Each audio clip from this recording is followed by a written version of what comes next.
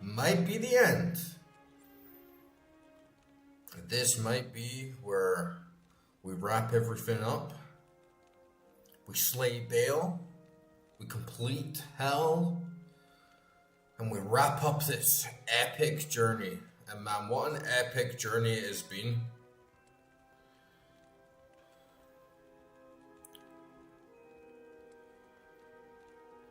And why won't my Diablo 2 show up on the top corner? But yeah, it's been an extremely enjoyable journey. I've managed to discover one of my new favorite games, and man, we must have gotten like 100 hours out of this at least.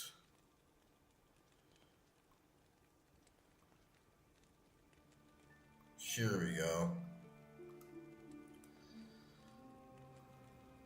Oops.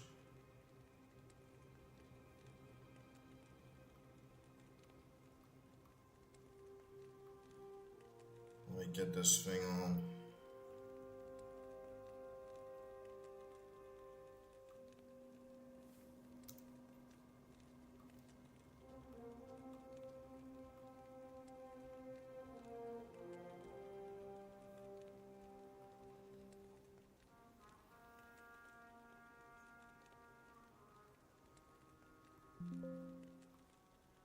There we go.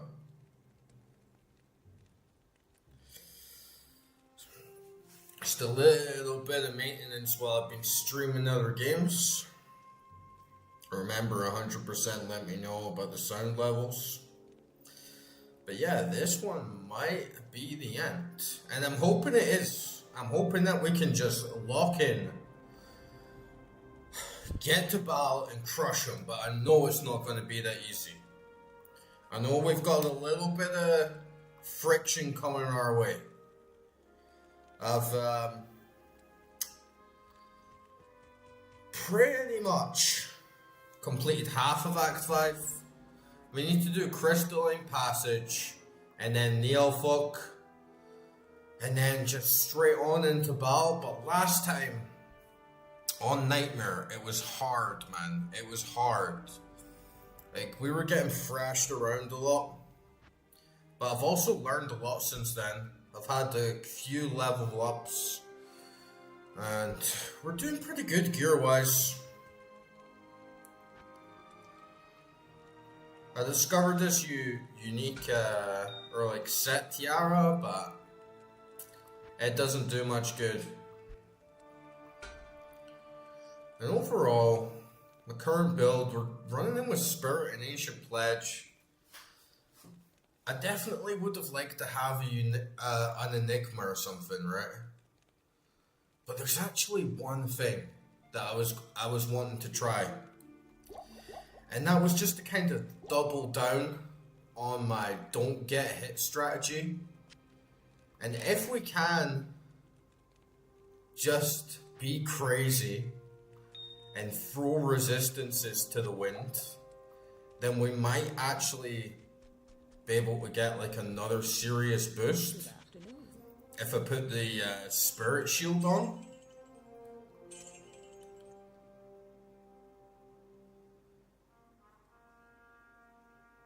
Let's get rid of some of these, man. We don't need all this gold anymore. Let's look at my resistances, right? They're so trashy. I got minus 11, minus 16. It's like, if they're this trash, why not just double down? So you know what? Give me a second. I'm going to run into my paladin. I'm going to take his spirit shield out. I'm going to get another +2 to all skills. And I'm going to pray to God that my minions are going to be enough to carry me to the rest for the rest of the game. Yeah, let's take the spirit shield.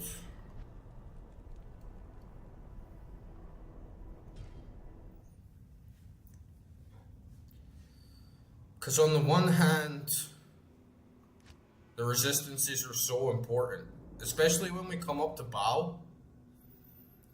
But maybe we can switch in and out, because I know a lot of my strategy really does depend on do not get hit, and I already changed my armor out. We had an armor that gave me a lot of big resistances, Tal Rasha's lacquer plate.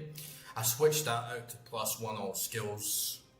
I might switch Ancient Pledge out to +1 all skills as well. And if it doesn't work, then we can switch it back. Also have this axe and this shield, which is going to act as a good backup. Because if we get to Bale, at least we can have a chance of getting in there, launching a couple hits on him just like we did with Diablo, getting open wounds so we can't heal, and then just take it really slowly. Like no risks, in and out, back into town, and just slowly wear him down without having to worry about the health regeneration. Oh shit, I can't even put the Spirit Shield on because it's Paladin only. Oh well, I guess that's that strategy fucked already. I really wanted a Monarch Shield so I could do that, but you know what, fuck it. We'll keep the resistances. And I believe my Merc actually has Tal Rasha's plate on. I got a lot of gold. Let's revive the Merc and hope for the best.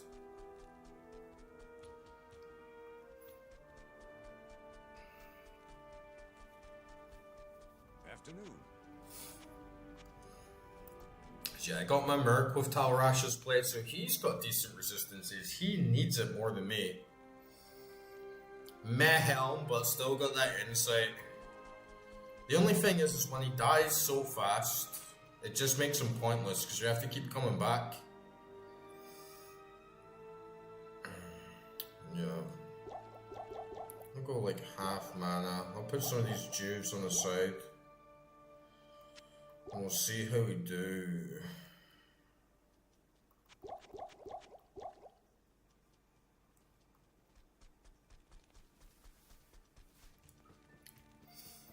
And I'm not going to be able to focus on the chat as much either. I'll still be here to chat, but sometimes, especially when we're doing this on Nightmare at this part of the game, it was getting a bit too distracted, and I really have to focus hard to make sure I'm constantly in that cycle. Like, we need every single minion up at all times. Constant meat shield. We need cyclone armor on. We need to be looking after the Merc. One little slip up and it can all come crashing down in a couple of seconds. So, whoops, sticky keys shit. And I should already pretty much have the next area discovered. It should be in here. There's Glacial Trial. I already got the waypoint in there, so we don't need to worry about redoing this section.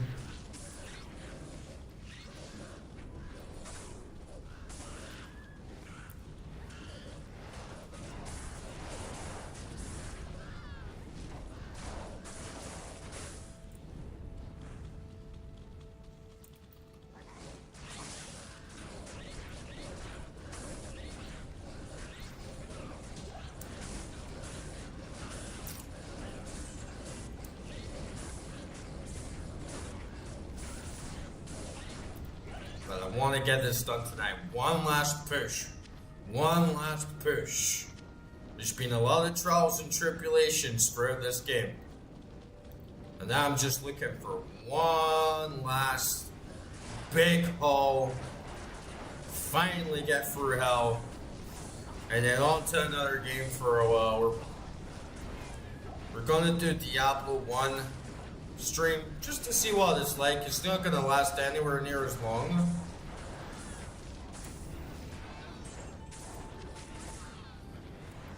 And then after that, I'm planning on trying Project Diablo 2. See what that's like.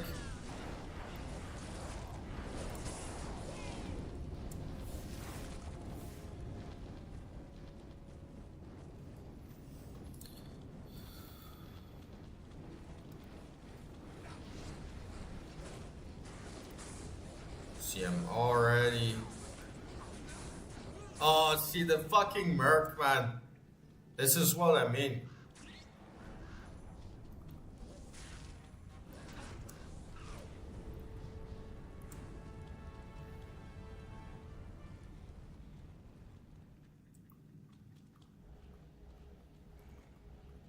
Diablo 1? Yeah, no, that's what I meant. It's not gonna last as long. By far. We'll maybe get 2 or 3 weekends out of Diablo 1 max.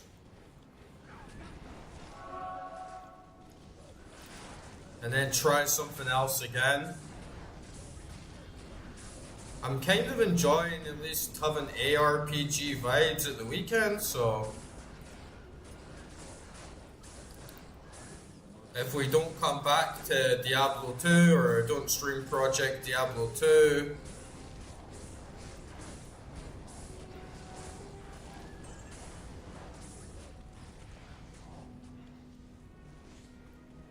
then we can maybe try Grim Dawn, new expansion pack that's coming out.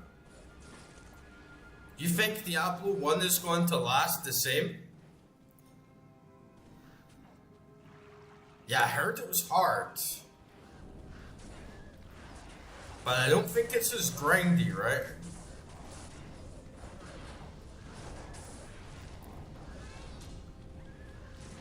Like Diablo 1, I'm expecting a challenge because of what so many of you guys have been telling me. But I'm not expecting a big 100, 120 hour long campaign.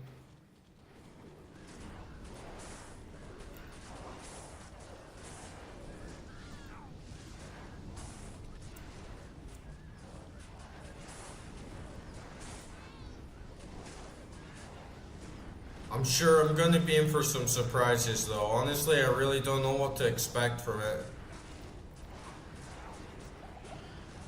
And it'll be nice to actually catch up on a lot of this lore.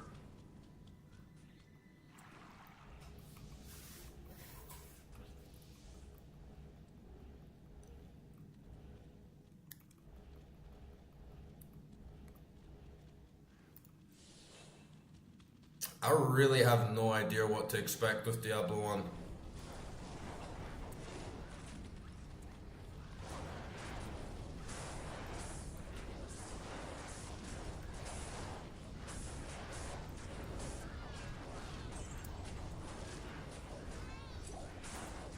As long as there isn't the same difficulty scaling, you know, as long as you don't have to beat the game 3 times. We should still get through it faster than Diablo 2 because this has been a long haul. And that's why I want to get this done. Not even just to stop playing it, you know, I feel like I'm going to be playing Diablo 2 for the rest of my life. I'm always going to be coming back to this game now.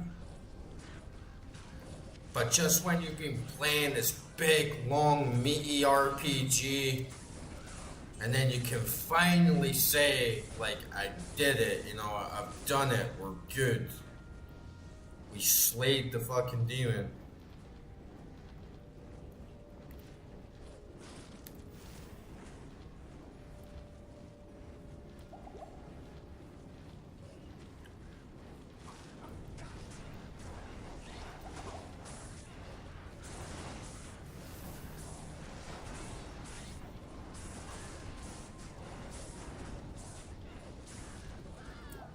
And see, I played a lot of strategy RPGs, CRPGs, turn-based RPGs, action RPGs, but I've only looked at Diablo 1.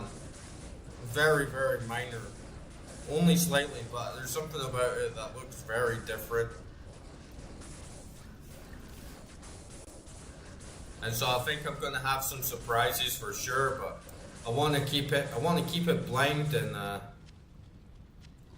get like a raw experience though. Maybe that'll shoot myself in the foot a little bit. Because sometimes you can get those old school games and they're just so brutally hard for the weirdest reasons. You don't know where to go. There's hidden mechanics. You didn't read the manual.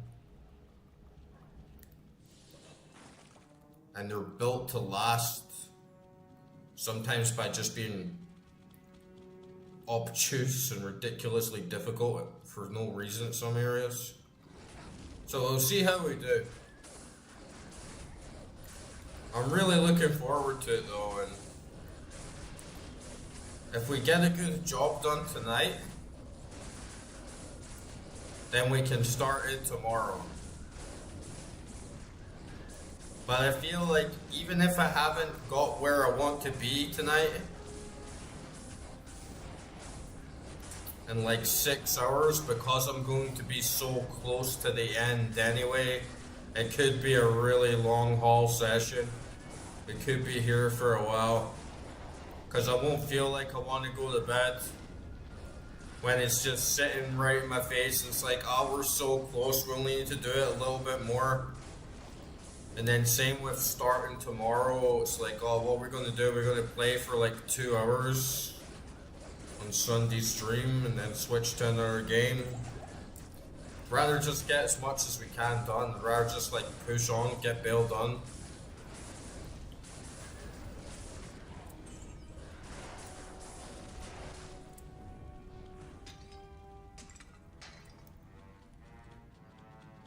But man, what a journey.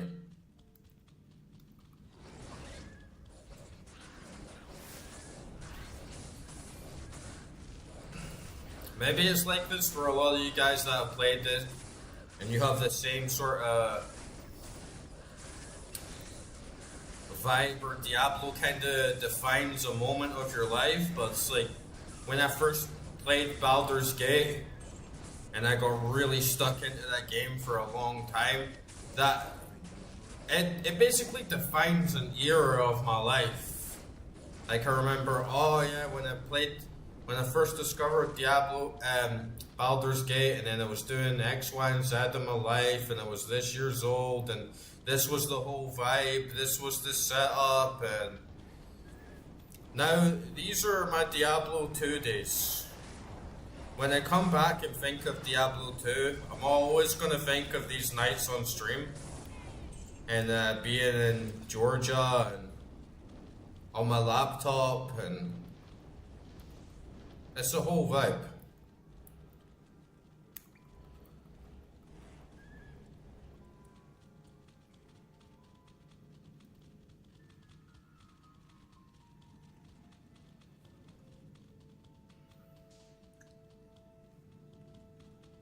It's like when I played big games like Final Fantasy 12, like locked in, grinding all night. I remember specifically my room at the time, where the PS2 was, the whole vibe, what the time of day. I'd always come back late night, just grind it out till like 4 or 5 a.m.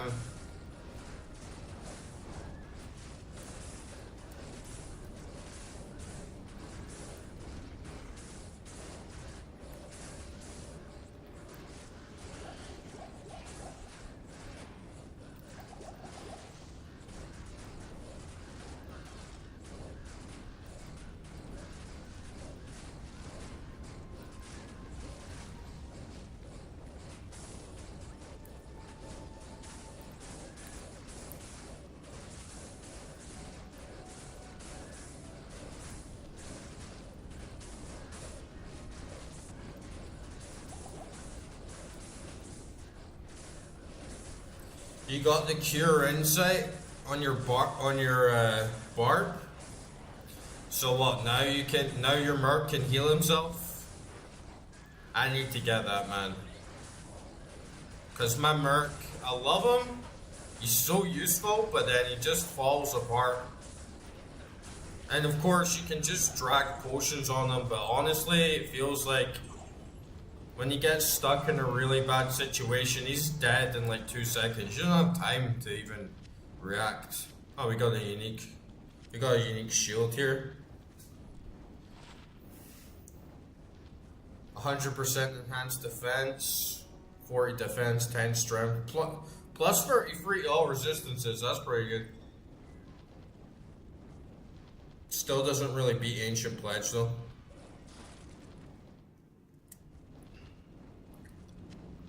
But yeah, getting these spots where just like, what the fuck is the point in even bothering with the Merc? If he's just gonna die in 2 hits anyway. If he could heal himself, it would be great, but even if he could heal himself, I'm not sure if it's gonna be enough.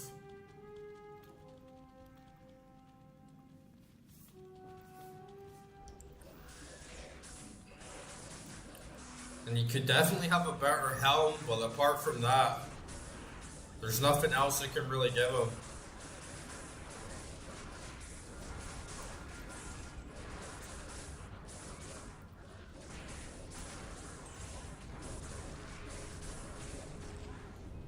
And we're not going to get many levels up from this point on.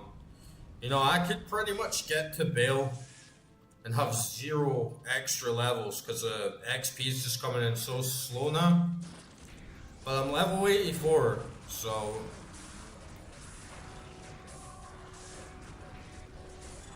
it's definitely doable. I really wish that I had teleport,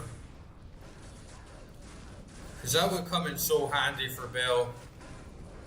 I was playing another character throughout the week and I was doing a bit of Sorceress, and man, it was ridiculous how easy it was to defeat Bale with Teleporter. And I just like spammed Fireball. I just stood still, got in the range, spammed Fireball. When he came close to me, I just teleported to the other side of the map, kept him right on the bridge. When he split into 2, very easy to track, very easy to follow, and yeah, I just stood there and took him out. It was so much easier than the Druid.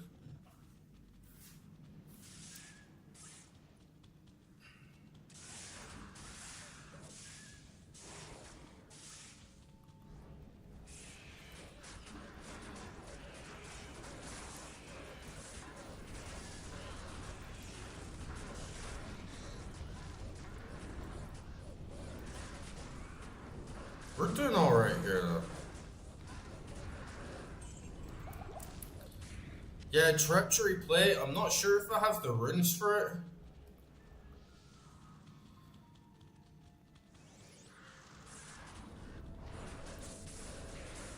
But then I'm also gonna have to sacrifice some resistances.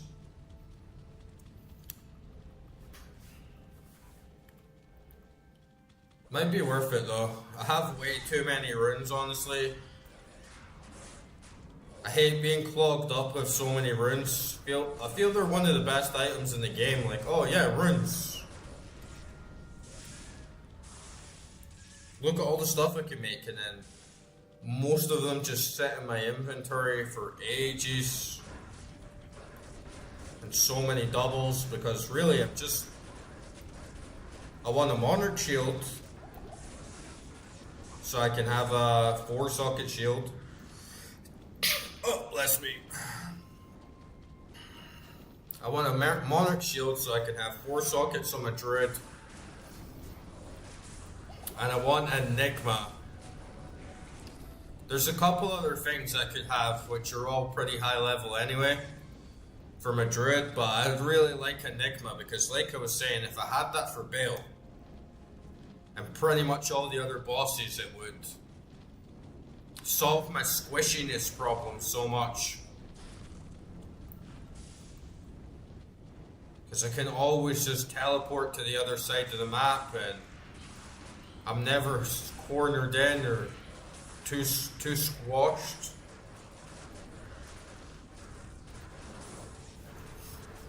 And just having that like extra level of mobility and being able to spawn my minions from every angle, it would help a lot.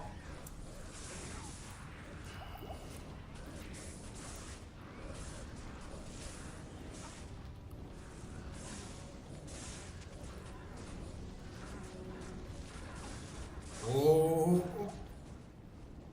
See, even just in situations like that, quickly teleport out, spawn everything back in. Be a lot more efficient. I'm still getting to the end of the game, stuck in the same pitfalls or weaknesses that I've had for most of my build, which is that it can just get quite slow and sluggish.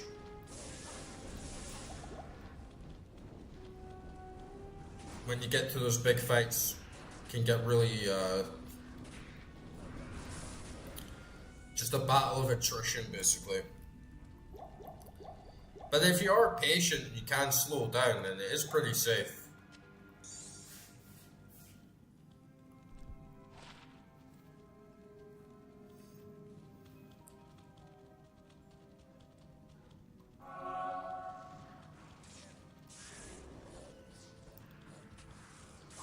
Oh! Damn.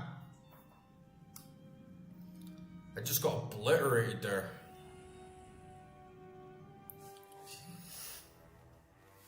Oh man. I don't even want to risk that again because they just one-shotted me. So, even getting a teleport and try to zoom back in and out, what a pain in the ass, man. That's like, yeah, I want to beat the game.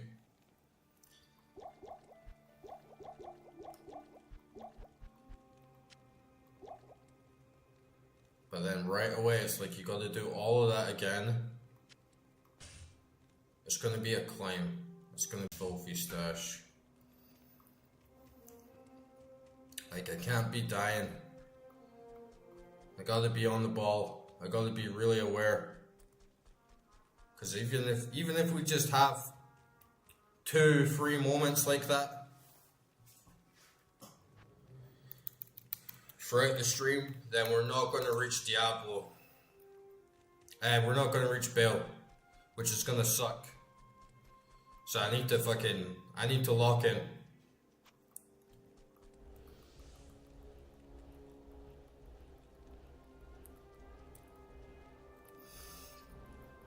need to get this shit done.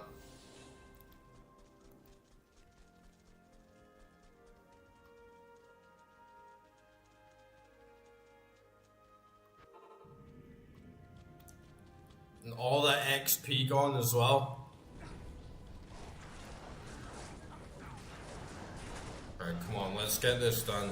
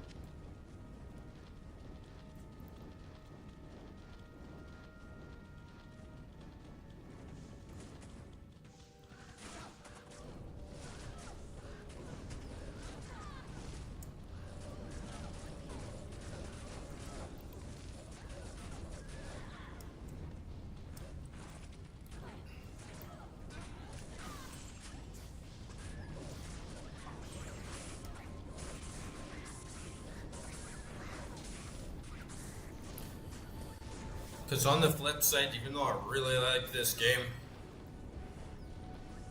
we've been playing it every weekend now for like 3 months. So it's been a seriously long haul. It's been a seriously long session. And I'd love to just get it done. Even though I'm going to be coming back to it, I'd love to just get it done, play something else, come back to it some other time. But yeah, do something else on my weekends instead of stuck on the same game. So defeating Bal this time is going to be the final challenge.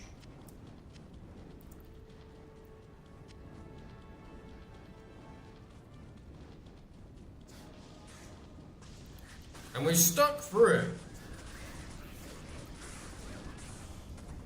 Started the game on stream, ending the game on stream. We haven't done anything outside or off the stream except playing some alts, making some meals, but stuck with the same build, same class, everything like that.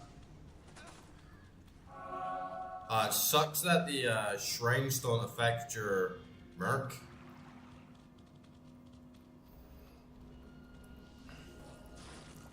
So yeah, we've pushed through with this one big time.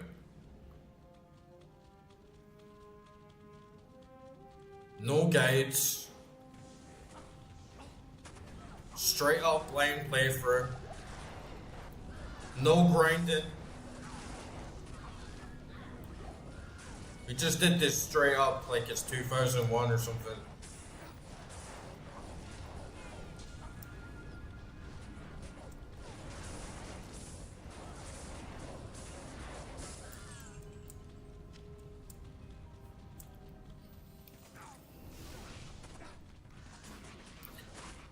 It's funny because I used to play Path of Exile. I still do. I've been playing it a little bit. But the more I played this, I come back to Path of Exile and I'm just like, this doesn't feel right anymore.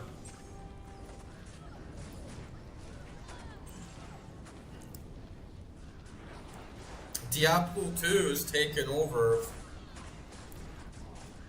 what feels normal to me, what feels right for me in an ARPG. But yeah, Project Diablo 2, I'm really looking forward to trying that as well.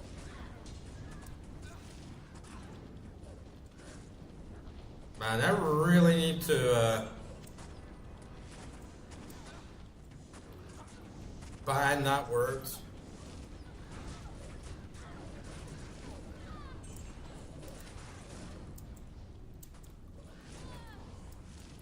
Let's ban that word right now.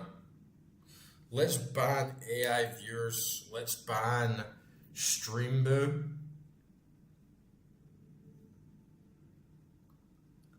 And stop this dumbass spam.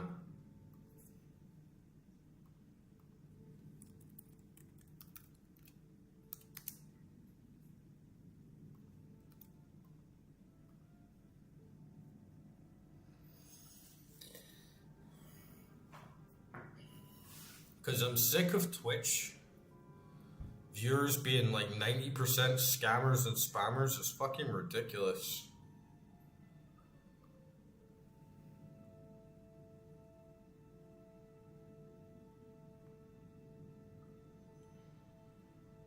And you'd think if it's so easy for me to go into my Streamlabs settings and just ban certain words, why can't Twitch do it?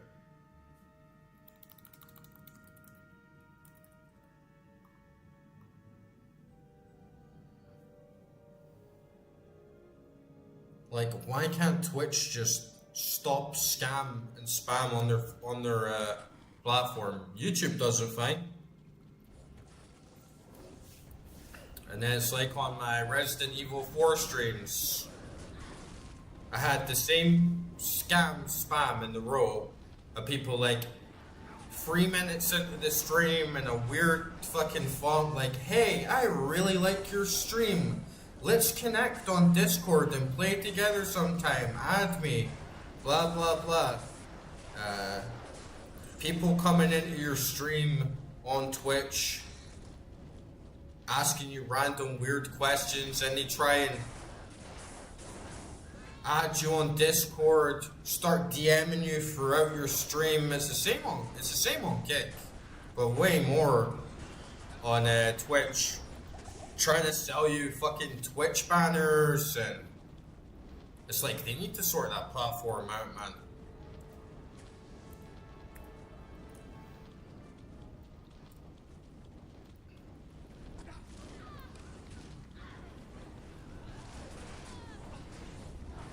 And when I go on the front page of Twitch and I'm dealing with that level of scams and spams and community, and you go on the front page and it's all like booby streamers and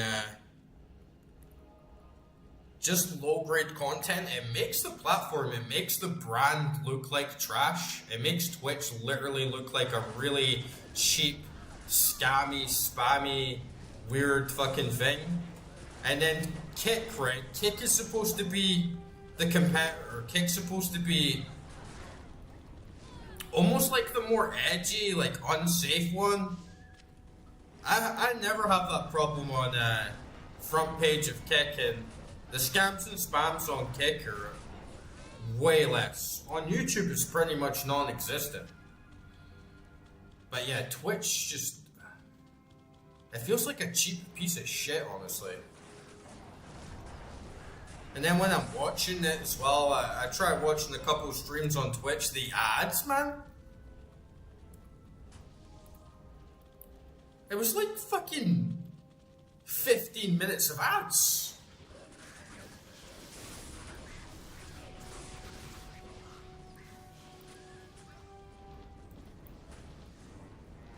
So, like, watching 15 minutes of ads so people can watch some stupid fart with her tits out? And I'll read the chat of people just scamming each other. I mean, it feels like it's pretty much just the top streamers there that actually do anything.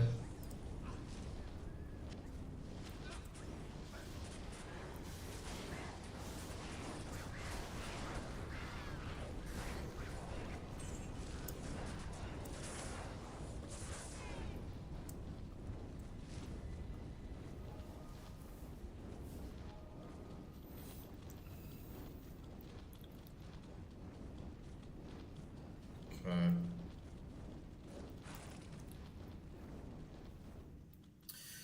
We need to get this done.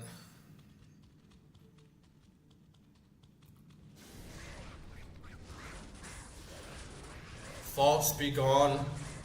Thoughts be gone.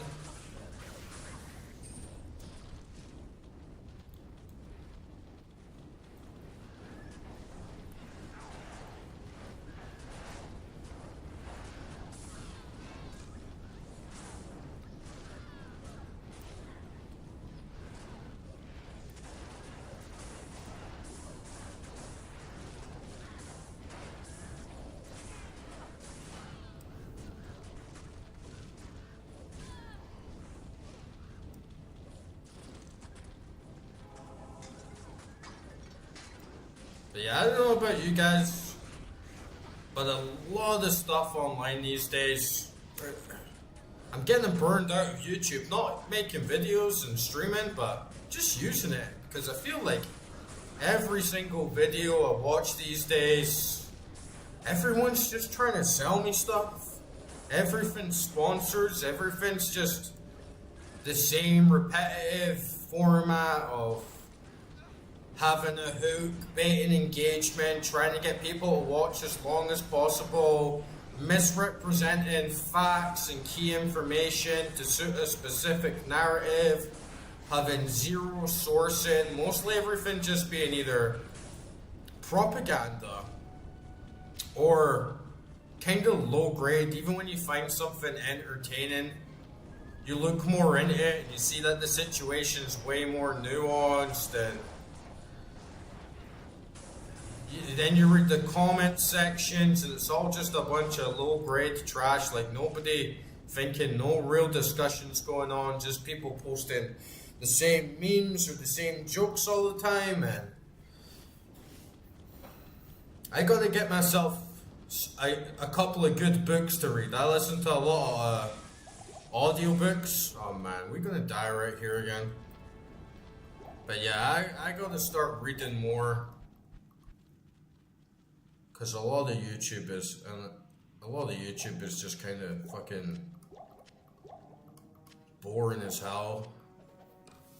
And every single video, oh, here's our sponsor for this, here's our sponsor for that, here's our sponsor for this. When I get to the end of 90% of YouTube videos these days, I don't feel like I've actually learned anything or anything has improved in my life or my knowledge. I just kind of feel like I've wasted 10, 15 minutes of my time on a stupid rant or Not everything, of course. There's still some good stuff out there. It's just becoming so few and far between. I don't know if it's like that for you guys as well.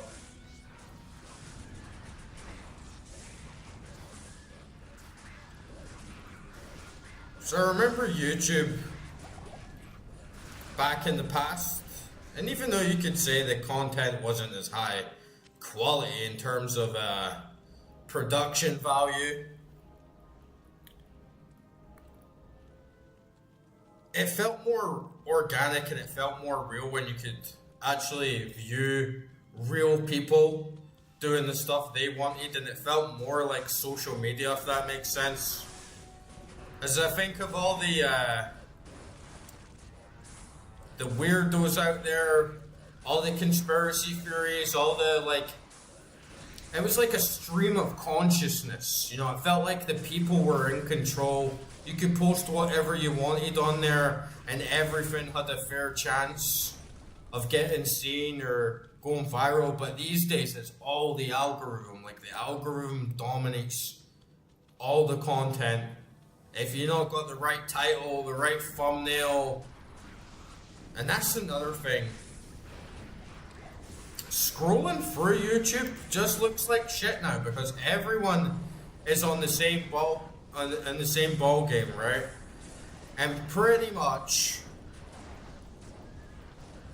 75-80% of videos, if you're scrolling through YouTube, it all just has someone's face and a stupid pose or a stupid expression and a little nondescript title. So you're just scrolling through this feed of people going,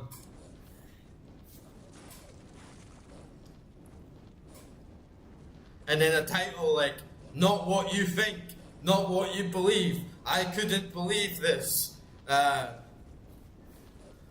Nondescript generic title, this is everything wrong with society, this is blah blah blah. It's fucking brain rot. It's turning into just like quasi-intelligent fucking brain rot, you know? It's like pretending it's smart, it's pretending it's informative. It's not.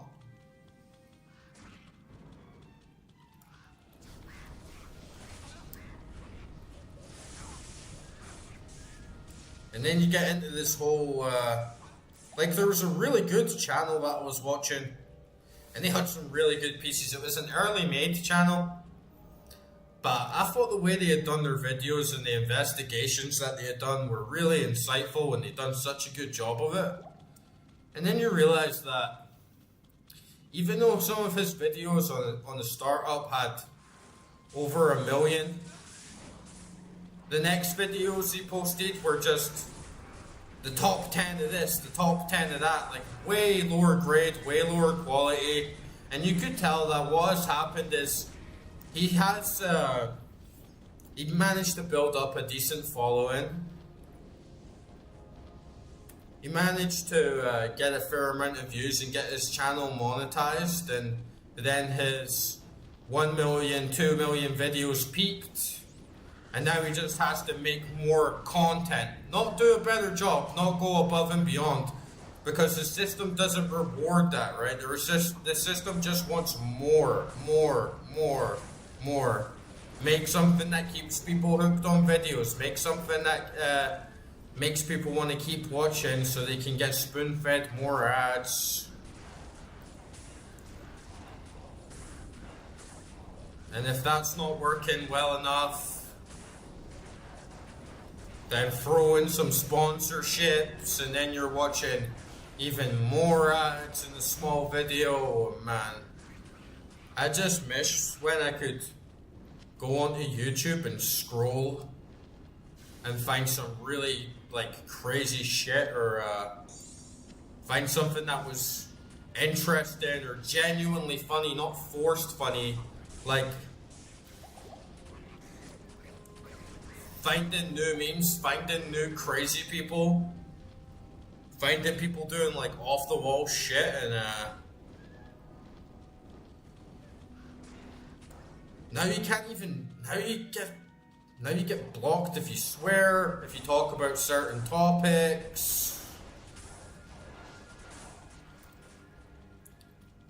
You're only rewarded if you play the algorithm, you play the game, and it's just getting fucking mind numbing, man.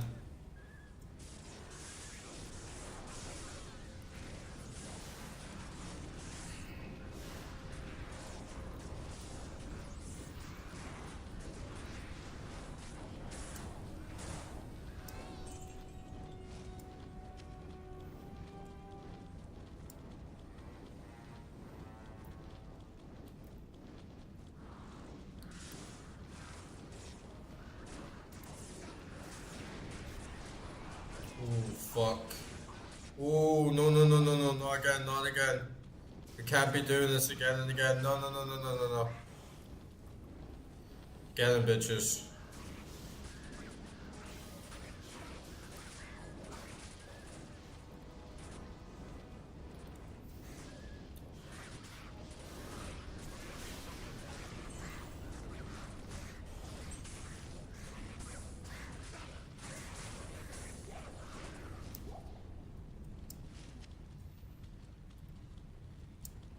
And there's so much in YouTube where people just get fanaticized over. Not that I can really blame a lot of the content creators these days, but you know, it's just so typical that now if you have a big YouTuber, like you have Charlie, like Penguin said, he can just say whatever he wants and he'll have a million people just agree with whatever he says. There's no critical thinking, there's no discussion, it's just blind fanaticism, just blind like worship, and it's kind of like neo celebrity culture, and people thinking influencers can say no wrong or do no wrong, and they just go beyond influence and they can have an opinion, and that is what sets people mind straight. I'm going to think the exact same thing as this guy. And you see it so much on the YouTube comments, it's completely divisive. There's never people actually having an engaged discussion. It's just people either 100% agree with a point or 100% disagree with a point. And it mostly all just drops into stupid memes and jokes, which, yeah, like fits a lot of content, like gaming content especially. But overall, it's like, it feels like a mistake.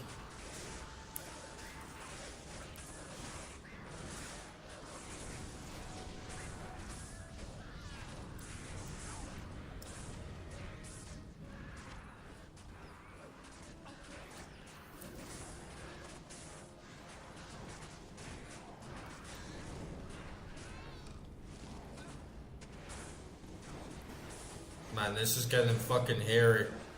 Merc, get out, get out, get out, Merc. Run! Don't die. Did we get him? Nice, we just saved him.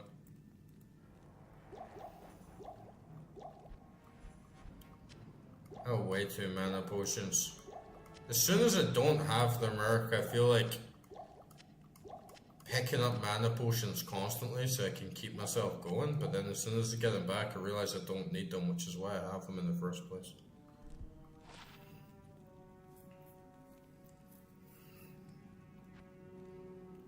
Here, let's go back to town and sell a bunch of this shit.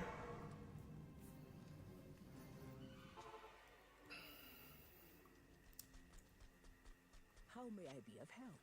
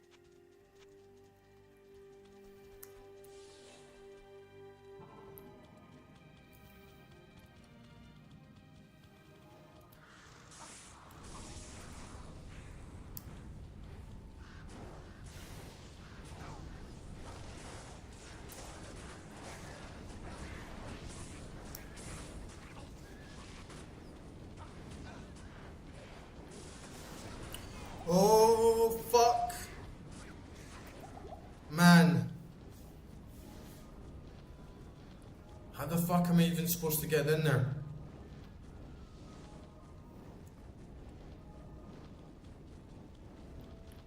Let's try go around the other side. There's like there's like a rare monster there or something that's just completely obliterating me.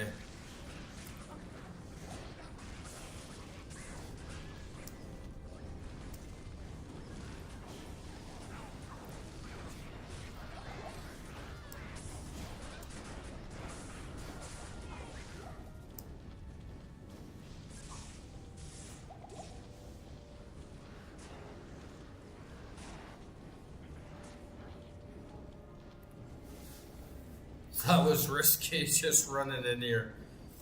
I could have just went in a whole other storm.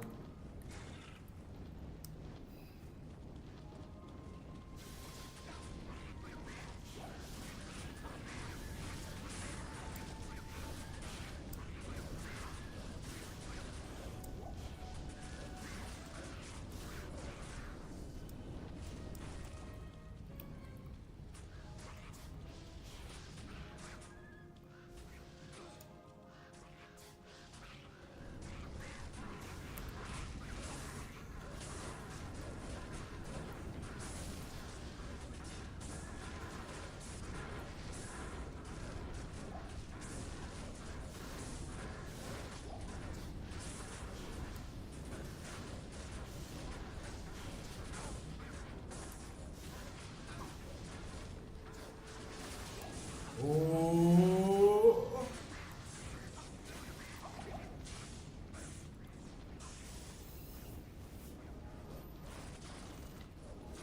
I gotta lock in. We gotta lock in.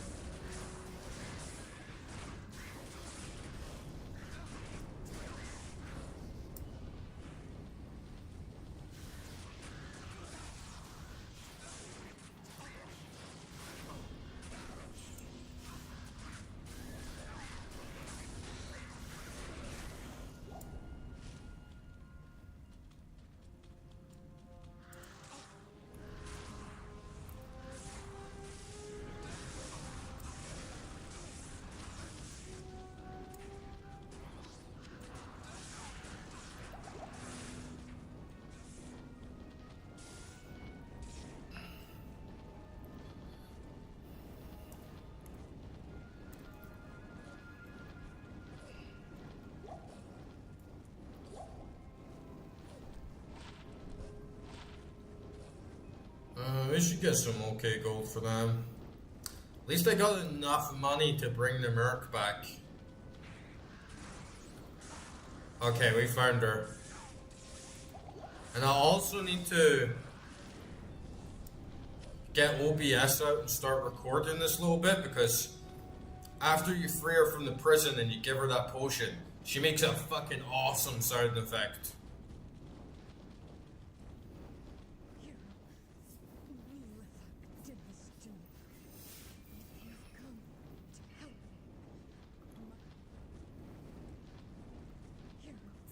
Okay.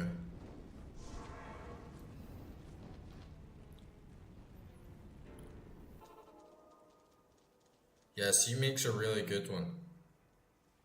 The only thing is I've noticed that when you're playing Diablo 2 and you have those little voice lines that they say after the boss,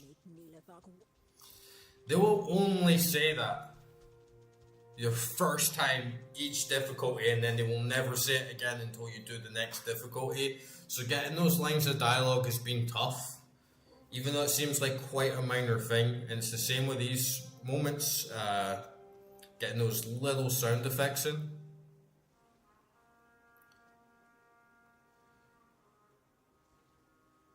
Because you can only get it once. And then I'll get in these situations with the druid where I have all my minions in the Merc and they're all making footstep noises as well, which I don't want included. But what can you do? It's pretty much finished. After this, I only need one more sound effect. I only need to get the voice line for slaying Diablo, with a character, which I'm probably going to do on my paladin during the week, and then I have all the sound clips, all the music clips ready to finally put into one epic OST compilation video. But yeah, let me make sure I got record. Yeah, I'll record and then get this one.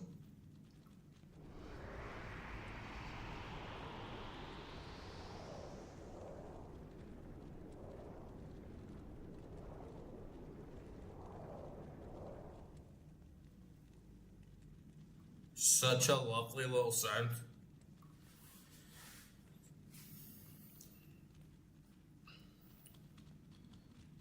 A lot of people will be like, "You're just fucking weird, man." But that's how my channel started off, because I was just always obsessed with small little sounds in video games, like how we were talking last time about Final Fantasy and how I had such the most epic sound design. And legit, one of my favorite parts of playing old games is getting to experience the old sound effects, like just stepping on a save point, you know, drinking a potion, all the cool like ambient spell effects, the sounds that they made for portals, for magic auras. I always loved those sounds, and I always loved those little ambient backdrops. So my whole channel started out as I just wanted to make a sample library of all these different samples of drinking potions and drinking, like stepping on save points and doing certain spells, and when this happens in the game and the enemy uses this spell, or fantasy mechanical objects and all that sort of thing.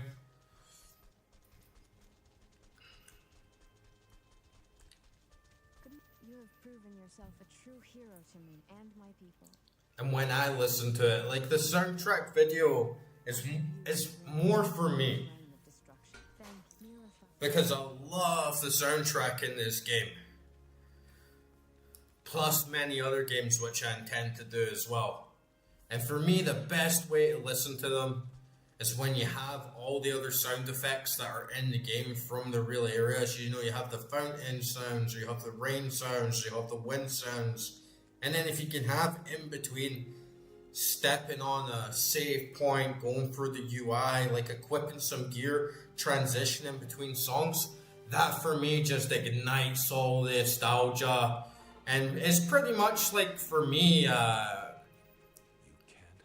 watching a Let's Play.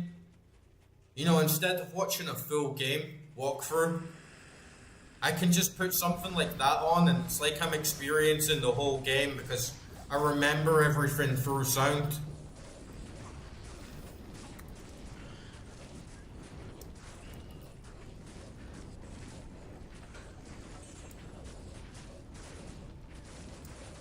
And I really love albums that tell a story. Not many do. It's definitely a dying art. But it was kind of a growing motif from 70s to very early 2000s. You would have a lot of albums that would tell a sort of subtle narrative. And you could have transitionary tracks or sounds that carried on throughout the album. You don't really see that too much these days, but I always like stuff like that.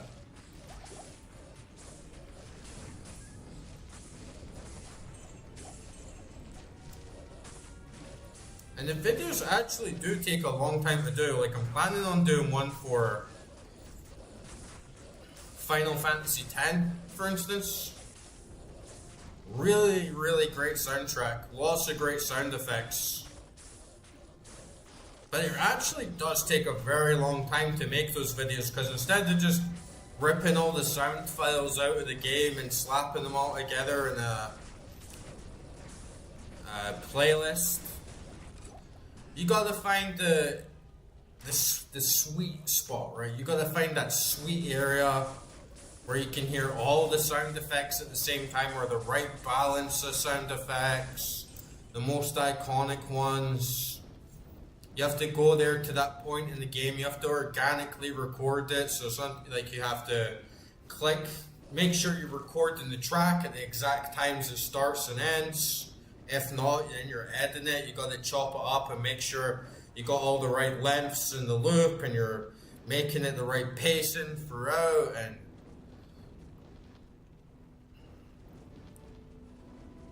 it's like gaming field recording. And I haven't done it with many games so far. I think there's only Dark Cloud 2 and Final Fantasy 12, which you can safely say are like really finished on my channel. But I'd love to do it with way more games, and it's not even so much for the views, even though I think a lot of them will do quite well in their longer form styles of content. It's just to be able to have that myself, because I know a lot of you guys have talked about how you used to play games and really love the soundtrack, and so what you would do back in the day is physically go back to that point in the game, launch the game up, get to that level just so you could listen to the music, and you still can't really do that. Now we have YouTube, now we have pretty much the soundtrack for every single game uploaded by multiple people, but it's still not the same as actually going to the place in game and hearing it raw. So that's a little mission for me. For a lot of my personal favorites, I want to actually bring those moments to life and get them done.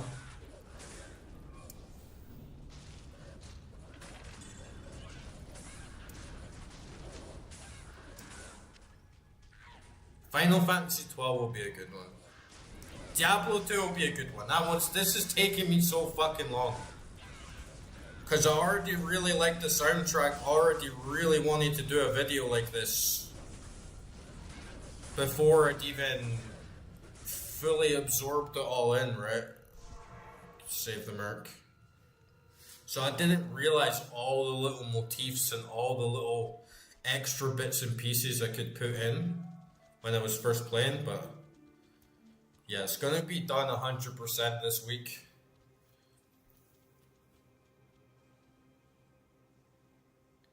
And it's a big week, it's a lot of stuff clearing, because I completed my Resident Evil 4 run.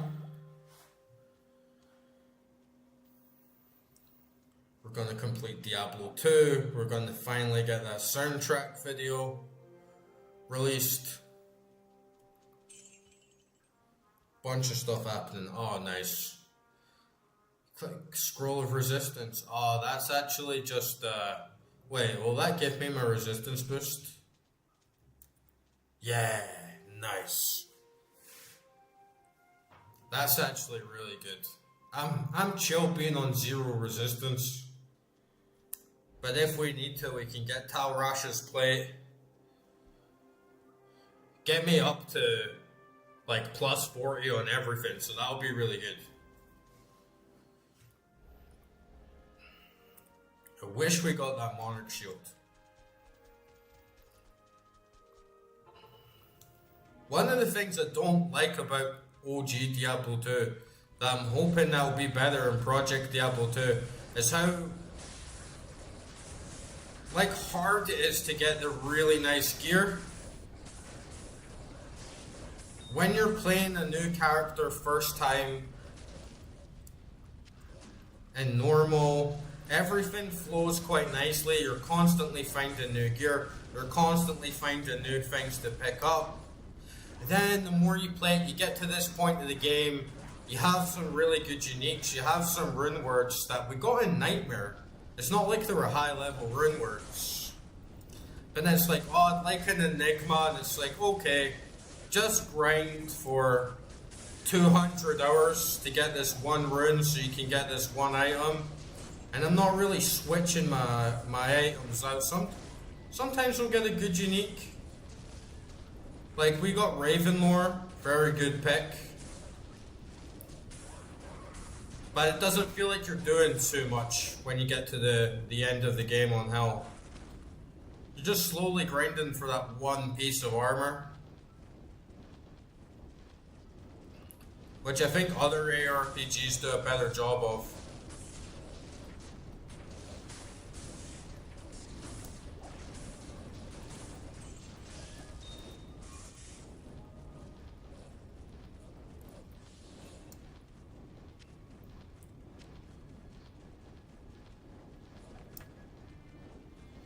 So I'm hoping in Project Diablo 2, the way items have been reworked and the way builds have been reworked, you have a bit more creativity and you have a bit more freedom. Instead of always being locked to wanting an enigma or something else with a high level rune words.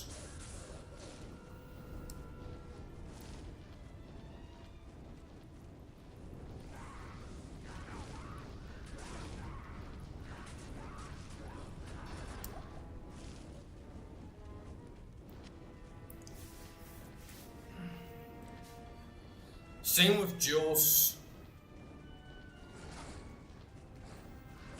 I feel jewels are just so fucking useless after a while. After you've racked up 2 mules, 2 stashes full of them, so much of the items feel like junk. Like right now for me, I would kill for a Jaren or a Monarch Shield. Or maybe a Sur or a Baron, and other than that, it's like there's everything else that drops feels like junk to me at this point. Unless of course you get an extremely rare yellow.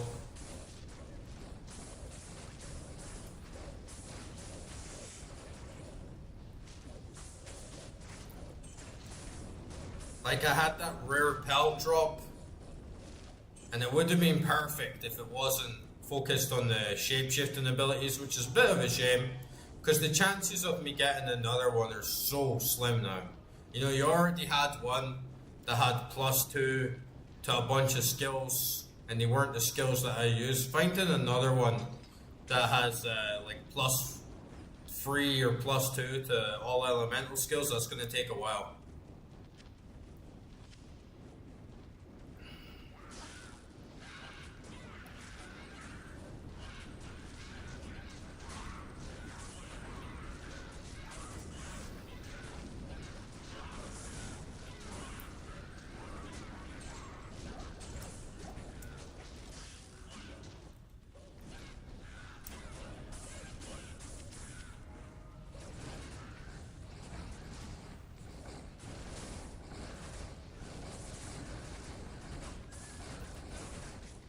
Did get pretty lucky with a lot of this loot early on though.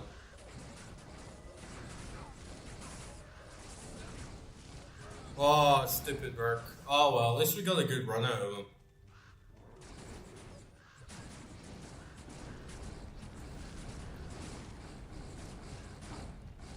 Oh shit.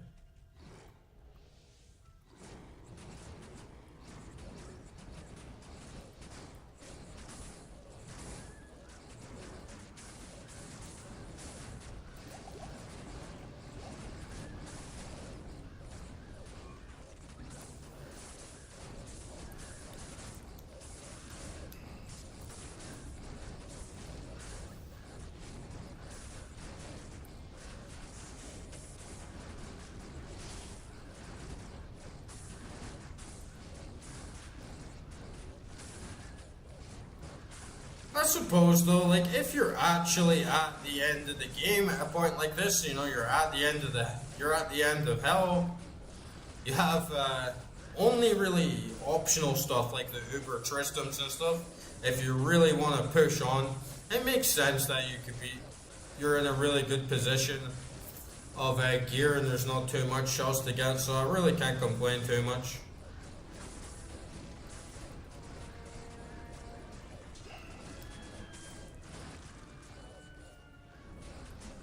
But when you're grinding for a Baron, and you're just, teleporting to the chest, X out, teleporting to the chest, X out, teleporting to the chest, X out. It's not the most engaging grind, is it? Like,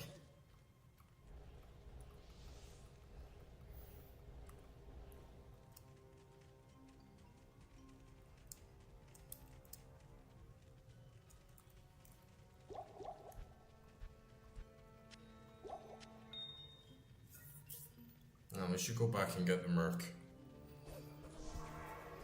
It's probably just one of those rare uniques that just one-shot him. We got a lot of juice. Good evening.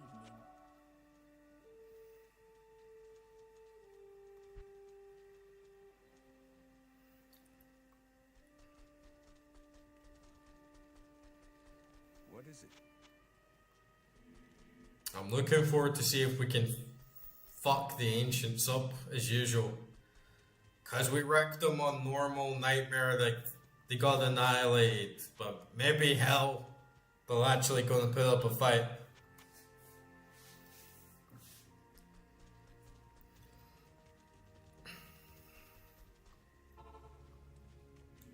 And we'll see.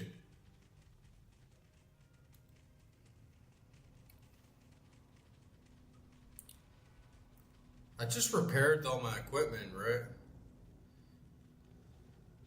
I must have not had enough cash. But you think you would have repaired the one that was most broken? Oh well, let's take out some money.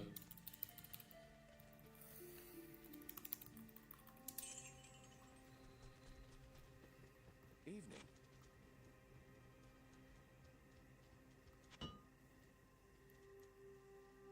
Okay, there we go.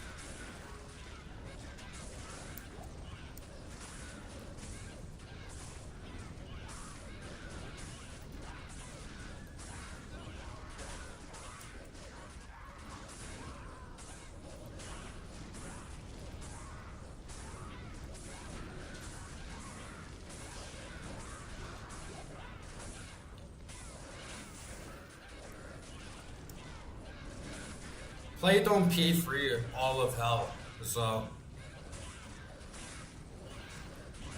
you've done a really good job. I feel even here, I don't want to speak too soon in case I just get wrecked.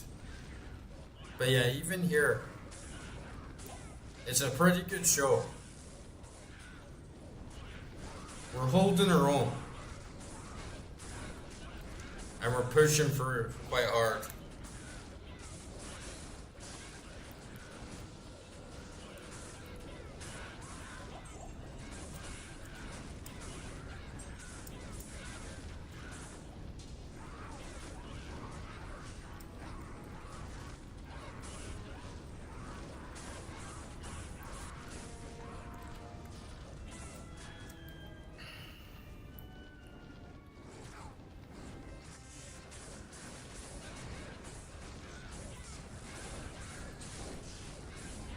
I don't know about Bale though.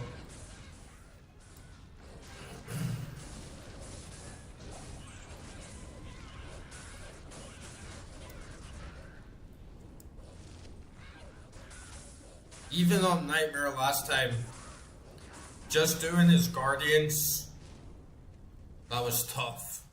And I know it's going to be wave after wave after wave. But we're making pretty good progress. Well, we played for like an hour. And we're pretty close, honestly. Maybe we can get this done way faster than I originally thought.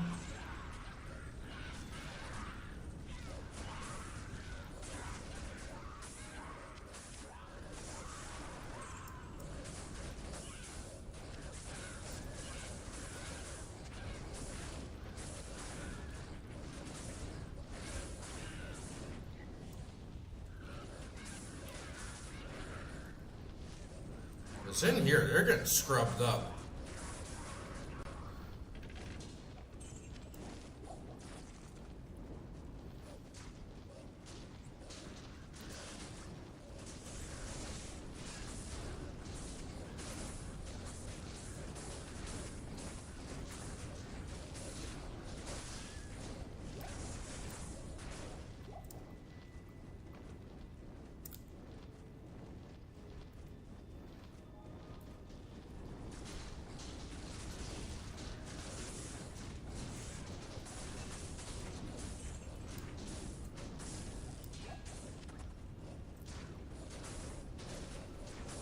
No fire immunes.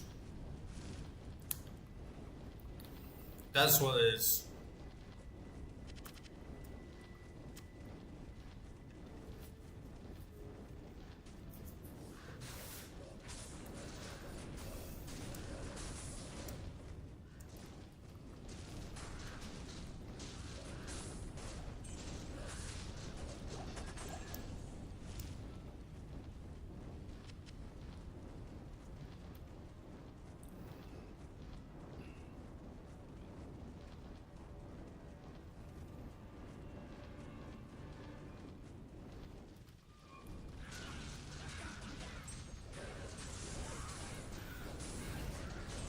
I feel like even though this build isn't the best, it's done me so well and it's actually given me a lot of enjoyment out of this game.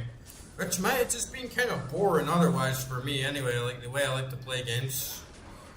Because I've been playing little bits of Sorceress and Paladin on the side. Now obviously it's going to scale up. Like it's going to get harder the more you play. By literally doing Sorceress and then getting to Bale, and then just standing still and spamming fireballs when he gets close to your teleport. And then Paladin,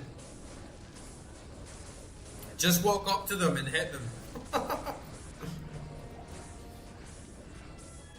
He's so strong. I can just run from one end to the act to the other. No problem with Paladin. Probably got the game done in 25% of the time.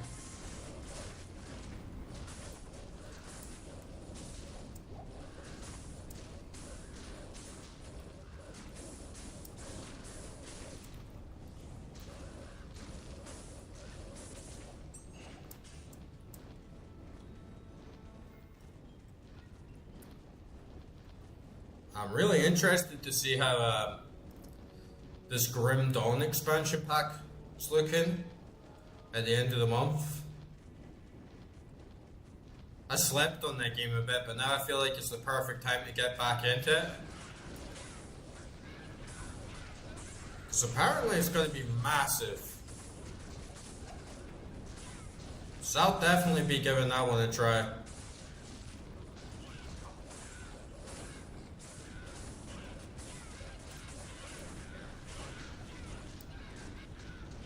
I also have Titan Quest.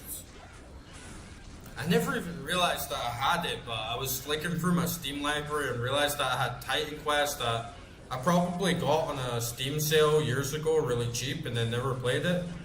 But yeah, I should give that one a try as well. I bet it's no Diablo 2, but it'll be worth a shot.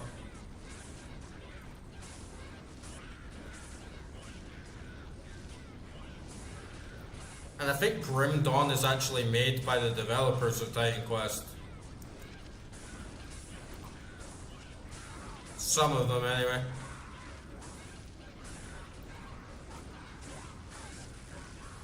Yeah, we're mowing through. We're gonna get the nail fuck. We're gonna kick his ass. And I've already got the waypoint that takes me about halfway through Glacial Trial. So we can just run to the Ancients. Crush those guys, then one last dungeon for Bale. Man, we might actually get this done really fast tonight. I want to be cautious. I know it's going to be such a big spike up when we actually get to Bale. But yeah, like, what if we get to the bottom of here in like 20 minutes, get to the Ancients in another 20, 15, and then the last dungeon with Bale. It can't take too long, right? Especially now that I'm not trying to get every enemy. Before I was clearing the whole area, building up a lot of XP, but now it's just pointless. It takes me so long to grind XP. We'll never get to level 85 by the end of this run. It just takes so long. So it's pretty much just find the doors and get down there.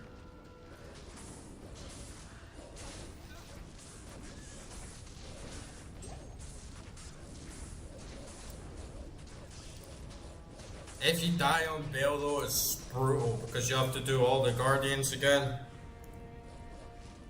I know they're gonna give us some shit. It'd be very nice instead of oil potions and the explosion potions and stuff. You could get stuff that give you a big boost of stats, like to do the stuff that the shrines do. That would have been cool. Guess you could kind of cheese the game if you save them all up, but I used to do that all the time on games like Baldur's Gate, and I would just save up all these crazy potions for the hardest fights and the last boss, and then just drink all of them at the same time. And then you're like a fucking god, just like up to the eyeballs and fucking super potions. I always imagined how that would actually affect your character. You know, you take like stone skin, enhanced strength, enhanced magic, just all these crazy different effects potions all at once. Like, you must have some overdose limit, right?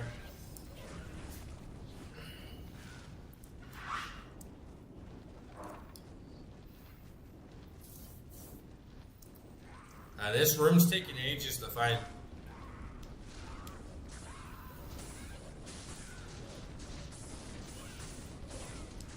Sometimes you get really lucky, you just walk around the corner, there's the exit.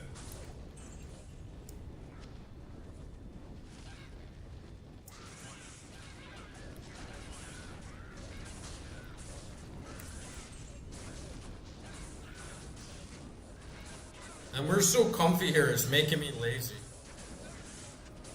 I'm totally not on the ball with having every minion, cyclone armor. I need to have that sit down.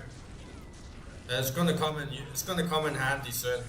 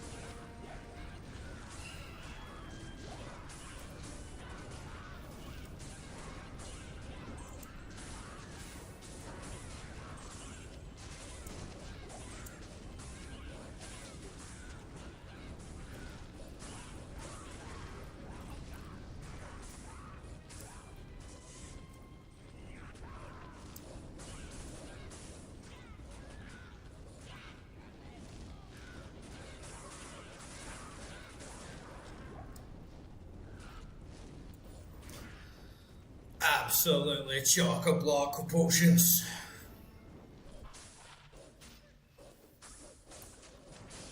This dungeon is going way better than I thought. I thought this part was going to be a big pain in the ass.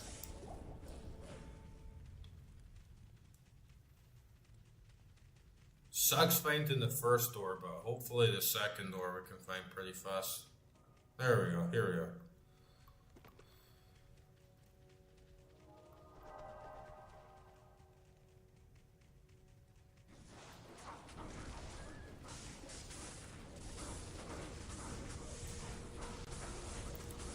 Oh, man, you see how lazy and comfy this area has made me? Getting complacent, man.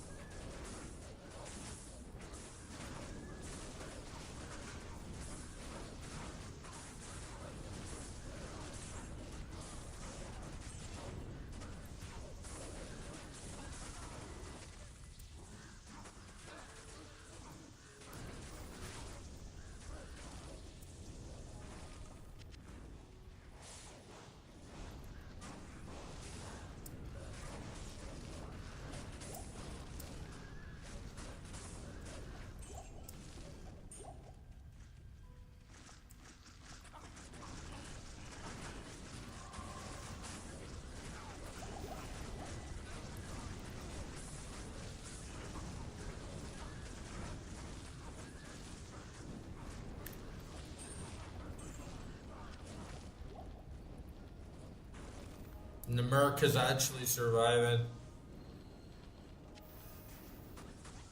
I'm proud of you, Merc.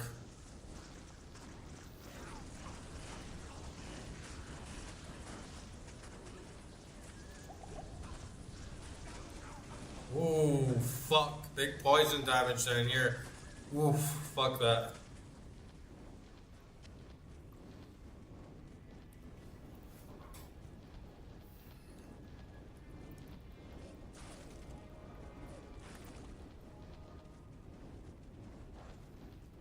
Yeah, now and then you just come into some encounters.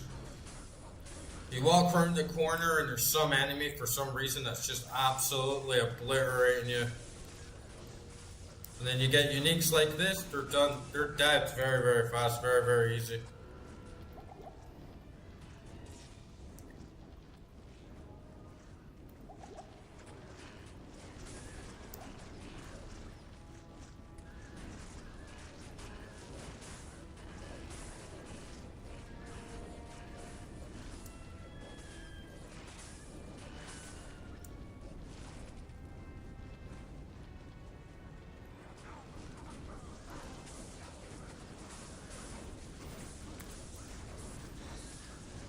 And Neofuck is not a hard boss.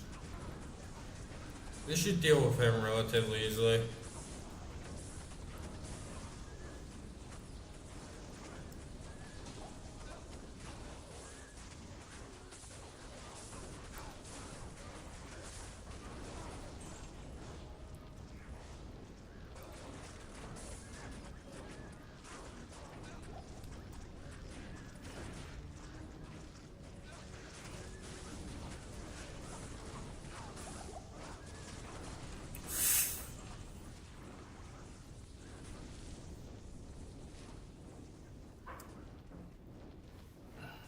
These tight corridors work pretty well for my build overall. Start throwing some boulders down there, get them all a big pile.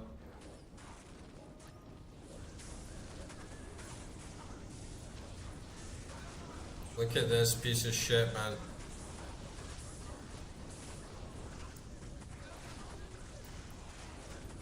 Gotta mold them down.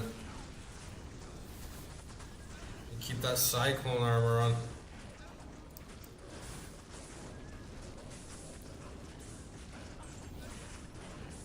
Oh, Merc's gonna die, Merc's gonna die. Run, Merc. Ah.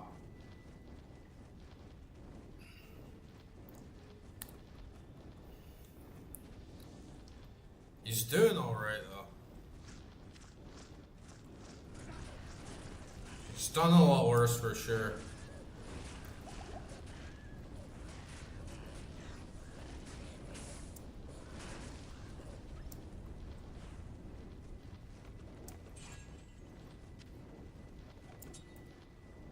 We're pretty much getting in a good pace with him, so when he dies, I've built up enough money to actually revive him pretty easily. I do have the other skill there. Maybe I should just put another one in the Billy. Get a level 20 Billy. Yeah, I might as well. Just max out Billy. Get maximum meat shield.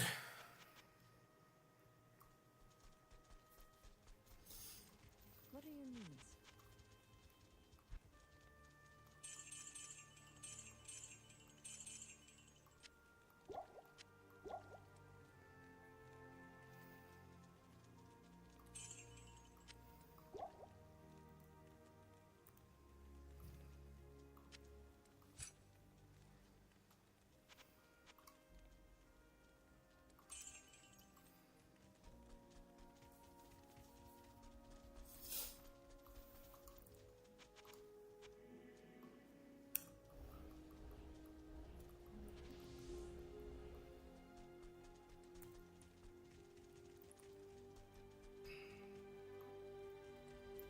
Stock up on the health.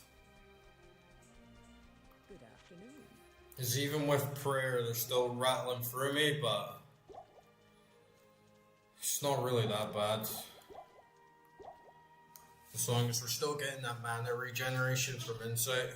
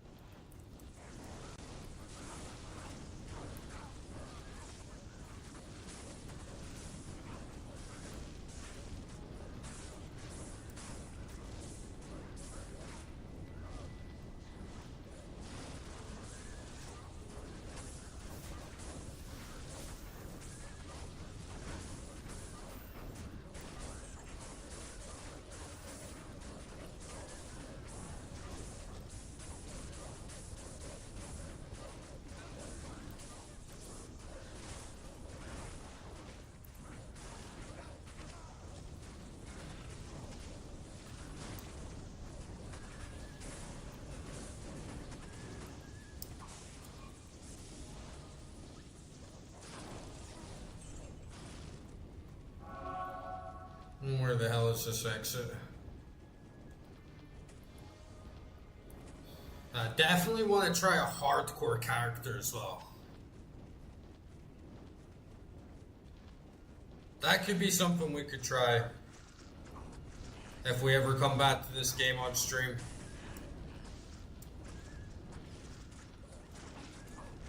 Maybe like a hardcore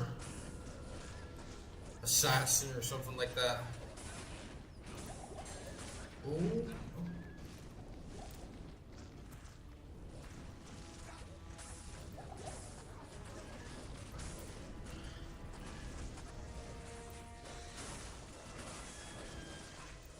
And we're gonna start Dark Souls on Wednesday as well, which I'm not looking forward to, honestly. But it needs to be done. I need to get that game off my list, and you guys voted for it for the next game, so we're gonna do it. I'm gonna need to transcend my rage life, because there's no way I can freak out as much as I do IRL when I'm live. The game makes me so fucking angry, man. So I'm gonna have to take deep breaths. I'm gonna have to just get over the bullshit before I just embarrass myself on the whole internet.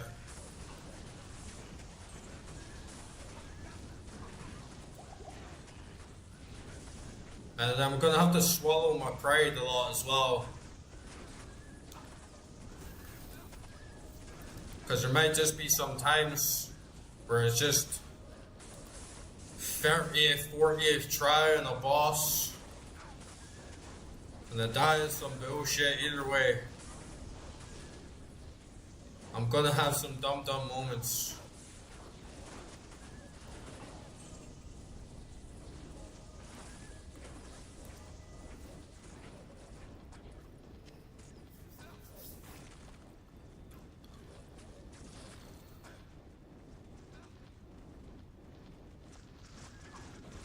Ooh.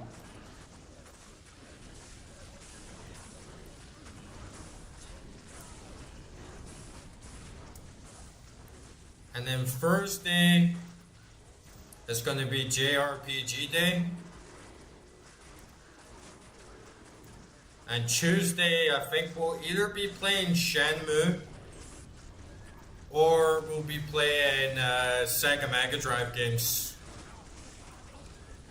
Just whatever I feel like on the day.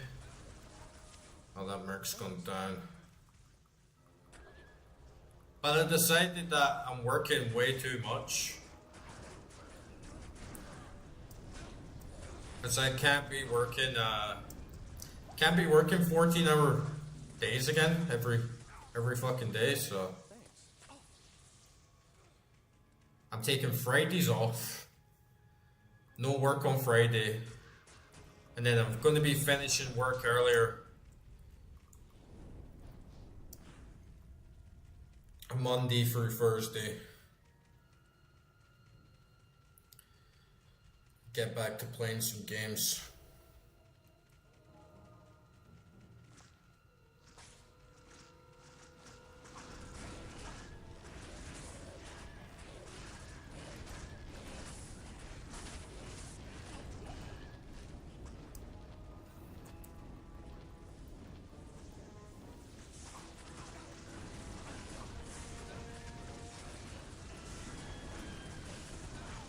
Oops.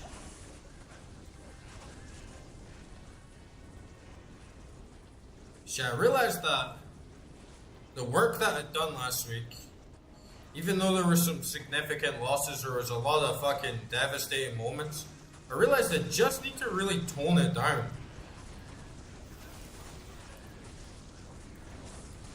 The effort I was putting into it was really good, but we were just scaled way too much and not recognizing the consistency.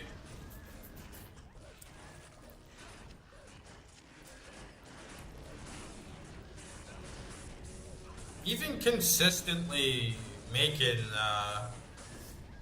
$50 a day, like $50 every day is decent, right? So I need to stop pushing for the big wins, and I should just walk away after I get a big win, honestly, and recharge.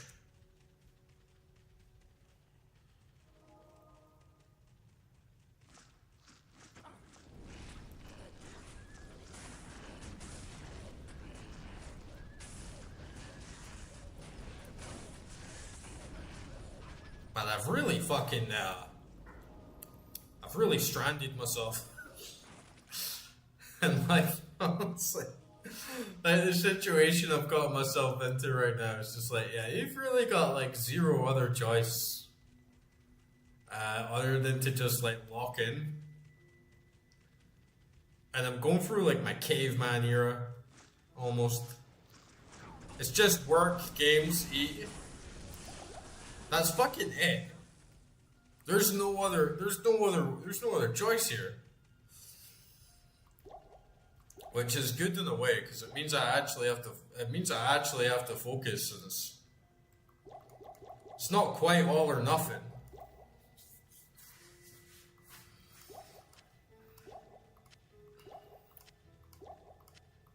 It's just this is the only thing to do now. I can't play my guitar.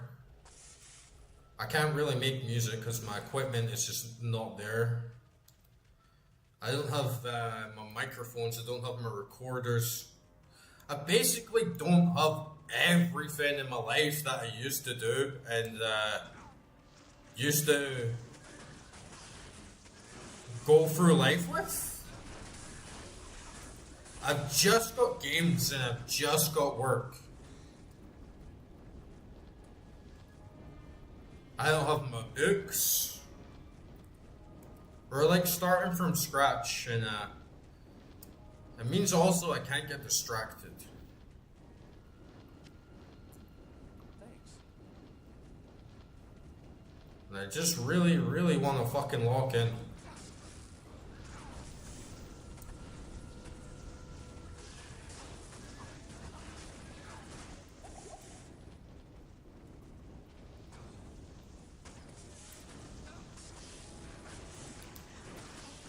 Oh, fuck off, man. Just gonna run past these guys.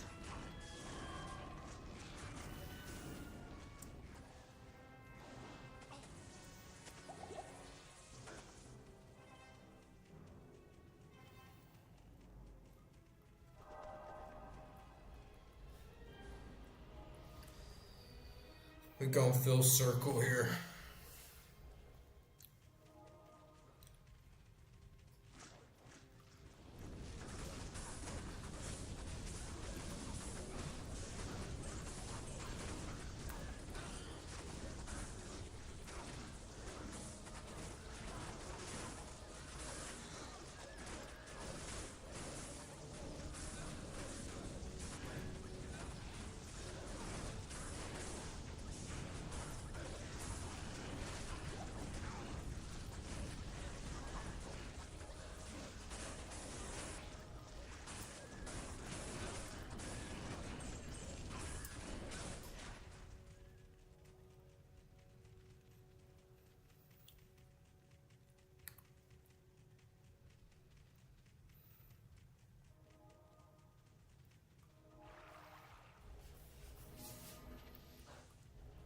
Fucking lost my country, dude. It feels bad, honestly.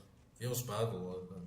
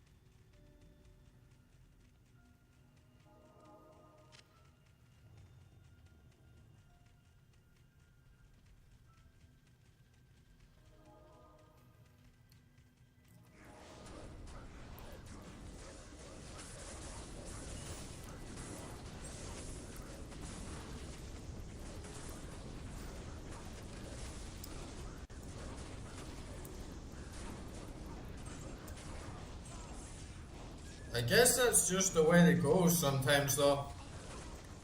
Whoops. I mean, you can't really complain, right?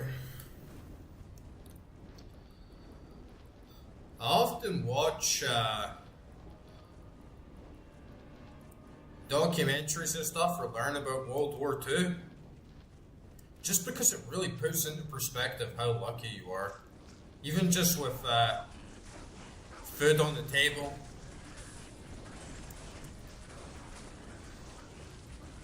I mean, you're not marching into Stalingrad with a rifle frozen to your fucking hand, or you're not on wartime rations, and you're not seeing bombs and the just genocide everywhere.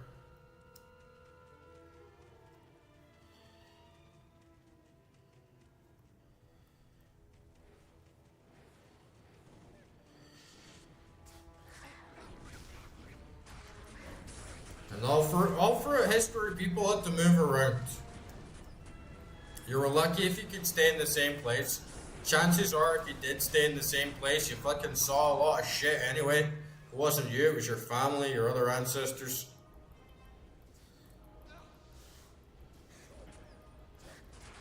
For the whole like western side of the world, all of the Americas, everyone there pretty much, their family came from abroad because they couldn't handle life back home, or they wanted something different, they wanted something better, so they had to take a risk, they had to take a push.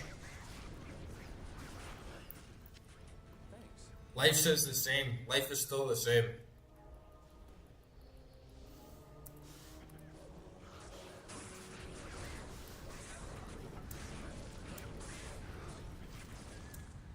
And nothing's not without its risks. You can't make a big change. You can't make a big difference without risk.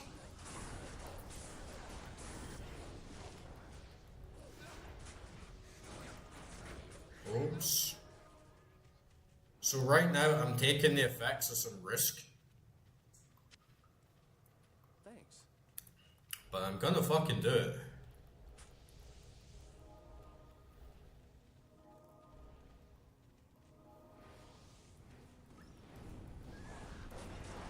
I got warrior's blood in my veins, boys.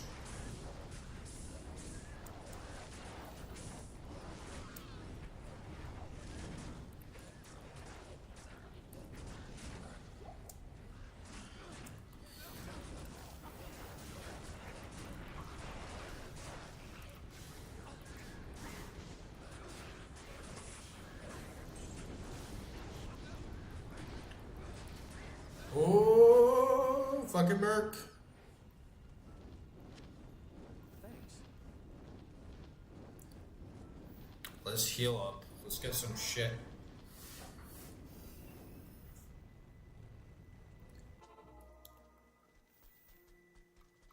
Salutations. What a strange world we live in today, man.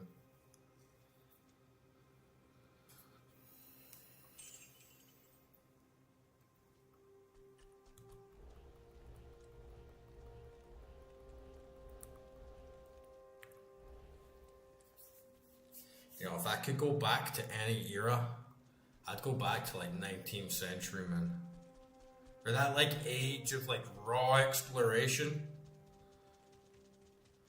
Obviously, it's not just as simple. I'd go back there and I'd do X, Y, and Z.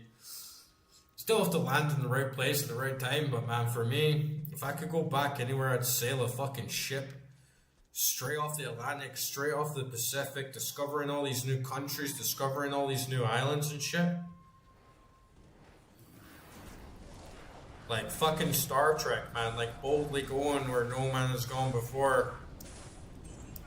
In this emergent world where everything's changing, ideas are changing, morality's changing, economies are changing, the power structures are changing. And it's like one man in his ship and his crew, like against the fucking world, like hell yeah.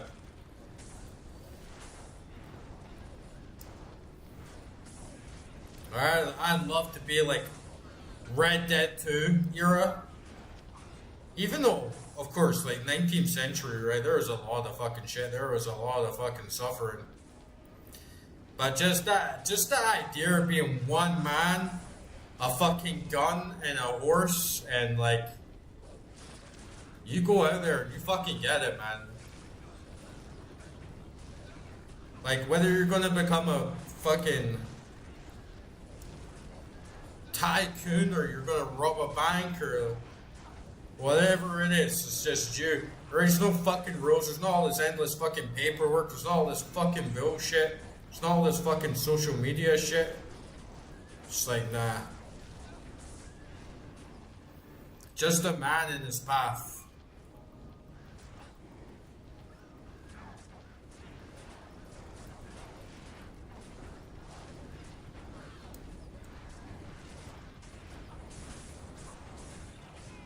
You know, you're out for your own, you're out for yourself. Fuck the police. Fuck big governments.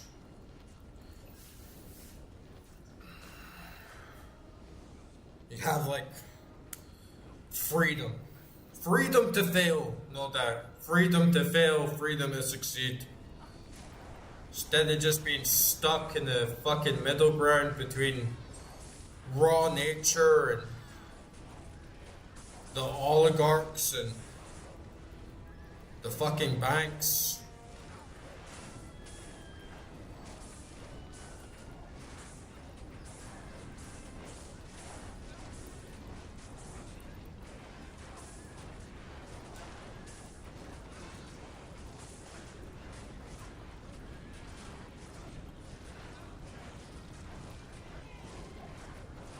That's why fantasy hits hard, right? That's why the fantasy setting hits so hard, because innate in so many of us, we have that like desire. Imagine being in a world back then with choices matter, right? Choices matter. I can keep committing time into something and I get better at it and I get rewarded, I get adventures, I get quests, I have to deal with moral choices. I can choose to help people or I can choose to be evil, whatever it is. These days, like, we don't have that. It's just go fucking work. Pay your fucking taxes. Blah, blah, blah, blah, blah. And yeah, I would rather, maybe it's just my inner Scotsman, maybe it's just the blood of my Viking ancestors, but I would rather have the freedom to die and to fail than to live a life of safe monotony.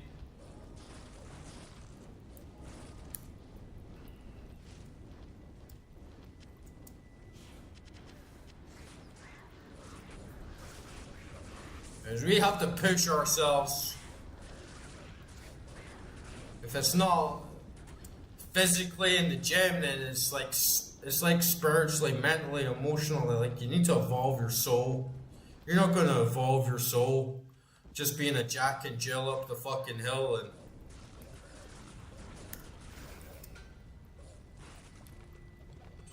I'm not looking for that, man.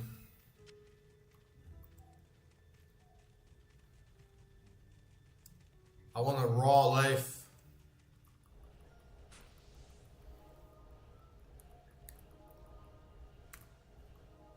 I'm not looking to fit into a fucking crowd, you know.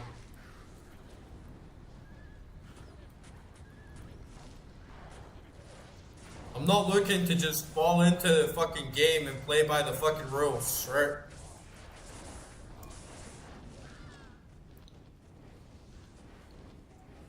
But it gets harder and harder as time goes on. And it's going to become virtually impossible soon. Once you start bringing out all the full-blown digital ID, digital currency systems, mass surveillance, everything you do is monitored, tracked, governed, you're not going to have the freedom to do anything anymore. You're just basically going to be born in a position and then that's where you are, that's where you die. You're not going to be able to be mobile.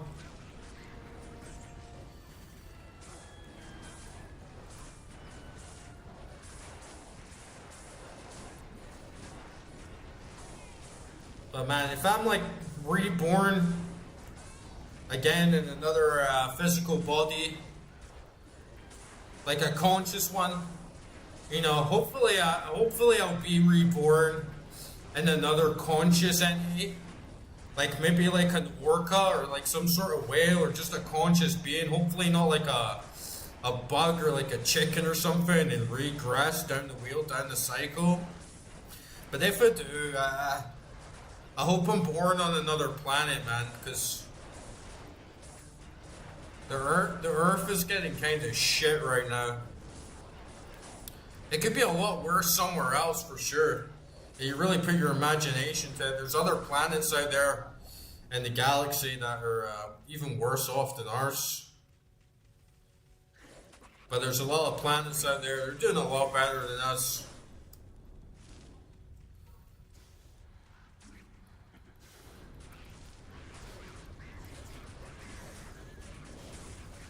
I always thought it would be sick to be reborn as a dolphin in like 6,000 BC or something. You know, before humans have fucked up the oceans with all their like nuclear submarines and cruise liners and fucking ocean liners roaming around, and all the pollution and all the killing, like before humans have really got to that level. Imagine being a dolphin in like 6,000 BC, man. That'd be fucking sick.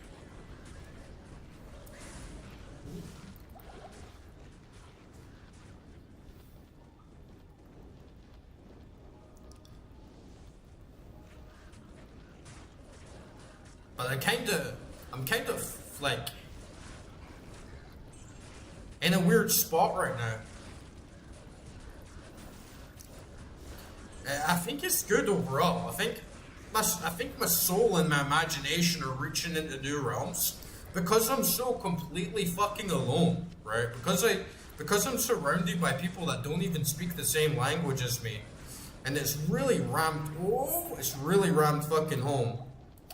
Like, when I go to sleep and I have dreams, I'm having the most crazy vivid dreams, man. Like, before I came on stream, I was having a nap. And I was just having this full-on dream. Must have lasted at least what felt like 5-6 hours. And I'm talking to big groups of people. I'm meeting new people. I'm having full-blown, very memorable conversations. Meeting other people in different settings. It's like literally living life, man. It's like it doesn't even feel like a dream. It literally feels like I'm being teleported and transported somewhere else. So much so that it's actually fulfilling. I'm like, wow, I just went out for like the past 6 hours and met like a bunch of new people. It doesn't feel like a dream. And have you ever noticed that, like, you guys don't know if you played Diablo 2 or you have Diablo 2 dreams? If you play Diablo 2 constantly, you will start having dreams about playing Diablo, right? I gotta get like that, but with deep spiritual stuff. I gotta get back in this mindset where I gotta tell myself everything is a dream. Like, what I'm experiencing right now is another manifestation of dreaming. That my consciousness is kind of trapped, or is in this weird bardo state, right? Where everything I'm experiencing is being passed through the lens of my consciousness. And that I have the ability to think of different things and change the world around me. And if I keep doing that, eventually I'm going to be in the dream. I'm going to be in the dream world, and instead of dreaming of Diablo 2, or instead of dreaming about trading or something else, I will be dreaming about like spiritually expanding my consciousness. I'll be able to fly. I'll be able to do whatever I want in this world. I'll be consciously aware that I'm dreaming while I'm dreaming. It'll be like a big like enlightenment moment. Like, I'll be able to do anything I want in that state. Once I get back to that point again,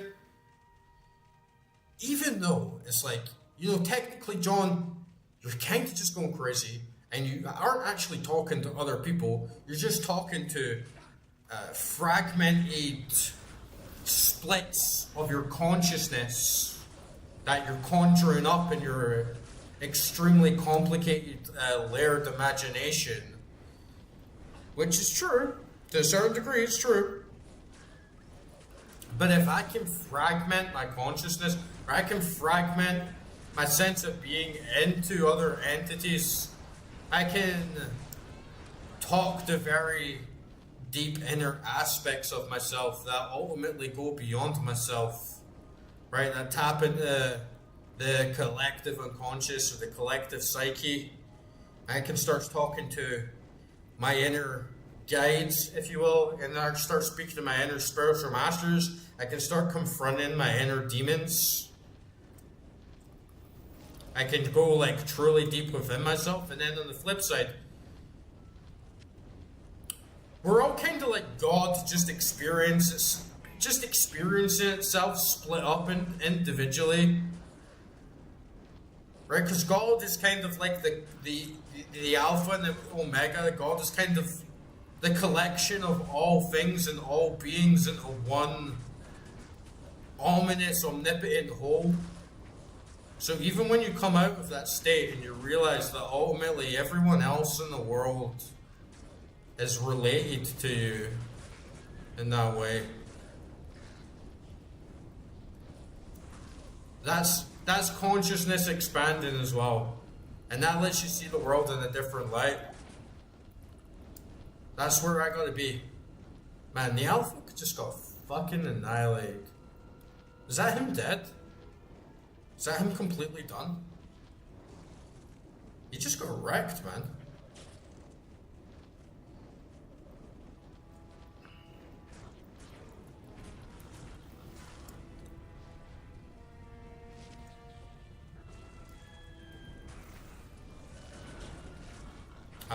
Loneliness is good in many ways.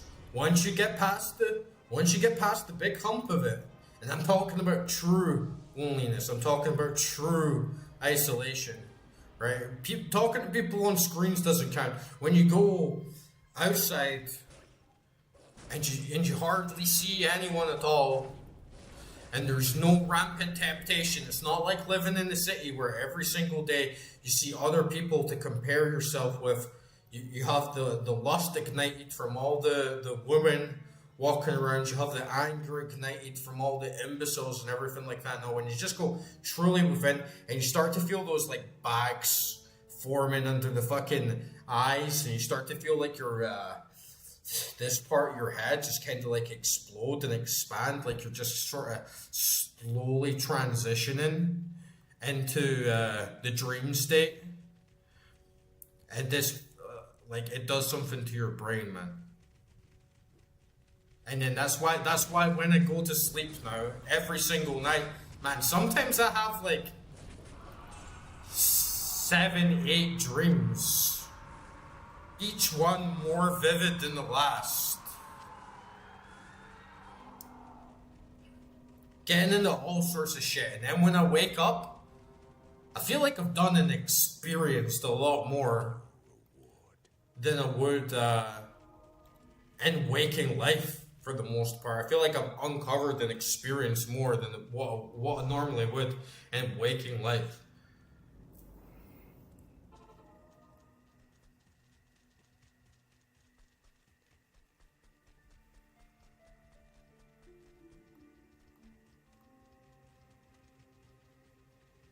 And I just keep, like I ate a lot of shit today. Saturday is like my feast day. I'm kind of doing that whole, a scene bullshit. Where it's like Monday is Moon's Day, Saturday is Saturn's Day. So on Saturday I feast and eat a bunch of food. Tomorrow I'll go back into fast. I go for phases of like starving myself and fasting now. Then eating a bunch of food on certain days. And just like semen retention and meditation, and I'm transcending things in my own way. I'm becoming really ingrained into life. I'm going back into my crazy state. You have stopped me.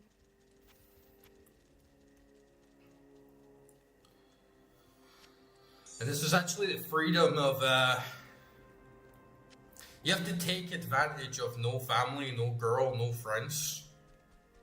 You have to grab that shit by the horns and turn into a crazy monk of sorts.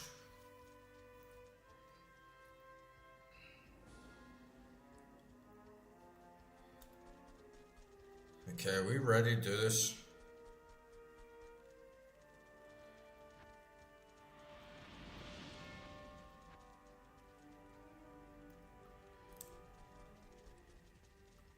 every time I...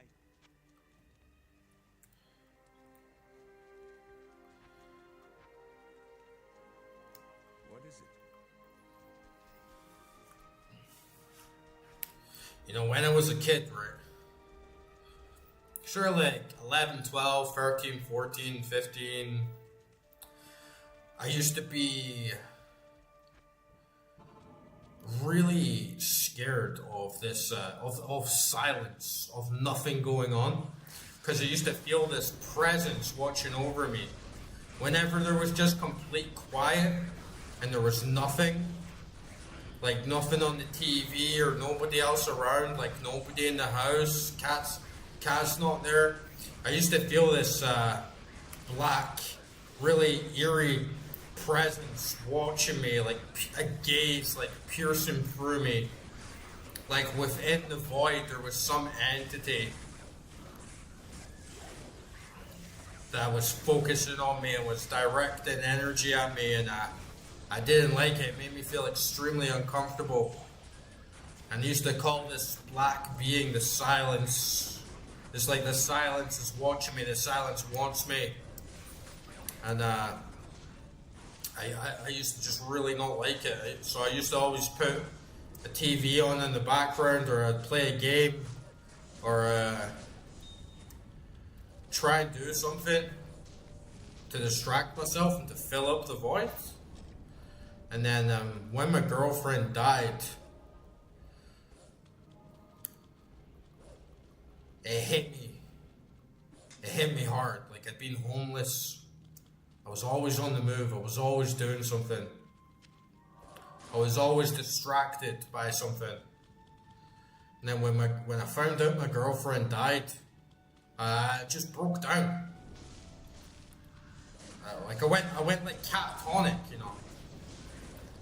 And I used to I would go to the shop, I'd buy like a bunch of food, just a bunch of trash, like nothing to cook, just a bunch of trash that I could go into the cupboard and eat right away, or take out the packet and eat right away without cooking. I would come home, I would close the curtains, I would turn all the lights off, I would sit in a chair, and that's it.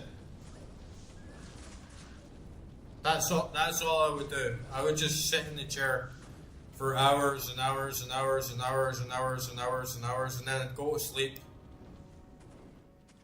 I'd have fucking nightmares all night.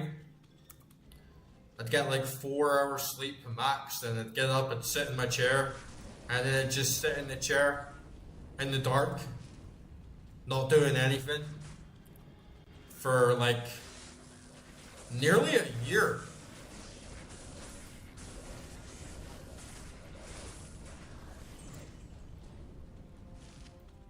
And anytime someone would knock on the door or give me a call, which was extremely rare. Like I hardly ever got. I maybe had like 2 people phone me over the course of a year. Nothing came out of it. I would just stand there. I would just sit there. That's it. Sit. Silence. Silence. Silence. Go like right into that void that made me so uncomfortable before.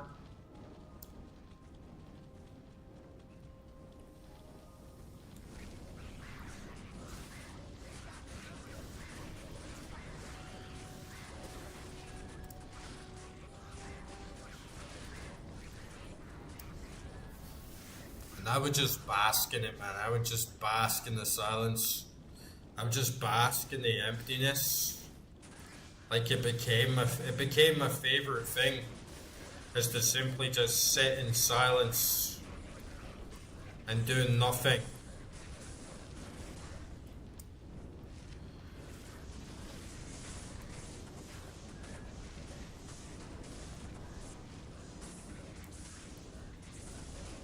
And then when you do that, right, even though you're not meditating, even though there's not really much like focused intent, eventually, like, your mind starts breaking down. Some parts bad, some parts good, some bad parts of your mind start breaking down, and then you start seeing things, you start hearing things when there's nothing there. You start being more in touch with the presences. And you start sensing things very, very deeply.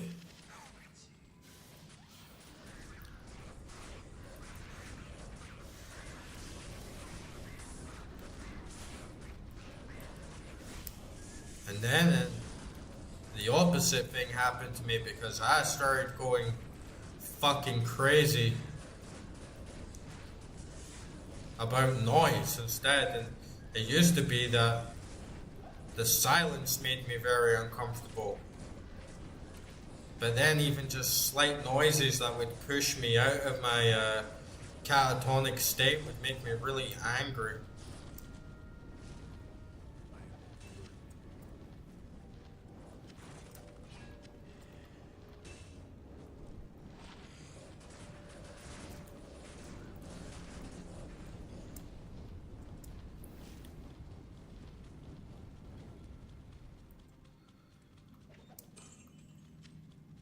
But that's back to where I am now.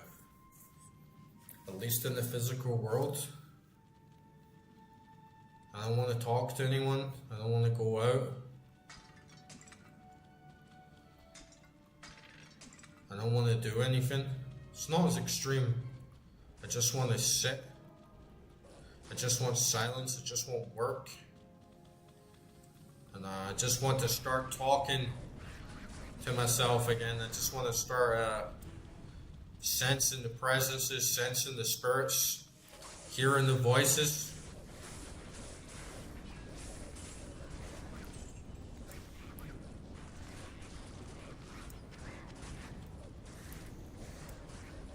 And start expanding my mind again in a deep way.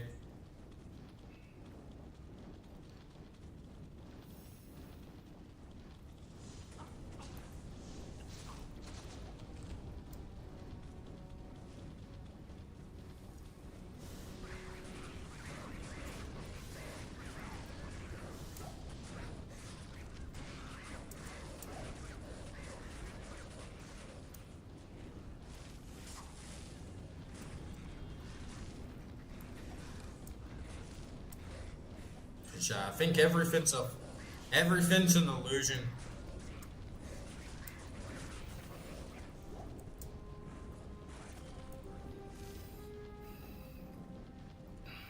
Everything's an illusion.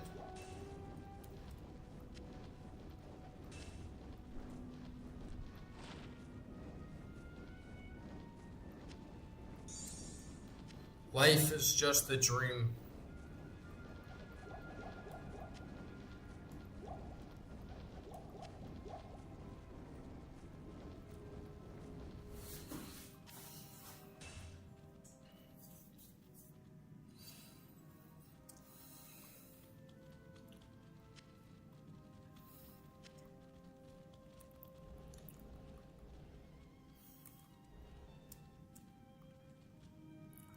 I don't even think we need to go down here. Man, you notice this shit in dreams. Dreams is when your consciousness just lets go and loses awareness of itself. You see the places that it brings you?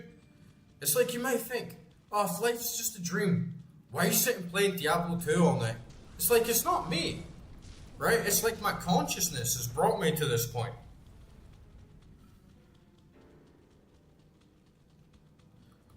Like, why'd you do things in your dream that are weird or autonomous or you don't like, right? It's because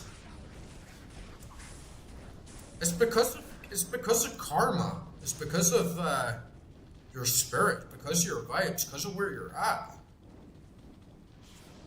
I just have to go through this phase.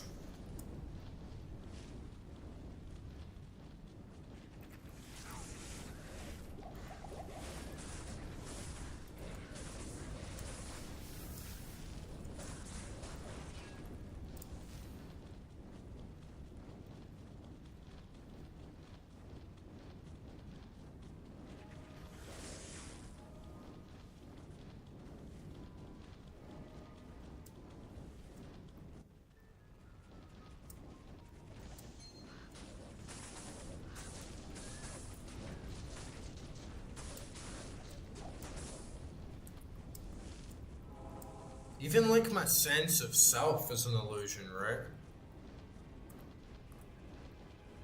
Like who I think I am, my identity, my ego is just an illusion. It doesn't exist in the purest sense. It's only like an avatar for this sense of being and this sense of consciousness.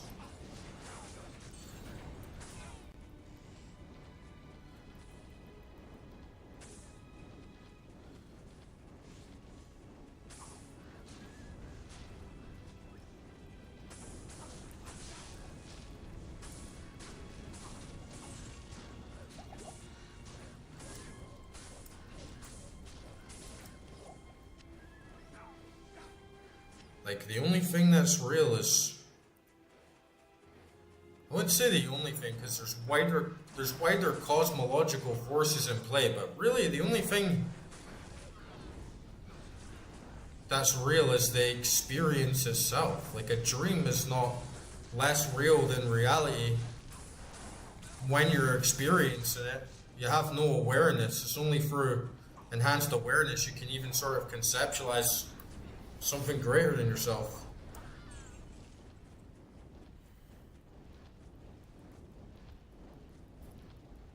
And you can't truly know anything. You can't know it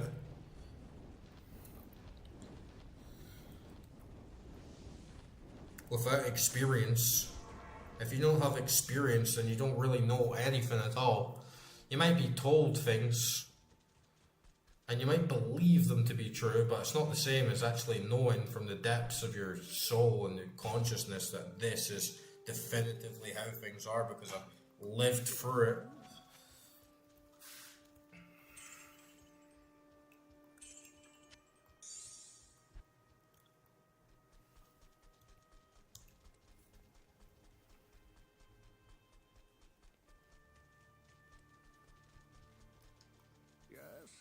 And the most powerful experiences, they don't come through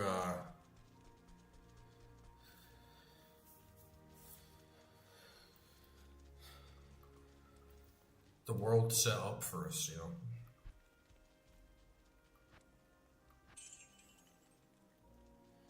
You have to go deep.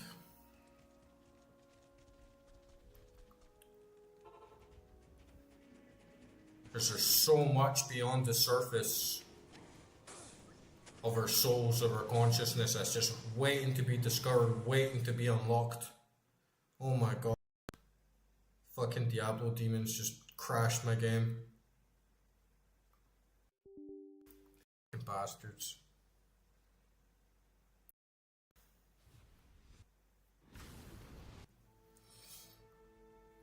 Has Bale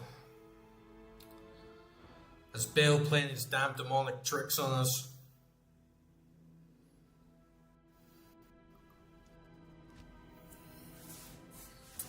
It's like, you ain't gonna complete this game.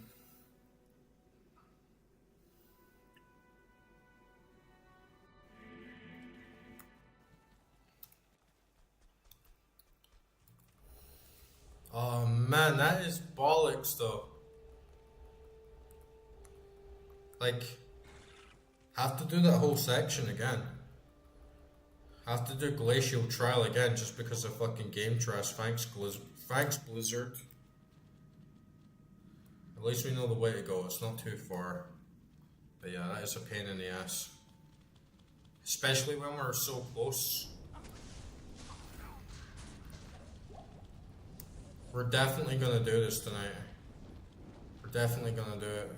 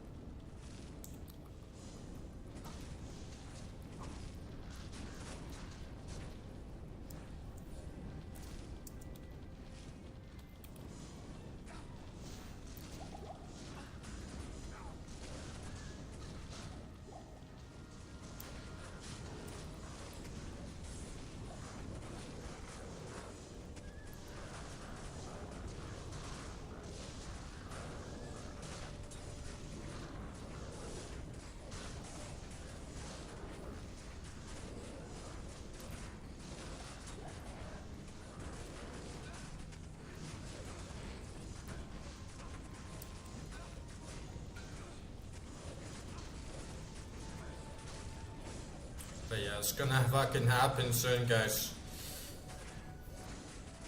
Oh man, it's gonna happen real soon. I can feel it. I've done it before. I'm close to it again. See, once you can't tell if you're awake or asleep. Once you cannot tell if you're dreaming right now or not.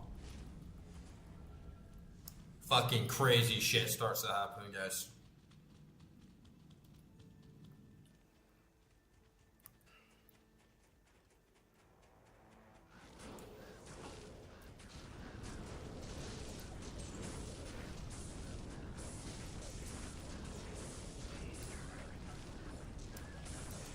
That's when I get to my peak.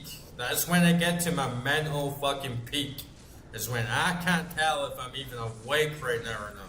That's when I get to my fucking peak. That's when you start realizing everything around you is an illusion. Only thing that's central to your entire existence is a sense of consciousness and experience. And you have direct control over it. For meditation. And you start to transcend fucking death and shit. Because you realize even death itself is merely another manifestation of illusion. And that your consciousness never actually dies. And so there's literally nothing anyone can fucking do to you. Because even like pain and joy is an illusion.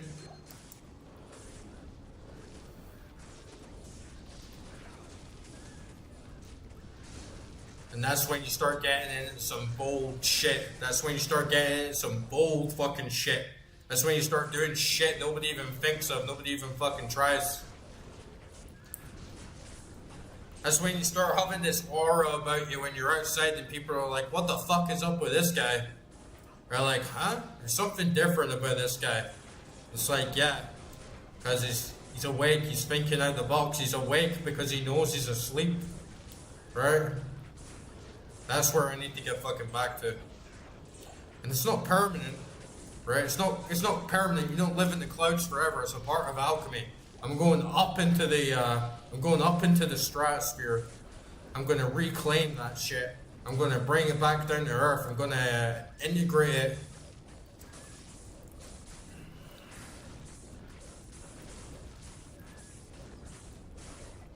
That's what I gotta do.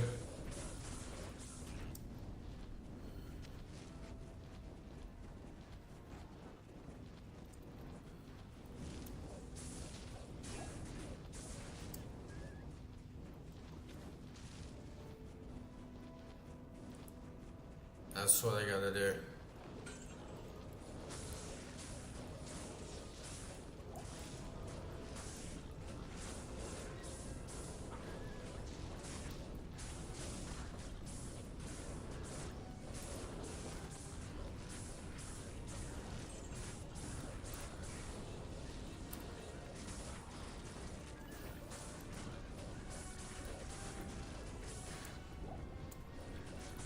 It's time to get fucking schizo.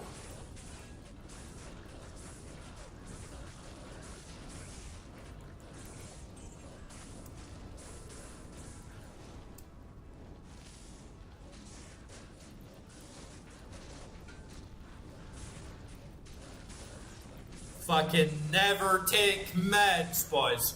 Never take fucking meds. Never. Never take fucking meds. Never. Painkillers and shit? Yeah. You can take painkillers. Never take antidepressants. Never take antipsychotics. Never take fucking mood stabilizers. That's all the shit, boys. That's the shit that's gonna stop you from going over the edge, and that's where you need to go. You need to go over the fucking edge. And they fucking know this as well. Like up top, I swear, like pretty much, right? Like 99.9% of psychiatrists, they're all just a bunch of fucking cucks for big pharma. They have absolutely no idea how half the shit works. They just read out a fucking book what they should prescribe for this, what they should prescribe for that, and they're the most idiotic assholes. You know, they think they're smart, but they're just bootlickers. They just abide by the system that's been in place for them, that's been in place by the institutions, corporations, academia, fucking lobbying, and they think that they're an expert. They're not fucking experts. They're full of shit. Never take fucking meds. Never take fucking meds. I don't care who the fuck you are. I don't care what the fuck is going on in your life. Never take meds. If any fucking doctor ever tells you to take fucking meds, tell them to fuck off. Yo, Citizen Punk, how you doing? Yeah, I was actually saying earlier on, like, hardcore might be what I do after when I come back to this game, because we're going to do Diablo 1, hopefully starting tomorrow if we defeat Bale tonight. But yeah, when I come back to this game, hardcore seems like a good pick. Maybe do like a hardcore assassin or something like that, and see how far we can get. And I'm gonna try Project Diablo 2 soon as well. But yeah, hardcore would be a nice thing to try. And it means we have an opportunity to not have to do like another 120-hour run live or something. It'll be a lot shorter. Yeah, definitely. Yeah, I would like to try Assassin. I'd like to try a new class for it.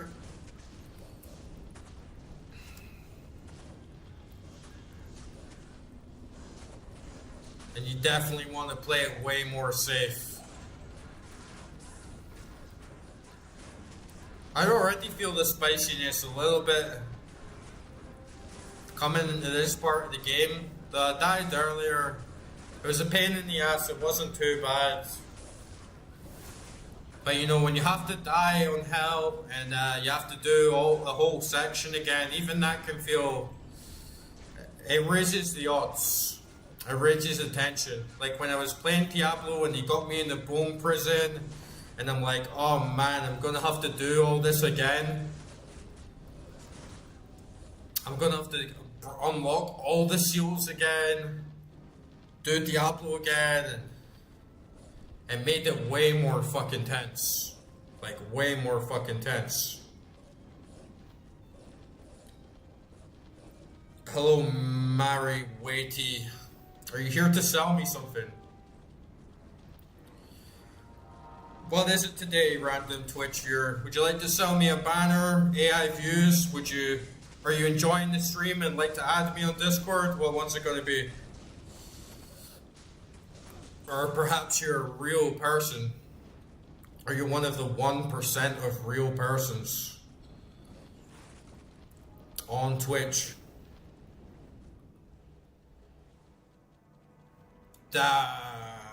Level 97 on ladder. That must have been like how did you feel when you lost it? How did you feel when you lost it? That's what I want to know.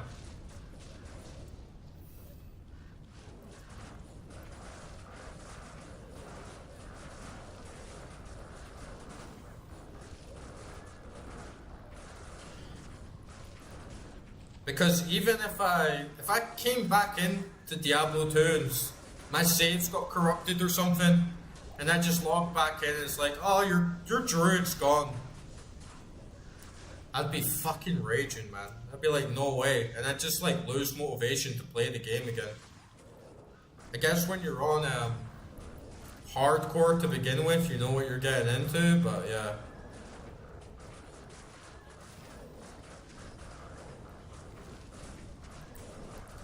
I'd feel like my guts were pulled out losing a character I've dumped that much time into.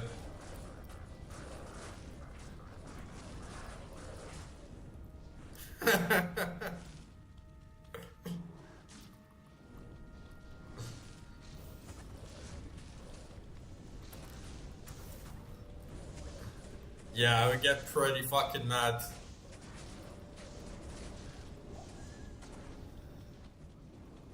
I've never broke a controller or something from Rage because I don't like throw my shit around. But I normally end up ranting to someone and I'll type on my keyboard so fucking hard. You know, I'm like screaming at my keyboard like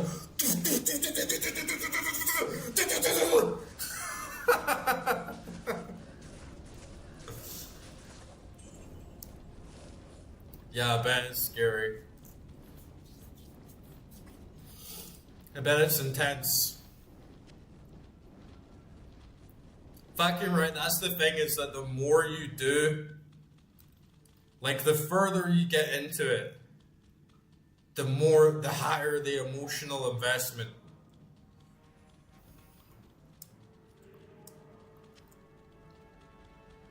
I want to go back just quickly. I always crush the ancients on this build. I'm hoping that I'm going to do it again.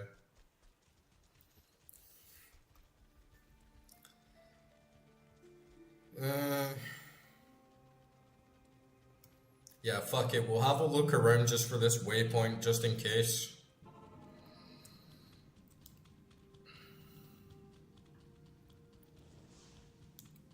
But yeah, hardcore, especially if you're doing hardcore not online, right? It feels like a really deep, good roguelike experience.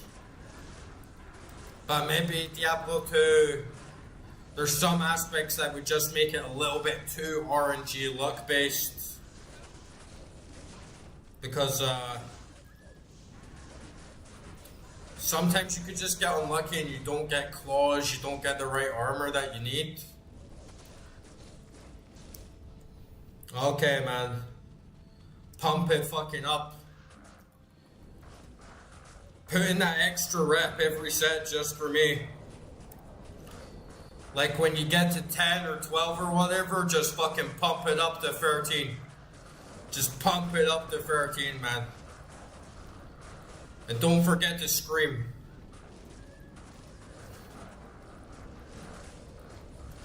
But you have a good one, dude.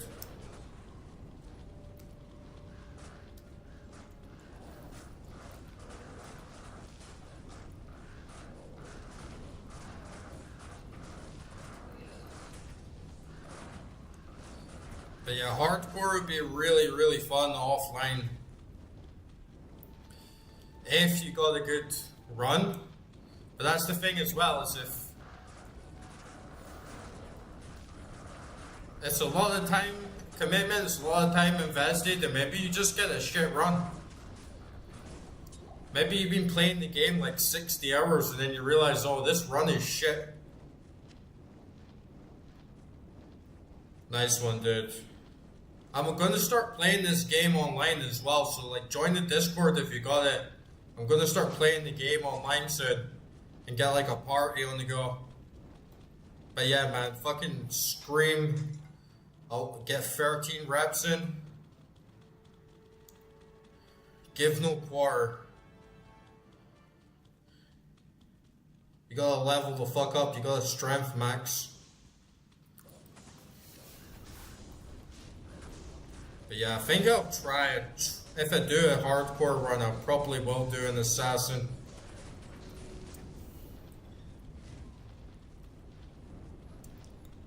Yeah,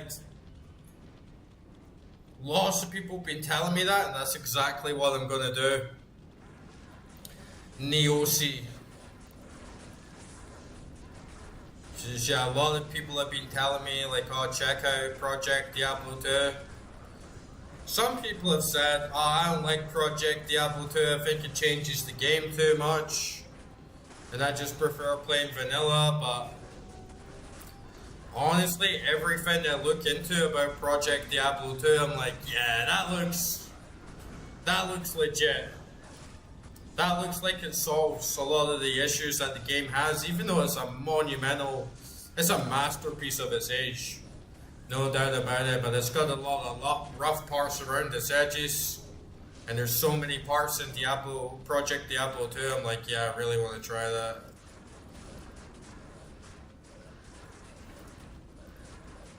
And all the enhanced characters. Like all the enhanced classes and all the enhanced skills and cutting out all the boring loot and having the big stash.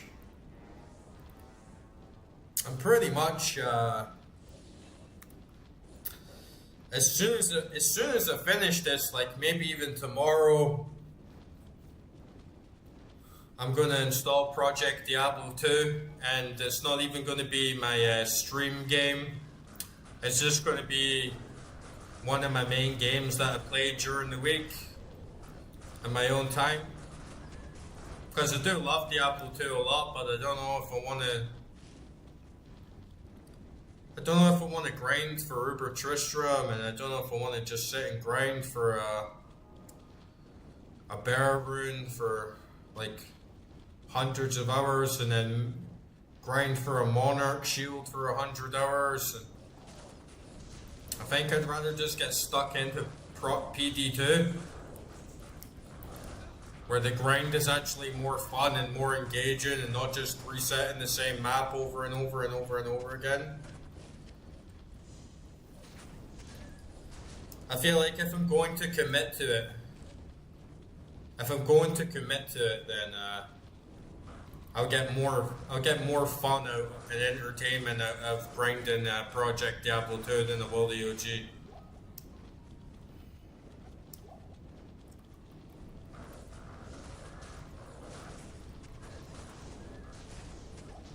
And maybe even will replace Path of Exile for me as well.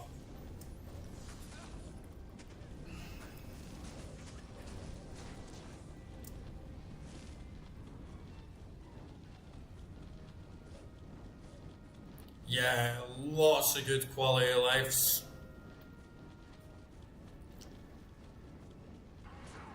Like, there's so many quality of life improvements. Plus, you get added content, like a new boss. You know, you have the map system, you can grind out new maps. Every class has been updated and enhanced. Useless skills have been reworked so they're actually useful. Builds that already do work are buffed up so they feel even more powerful. There's more creativity, there's more variation. It's been out for a lesser amount of time, so there's a lot more freedom between the player base instead of things being solidified. Plus, like, widescreen mod on the OG graphics. Everyone's playing on the OG graphics. Everyone's on the same wavelength. There's way less guides, right? So there's way less reliance on guides and like Reddit meta and shit. So I do think that I'm gonna enjoy it a lot, and I'm really looking forward to playing it. Yeah, that's kind of the vibe I've been getting off it as well, because obviously Path of Exile is a great game. Like, nobody's going to deny that Path of Exile is one of the best ARPGs ever made, right? But I still think I prefer Diablo 2. But at the same time, there's just zero doubt that Path of Exile has... It gives so many additions in the ARPG genre that just feels natural now. That just feels like it should be included in every one. So to get those little upgrades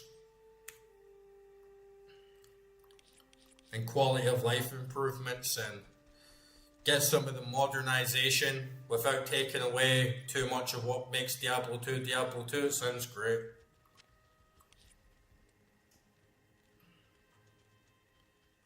Yeah, D2R. It's decent, but they could have done so much more with it. And pretty much, the Discord server is getting filled up with a bunch of PD2 fans. So I'm not going to have to grind everything again. I'll probably go online and get some help gearing up and leveling up. so it's not too much of a slog for me to get back up to level 85 and through hell. So yeah, I'm really looking forward to playing it.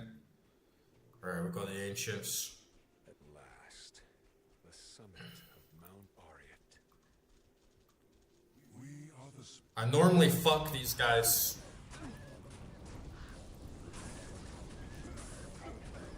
But I don't want to get too cocky on hell.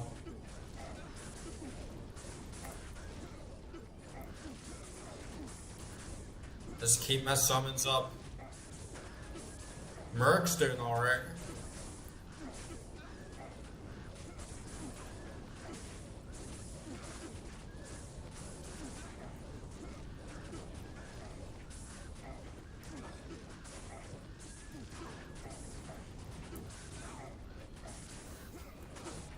I'm fucking sweating on Bill. I don't want to die to Bale and have to do the champions again. Do like his guardians. It's a whole slog. But honestly, we're making pretty good time. I'm playing on P3 as well. Like, everything's been skilled up on P3. So I feel like I've done a pretty good job playing solo, offline. Just going with no grinding, no guides, first try. I feel like we've done a pretty good job on this build overall. And we're making pretty good time tonight. Like 3 hours in. I could probably, like if we defeat the Ancients here, I can probably get through Bale in like an hour. Which should be really good. I got this Maldwood guy. No, I'm actually, I haven't tried Diablo 1 yet, but probably starting tomorrow because we're going to complete Diablo 2 tonight, vanilla run, and then I'm going to do first time playing Diablo 1 ever, starting tomorrow. So I'm going to try it very, very soon, and I'm really looking forward to trying that one out as well. Because I like this game a lot and I've missed out on a lot of the lore. I want to actually find out what happened to Tristram and actually get some bigger context of what the fuck is going on. But a lot of people have been telling me it's hard as fuck. So I'm also getting ready for a decent challenge.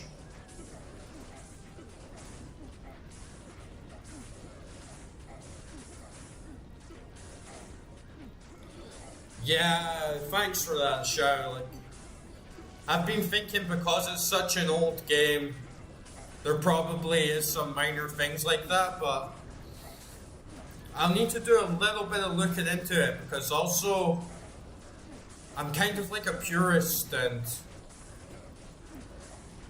I like to experience games how they really were the first time and actually get like a raw experience. But I'll check out the mod anyway because some things might seem like it's just necessary or it doesn't even make that much difference. You might as well to save a lot of time. Yeah, like the resolution. But at the same time, like this resolution is like what is it here? Yeah, this is 800 by 600 and you can change it to 640 by 480 as well. Which I've got like no issue with really. But I do over time. Because like Project Diablo 2, I want to see big widescreen, big resolution OG graphics. It sucks you can't do that in D2R. As fuck resurrected graphics, man. Like the OG graphics are king. Fuck resurrected graphics. Yeah, I'm kind of like that. I'm kind of a purist that way. I like old games. I like going back in time and experiencing the way things are, but then sometimes it's like you get the odd game and it's kind of insufferable, or there's just certain little things where it's like, man, this would save me so much time if they just added this in, or they just added that in. So yeah, we'll have a look. I'll definitely look at that mod that you mentioned. Oh yeah, we're gonna get this guy. Okay, they were like way meatier.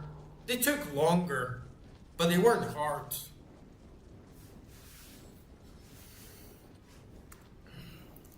Yeah, I think the old school graphics are just way better. Like, yeah. Like what the fuck? This is peak. This is like, meh. At least if they were going to reskin it, make it look like it was from a game within the last 5 years. Not like a shiny fucking PS1 game or whatever, you know?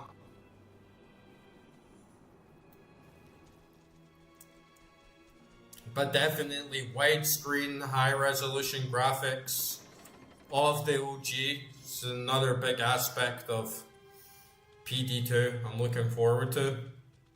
And the fact that probably everyone in the PD2 community is probably on the same wavelength. It's probably like, yeah, Viva la OG graphics. And everyone's playing on the same thing.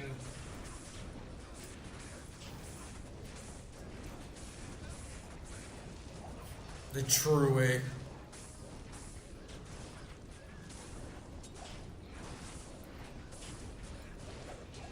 Yeah, I could see that definitely. There's been a couple times. Some people have mentioned that they started playing this game 20 years ago when they were a kid.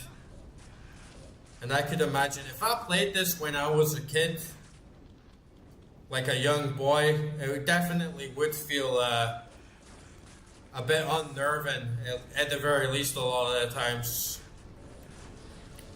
But I feel once you played so many ARPGs and just games in general, your mind kind of just focuses on the loot and the destruction and the gore, and you're completely desensitized to it.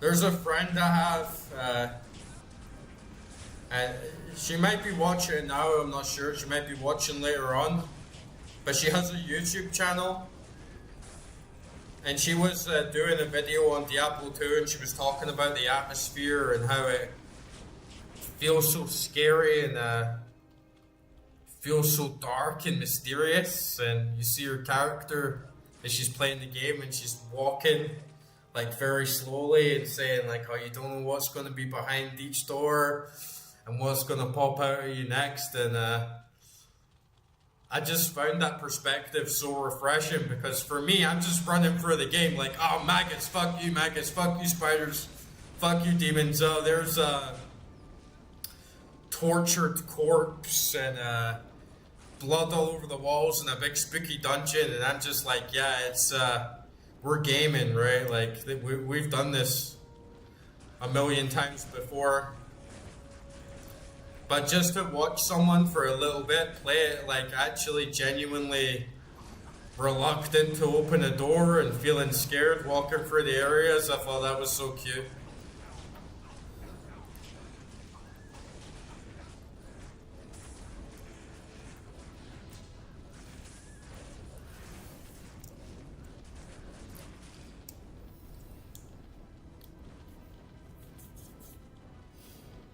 I think Resident Evil 4 was the game that switched me off to gore and fear, because when I first started playing it, I was only like 11, 12 years old, which isn't the youngest. It's not like playing horror games when you're like 6 or 7. But yeah, I found it really, really scary. And then the more I kept playing it and playing it, the more I started to get off on the gore and the violence and the adrenaline of the action. I don't think I was scared quite the same of games after that, or feeling the nerve and the reluctance, because it was a game that I faced my fears big time and came stronger at the other end. But Diablo 2 and Resident Evil 4 are games that make you feel strong. They're not like the horror games you're constantly fighting for your life and on the edge. So they do give a pretty good framework to be the aggressor instead of like worrying about monsters and demons all the time, or what's going to be behind the next corner.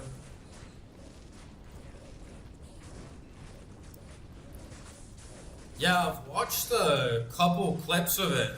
In fact, I actually haven't even watched a single video of it.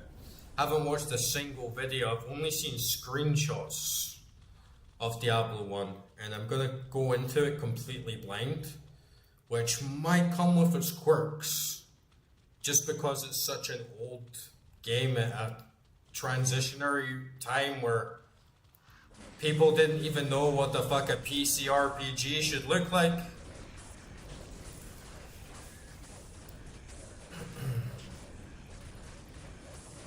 But a slower game can be fun as well. I'm feeling like it's going to be way more of a traditional RPG in a lot of ways.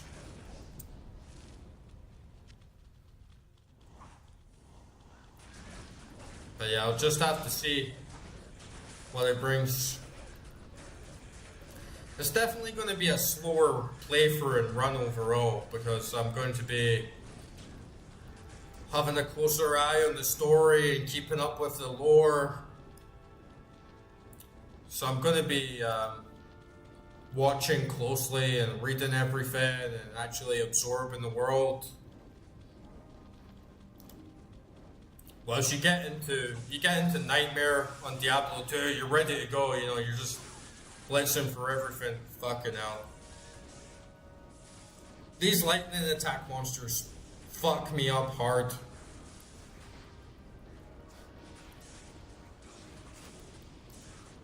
See if we can avoid them and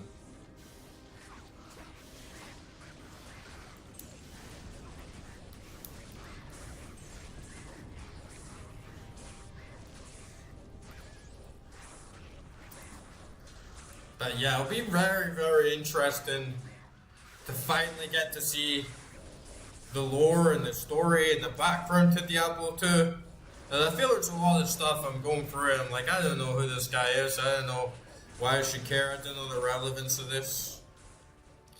But I also started falling asleep to one of the Diablo audiobooks. I'm still in the first book, but I'm making my way through them. And they're lots of fun.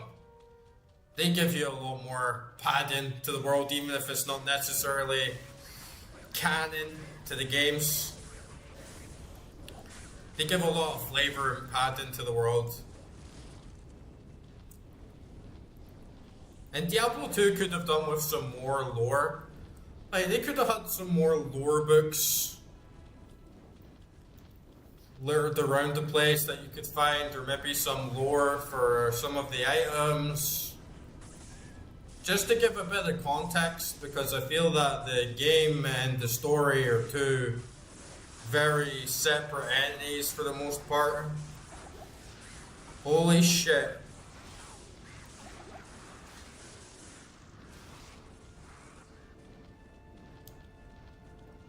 This is the kind of thing I'm worried about on the Guardians of Diablo. If they're just gonna annihilate me and I'm gonna have to reset everything. But we're getting close now. I'm 3 hours into the stream. I'm further in than I thought I would be, honestly.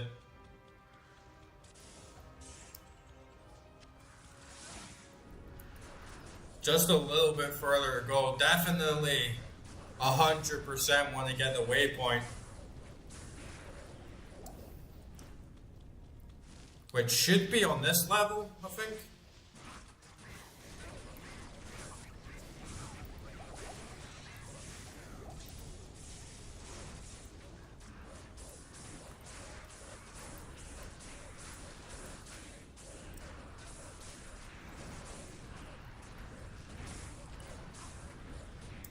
Yeah, all those, like, the gloams, the soul things, all these things that shoot lightning attacks are so fucking strong. They're like my least favorite enemies in the game. Oh, like we found, oh, I thought that was the exit. It's just some red on the map.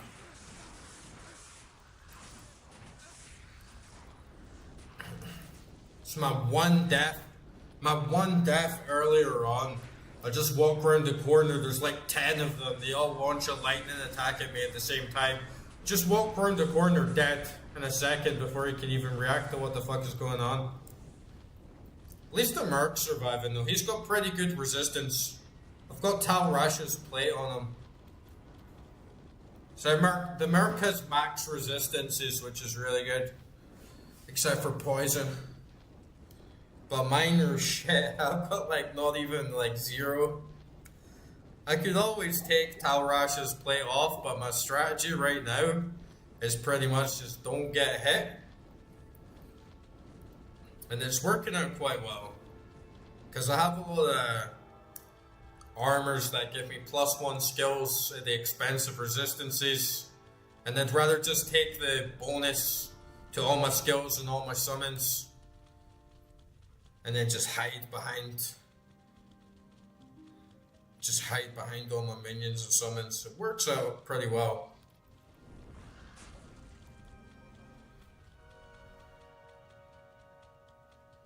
And oh fuck, you see what I mean?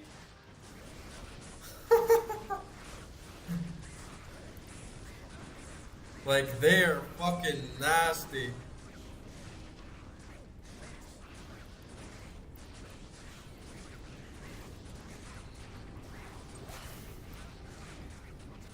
A lot of people said this build wasn't going to make it, but we did it.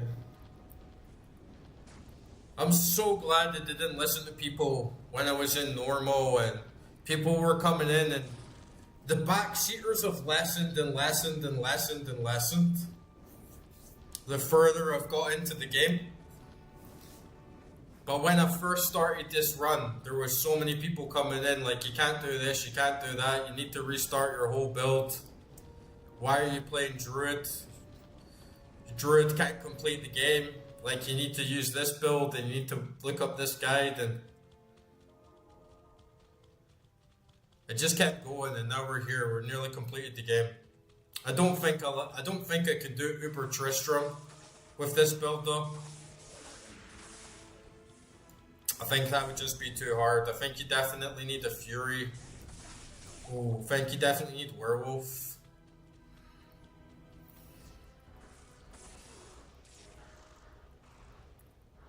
Or maybe Wind Druid, but man, that just took off like so much of my health.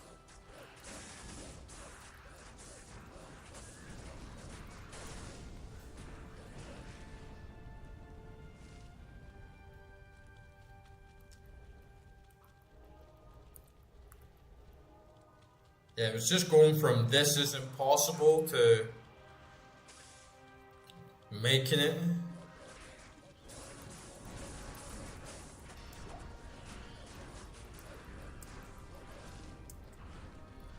But I would like to have a better optimized build. You just don't know really what to optimize until you've actually gone through the game and you know what to expect. That's part of the reason I want to just jump straight into Diablo, Project Diablo 2.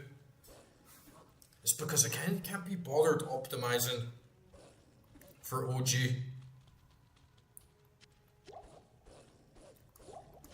There's just so much to do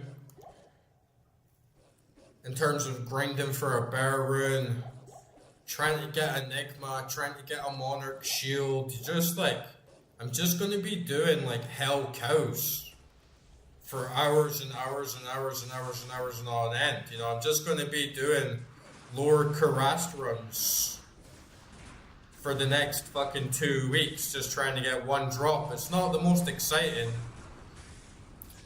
Whilst in Project Diablo 2, there's so much more variation, there's so many more possibilities. of good items I could get, grinding for other things like doing rerolls on corrupted items. There's just so much more to do that makes your time worth it, and that makes you feel like you're actually getting progress out of the game. But yeah, I don't want to just grind cows for 2 weeks and then grind lower Karast for 2 weeks. It's just not that fun. And then all you really get out of it is one good item. Yeah, exactly. Build diversity is still good in the OG. Like, I like the simplicity of the tree. Can still create like a lot of different options. But yeah, build diversity in Project Diablo 2 sounds a lot cooler. Especially how you can make like a summon Amazon. You know, you can make like a summon Amazon. You can have like up to 50 ravens. Just every build has a little bit more potential and a little bit more capacity. Plus the itemization is way better as well, right? Instead of just simply grinding for weeks on end for that one item that everybody wants, you know, that one rune that could get you an Enigma, or that one item that's just perfect. Like for me right now, it would be, I'm using Ravenlore Sky Spirit, which is really good. Like plus 7 to Ravens, plus 3 elemental skills. And then it does work well with my build that's more fire based because the enemies have less fire resistance. But if I really wanted to get like a rare pelt that had like plus 3 elemental skills and plus 2 to all summons and all the resistances, it's such a gamble. It could literally take me months of playing every single day. Which is too much for one item to make your build a little bit better. Because there's more variation and diversity in the builds in PD2. It doesn't matter so much if you get the absolute best item. But it does make, if you do get the absolute best item, way more. Because it's like, wow, you're optimized like crazy now. Not like, I need this item specifically or my build can't really progress.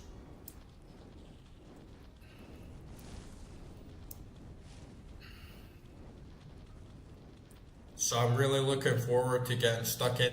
And I played this game a lot, you know. I played probably like 130 hours at least, which is a decent amount. Like 130 hours in the game is a decent amount, but in terms of an ARPG space, where you could be clocking in thousands of hours if you really wanted to, I don't really feel like I want to clock in thousands of hours into the OG. I'd feel like if I really want to clock in the big time, I'll do it on like PD2, where I'm going to get like the most bang for my buck. I'm going to get the most out of my time instead of teleporting to the super chest and Lower Karast, exit out, teleporting to the super chest. And the way you optimize your run is just, can I exit and enter the game very fast and run to the waypoint very fast and teleport? It's not exactly engaging gameplay, you know.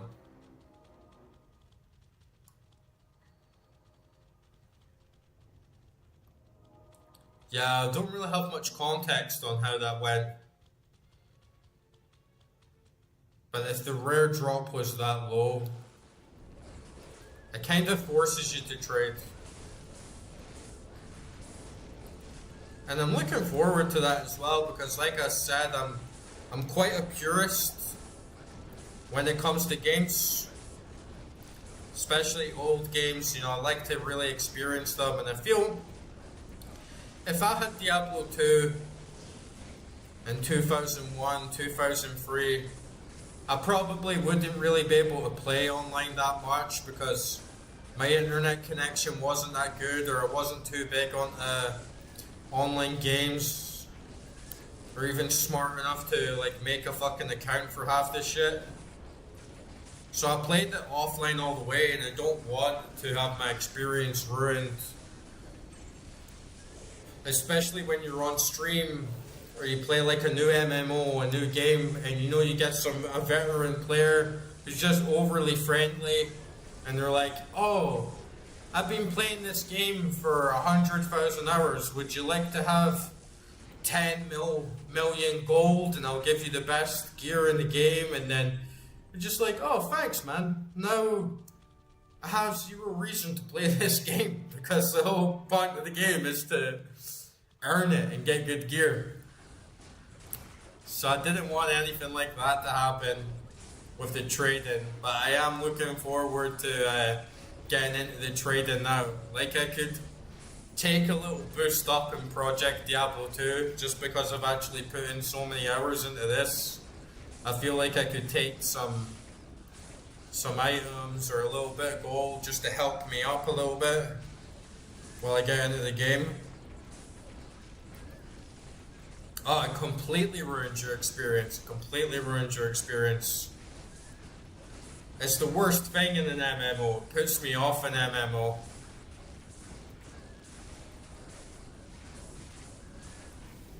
Like day one, you're walking around, you're a noob, you want to play the game, you want to see everything it has to offer, then some guy comes up to you with the best armor ever, and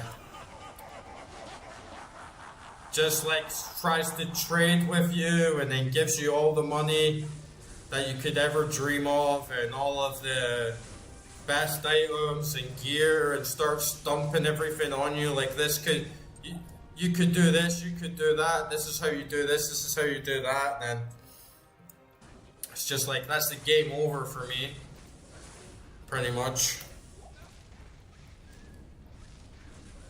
There's no point in doing the dungeons, there's no point in doing the quests, there's no point in doing the crafting.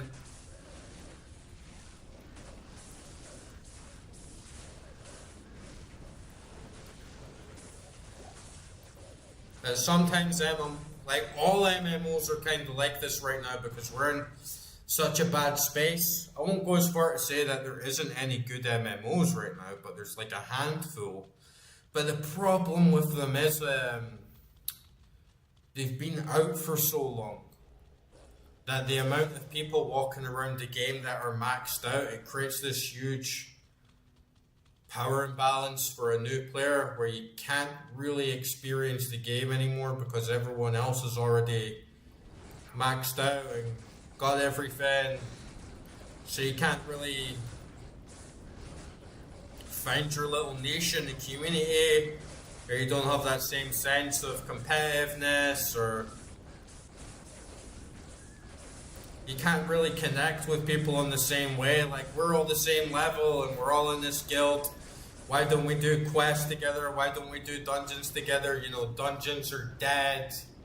They're completely empty because 90% of the player base has already done it a million times, like 5 years ago, 6 years ago. I mean, what, Final Fantasy 14 came out in like 2014, right? So that's a 12-year game. If you've been playing the game for 12 years, you're going to be so ahead of the curve.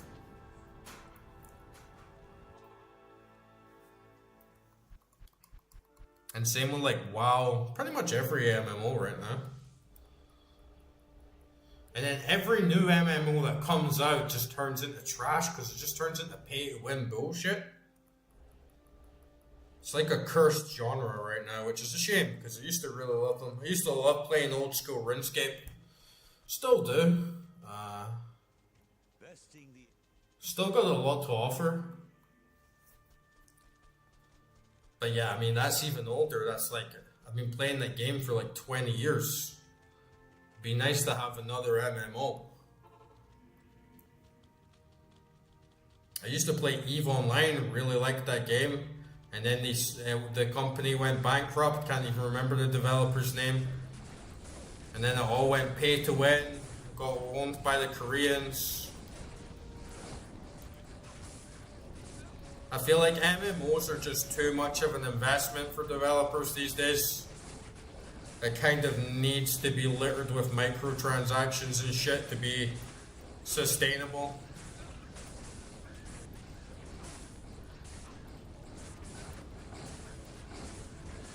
I think the last new one that I played, like the last new MMO I played was New World. You know, the Amazon one? That game fucking sucked, man. And I got permanently banned from the game.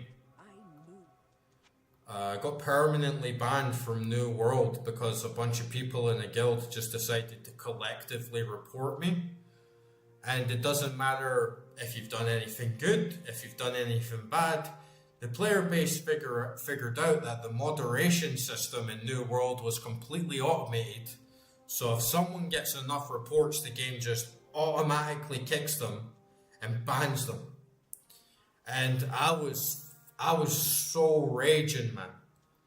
Like, I was so fucking raging. I was in touch with Amazon support for months. Like, give me my fucking money back. Like, I've paid full price for this game. I paid for the subscription, and now I'm permanently banned. And you have zero evidence that I did anything against terms of service or the rules or anything like that. And they never gave me my money back. And I never bought anything off of Amazon again.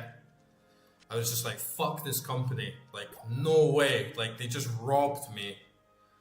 And it's one of the dumbest systems ever been put in a game, is to just have an auto ban feature. It's fucking ridiculous. Like, you can just, if you're a guild doing PvP, guilds were literally trying to take over areas just by everyone mass report the guild leaders, everyone mass report the other side and get them kicked off the game. Yeah, I remember that as well. When the game first came out, you couldn't even play it for like a week because the servers were completely overfilled and overrun.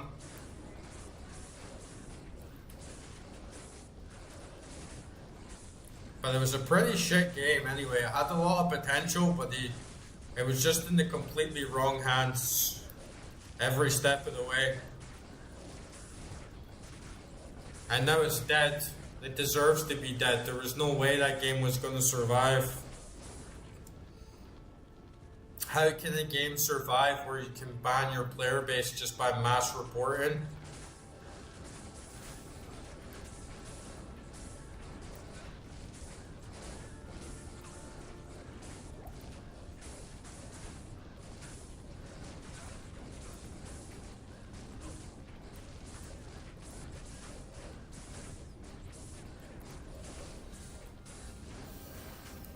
It's an absolute disaster of a game. And the reason that the servers were so overfilled was because everyone just wants to have a new MMO again, right? Like, we want to relive those moments. Like when you played World of Warcraft for the first time, or you played old school RuneScape for the first time, or you played EVE Online. These were games that were so engaging in their own way that they were dangerous. Like, people are willing to play these games all day, every day. They will go hardcore into these games. And people just wanted that feeling again of that like endless addicting loop of I just want to keep progressing in this game. I've got to level up. I've got to do more grinding. I've got to get my skills up. I've got to be rich in this game. I've got to contribute to my guild. I've got to stay in touch with my my buddies and all the other good stuff that comes with an MMO. It's just been taken out, man. They're so trash now. Yeah, neither do I. I'm on the same page. I think back in the day, there was still so much creativity going on in games, and developers actually wanted to make something good, and they were actually motivated on a personal level. Like let's make this insane game. Let's make this whole interactive world where people can all play together and be in this shared universe. And they had this vision of, man, imagine a game like this, right? But these days, it's all just big corporations, and they're like, how can we make as much money off of this as possible? And they understand it to a certain degree, because they're not fucking cheap. You know, if you want to make an MMO, all the servers, all the updates, all the patches that you need, like, it's not cheap. It's a serious investment, so you're going to need to get something back out of it. And if it's not subscriptions, then it's going to be MTX.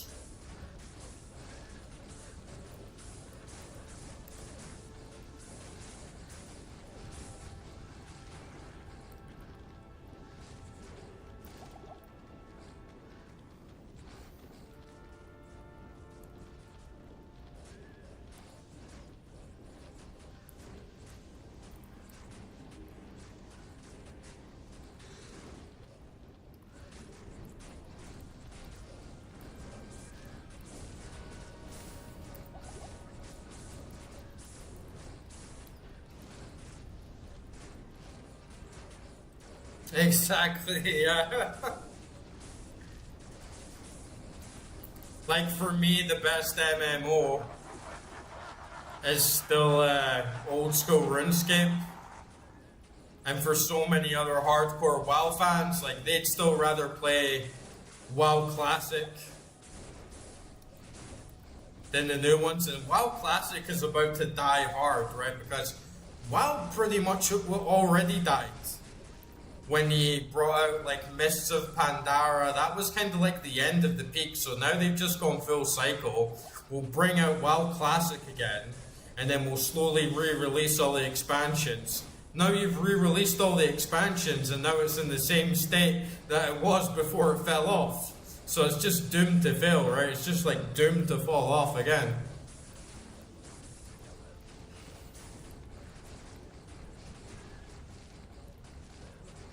Path of Exile, honestly, is probably one of the. It's not quite an MMO in the same way, you know, but it ticks a lot of the boxes, and it does quite a good job.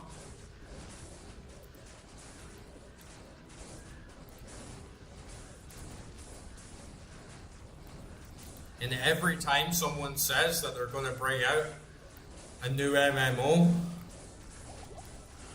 on Kickstarter or something, it always ends up being a scam. And the game comes out and it's fucking trash and it doesn't have anything they said that it would in it.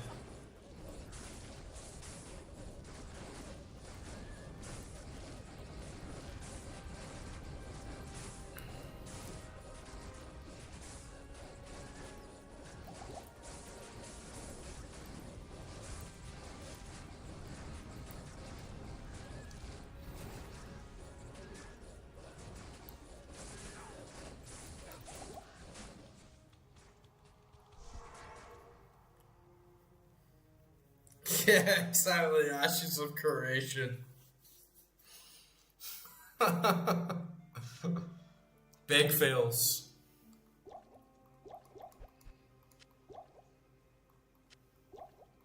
And you know, like, I saw they announced the new Archage. I'm like, what? Like, the last Archage was a fucking colossal wreck of a game, man. It's one of the worst. It's one of the worst commercial failures in the MMO genre. In the past, like, 20 years, you know. It was just the epitome of how not to market an MMO. And now they're coming back and they're like, yeah, you remember that shitty MMO we made that was the most pay-to-win bullshit that the world had ever seen? We're back, guys, so get credit cards ready.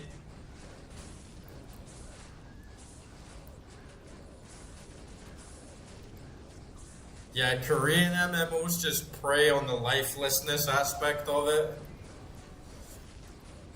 That's what happened to EVE Online is it got sold to Koreans, it got sold to Paralibus. And the game used to be like player-driven economy. Everyone, EVE Online was one of the greatest games ever made. Even though it was ridiculously complex, like the grind was real. It was a hardcore game. But the player economy, it was completely player-based. Trucking stuff around, moving items around, localized economies, huge space battles, like demanding mechanics, long-term, multi-year commitment, even just to unlock like the end skill tree. It'd take like 5 years or something. And then the company went bankrupt. The Koreans bought it. And now it's just a pay-to-win fest where you can just pay money to speed everything up, and you can just buy the currency, so there's no need to grind for everything. And it became Nerd Wars. It became like one of the greatest nerd wars of all time to credit card wars, like the biggest credit card war of all time. And then you just get this endless death spiral of witnessing. One of the saddest things about the MMO scene and the mobile game scene is that it's actually so successful. So gaming developers are so much rewarded for their bullshit practices, because when I went on EVE Online, there's people I met and they've got 5 laptops, they have 5 computers on at the same time, running 5 accounts. And they're loading every single one of them with subscriptions, paying for the currency, like everything. It's all just money, money, money, money, money. Like that's all the game is now, is who can waste the most amount of money. And I can't be bothered with that shit at all, Probably, like, not just because I'm fucking broke and I couldn't afford to put in thousands of dollars in that game. It's just like, fuck that, man. I'm here to play the game. I'm not here to waste all my money on a bunch of shit and compete with everyone else about cash.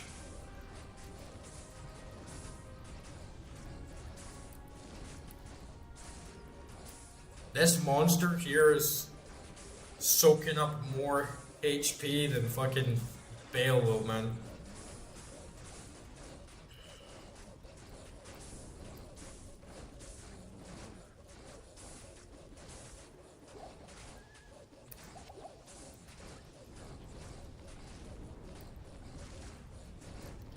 Yeah, that's fucking crazy. Like $40, $50 a month just to play a fucking game. Yeah, the thing is that even if it was a slot machine, why can I still actually make real world money in RuneScape? Like, if I committed myself full on to playing RuneScape full time, I could make money from that. Like, real money. Either selling gold, selling items, but most of these Korean MMOs, the only thing that is worth is the shit in the game. Which is nothing, right?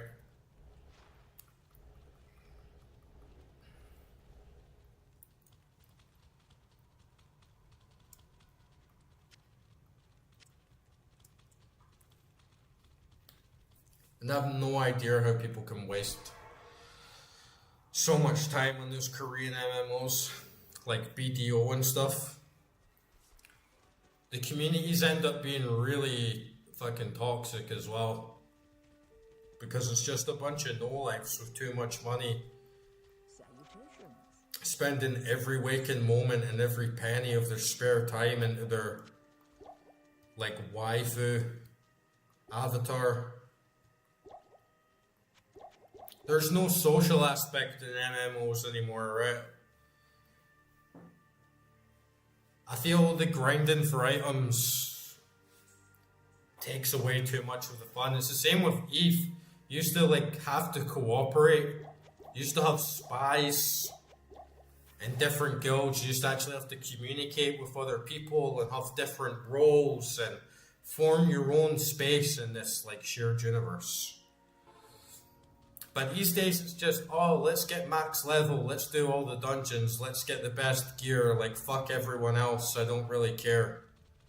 And it just creates this dead space all over the games. Like nobody's at this town anymore because people are only at the starter towns and the main city for banking. And everywhere else is just vacant and dead because it serves zero purpose other than to do a couple of quests. Like this is the town for level 20 quests. This is the town for level 40 quests. This is the time for level 50 quests. So everywhere else in the game this is useless.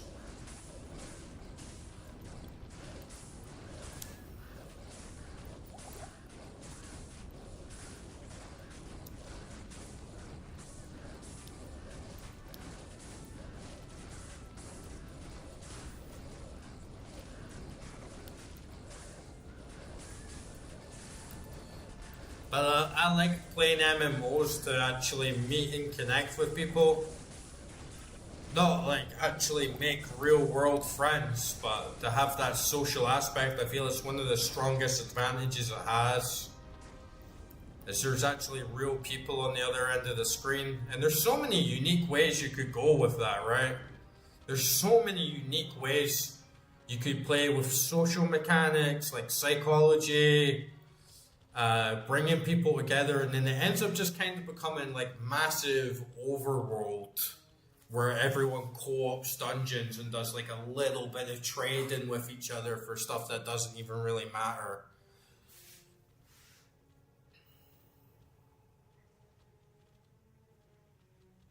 Yeah, that happens a lot. That's why I like player-driven economy a lot.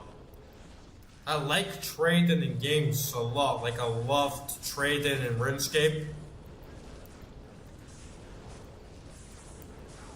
That was the main thing I did all the time. Is I just played economics. I was a literal commodity trader. I was studying the economics of certain items. I was trying to flip food items, flip armors, get into crafting.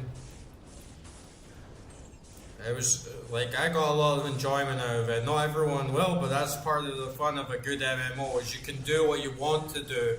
You can play the game how you want to play. And same in EVE, I just loved space trucking.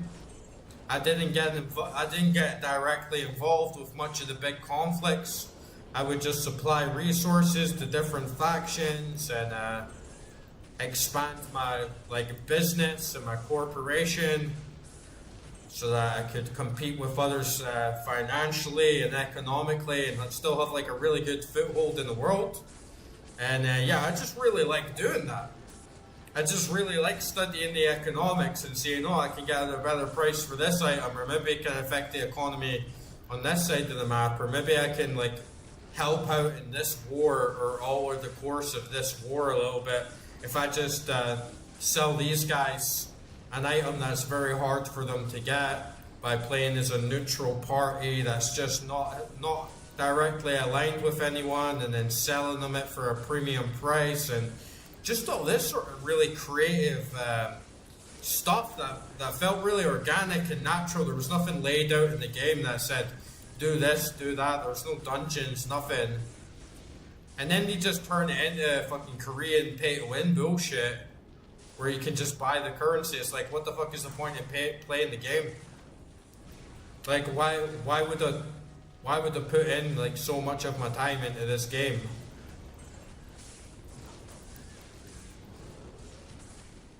When someone can just outweigh all my effort with not even a big amount of money. You put in $100 into EVE, and you can get a lot back. You know, you can get like months of regular game time out of it. So it just didn't make any sense that someone could just steamroll me so easily with a relatively low financial input, even though $100 is more than I'll ever spend on a fucking game. I'm gonna be one of these guys that's like 2058 and games are like $120 and I'm gonna be like, fuck that, like I want $40 game, fuck off.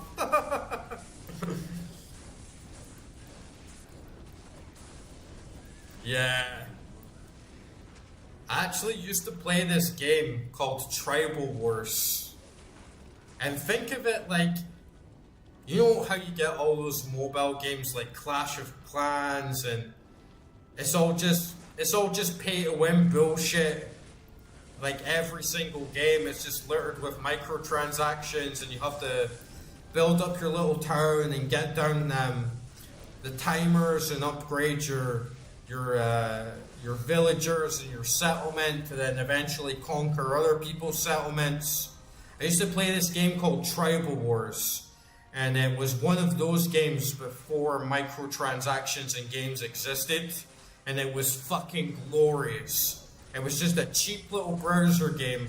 There was zero pay-to-win aspects to it at all. It was just a pure mobile game with zero pay-to-win. And it was actually a glorious game. It just boiled down to not who's got the most money, but who's got the most time. Like, who's willing to put in the most effort here and just take it the most seriously. And it was such a high stakes game.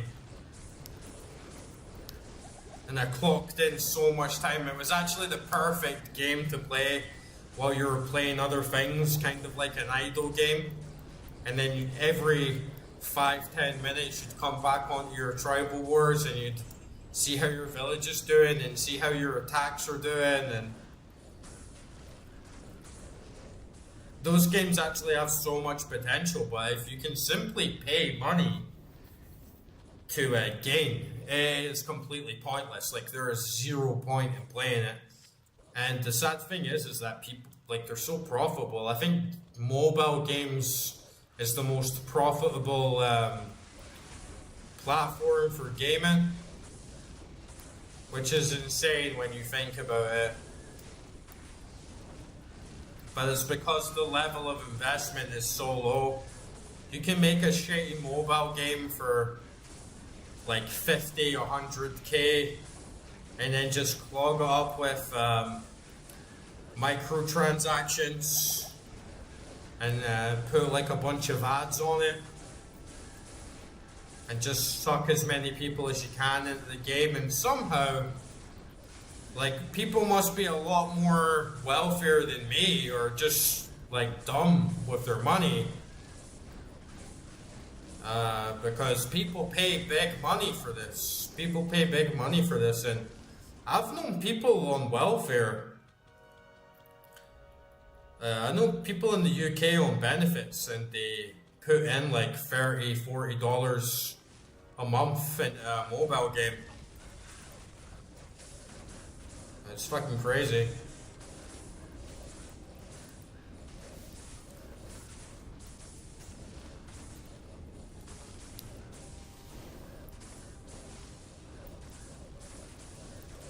So I suppose a lot of it is people just don't understand the value of things, and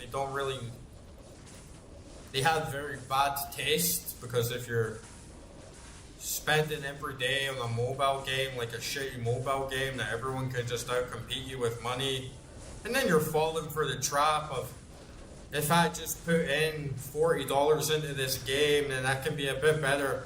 Not realizing that there's like people out there that's like, I'm just putting in thousands into this game just for the clout, just to be the best person or the top player in this game.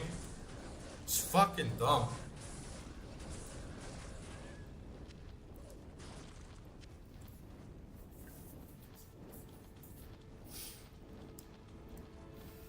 I think this is Bale up here, maybe? I think we still got another floor to go. It's starting to ramp up now.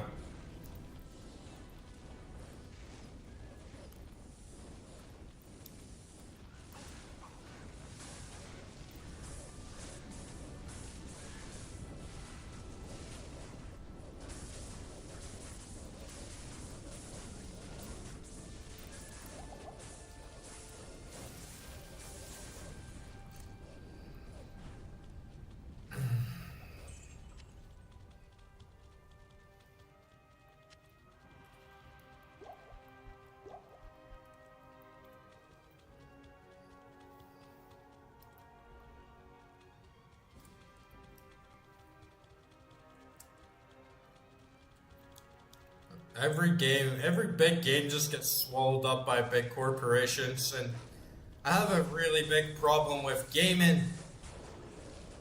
I have a really big problem with music. I have a really big problem with film.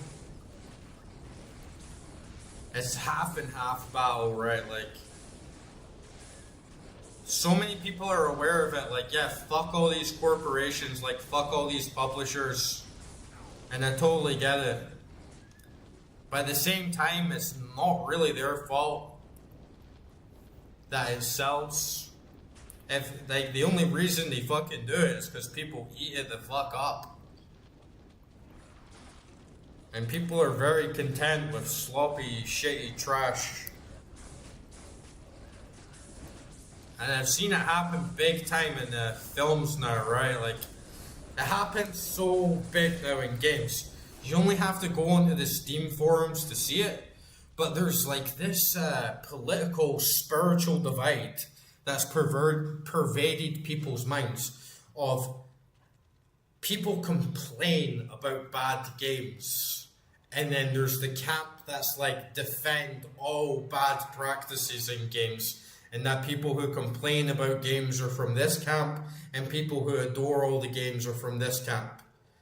And then you get all these review bombing wars, like Reddit's, let's all bump the game up, let's all give this game positive feedback so we can really stick it to all those people that say this game is trash. It's fucking sad as fuck, man. And it's like, it was already big in games, it's now spreading hard to film, and it's spread into music, and I'm so burnt out with the arts. I'm like so fucking burnt out with the arts, man. And I'm a musician, I'm a visual artist, I've worked in music, like I'm a multi-instrumentalist, I've worked in film, photography, like fashion, all these different things, and I'm fucking burnt out, man. I'm like,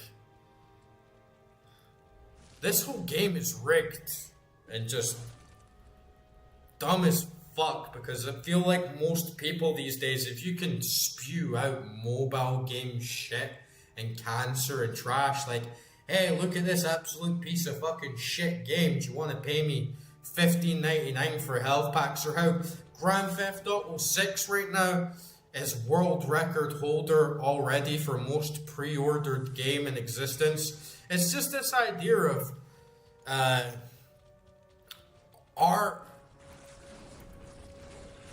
art's value is force-fed and ascribed these days by marketing and corporations.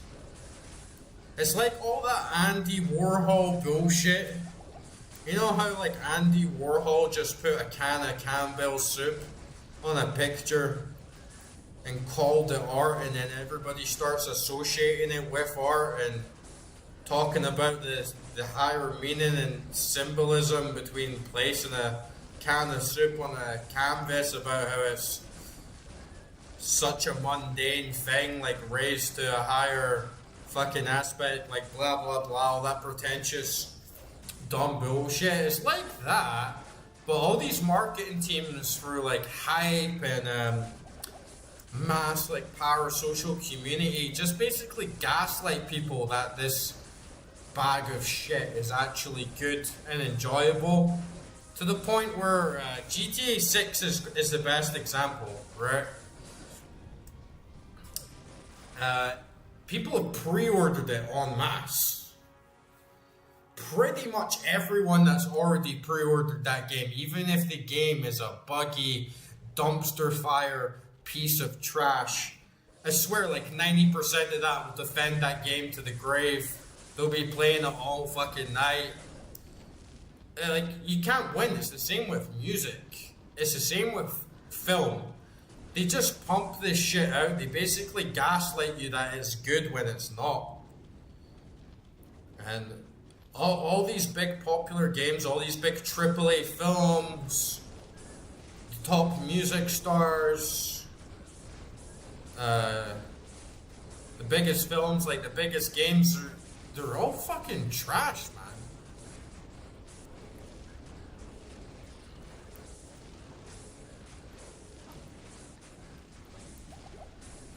And I just like cannot be bothered with it anymore. Oh, there's a Malrin. Nice. Nice.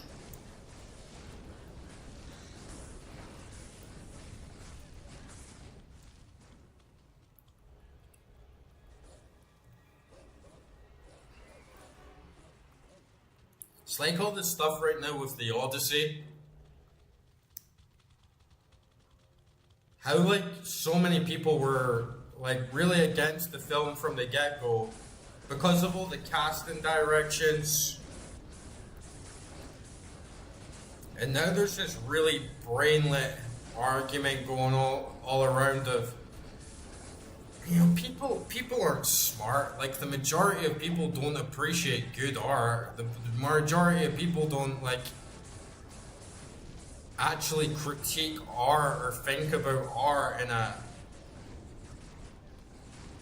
innovative, genuinely abstract way. It's all just about it's all just about scores. Is it good? Is it bad? Let's all fucking argue about it. And now you have all this dumbass shit like people complaining about like all the accents in the Odyssey being really American and them using really modern dialects and modern dialogues.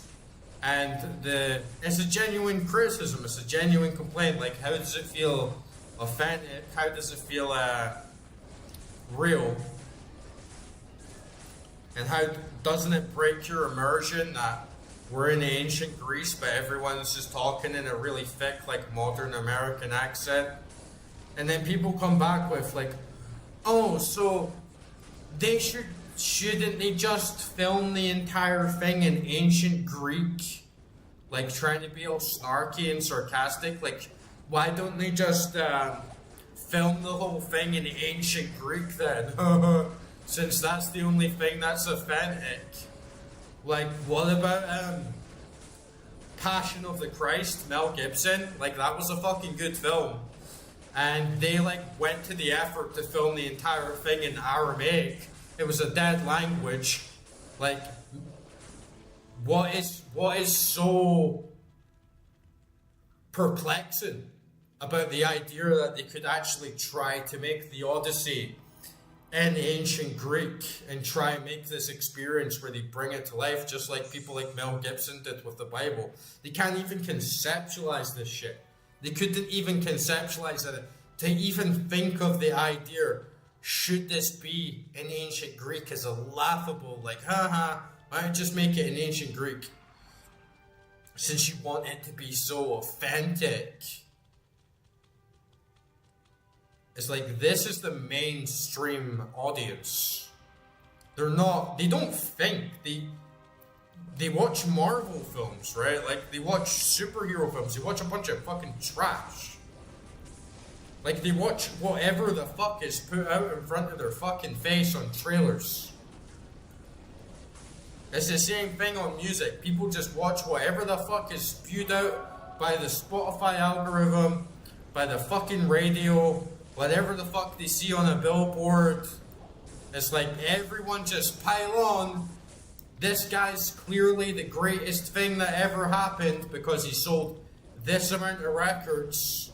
It pisses me fucking off. Like, you know how many times, right?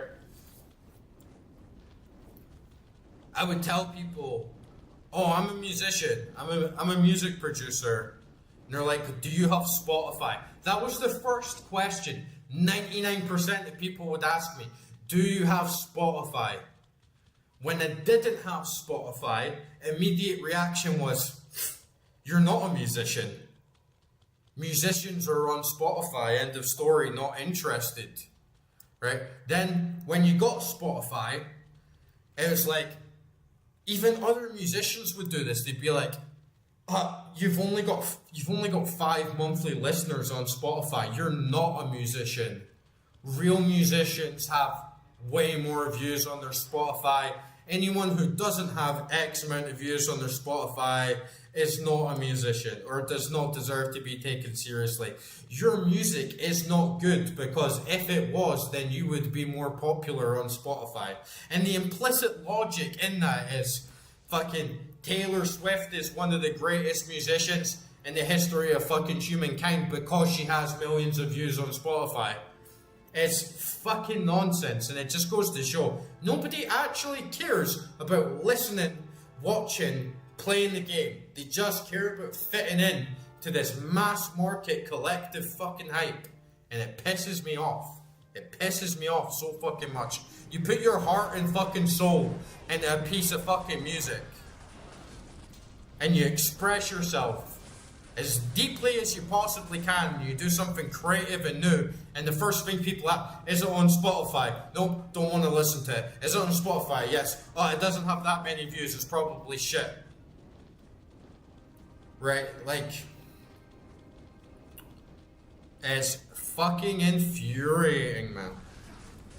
And it's the same thing when I used to sell art.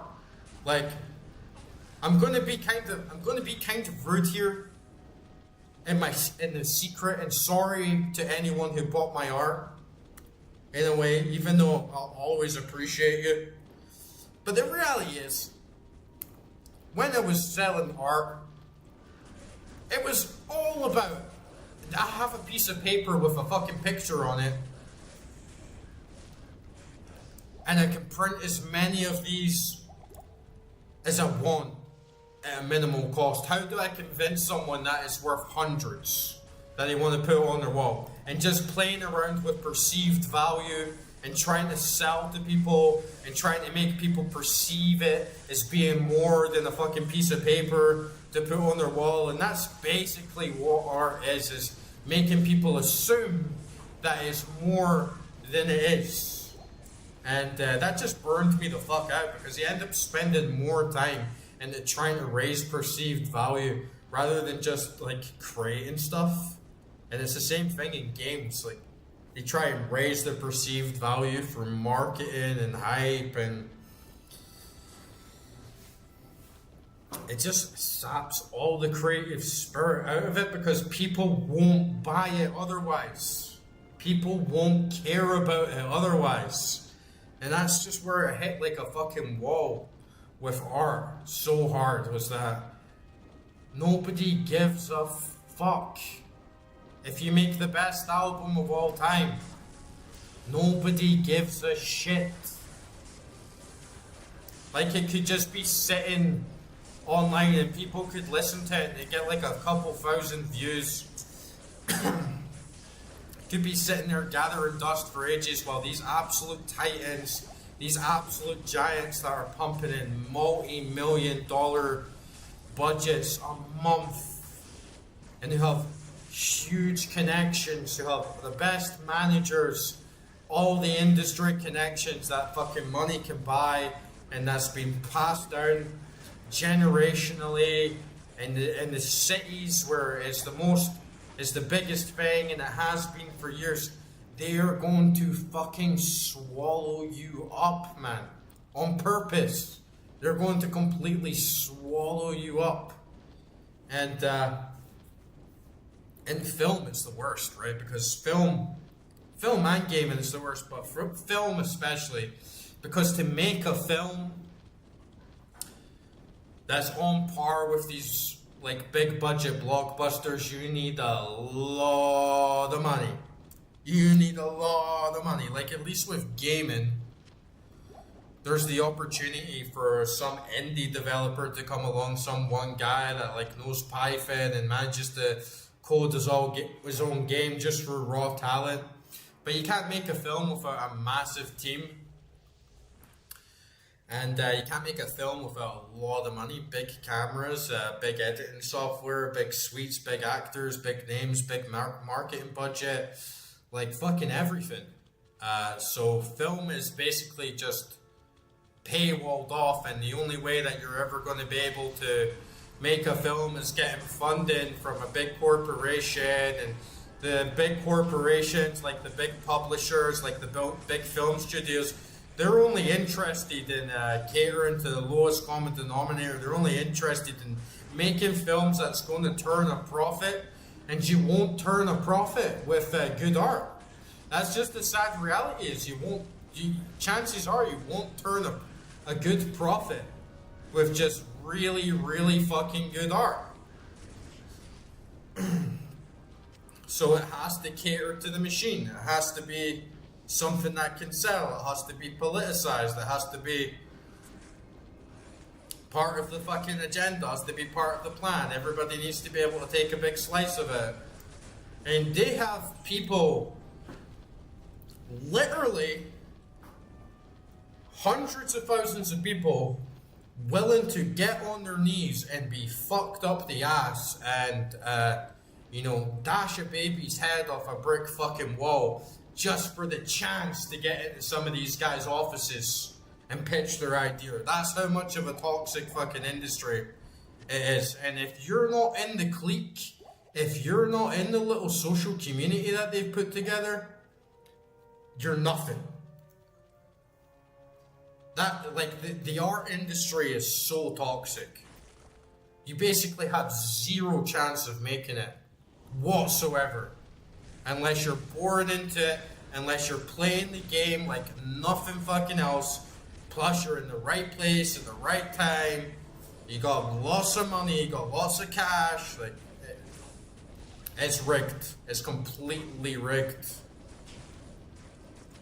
And they want it to be rigged. Like, don't think it's a fucking, like, to them it's a business. To them it's not. They're not sitting around like, let's make the best film ever made. They're like, how can we make a fuck ton of money? What books can we take the screenplay for that already put the ideas down in place, that we can put Ryan Gosling in it, cut down on the screenwriting costs, cut down on the creative story writing costs. Like, there's no David Lynch's. There's, like, I mean, what real artistic directors are around these days? Like, hardly any, right?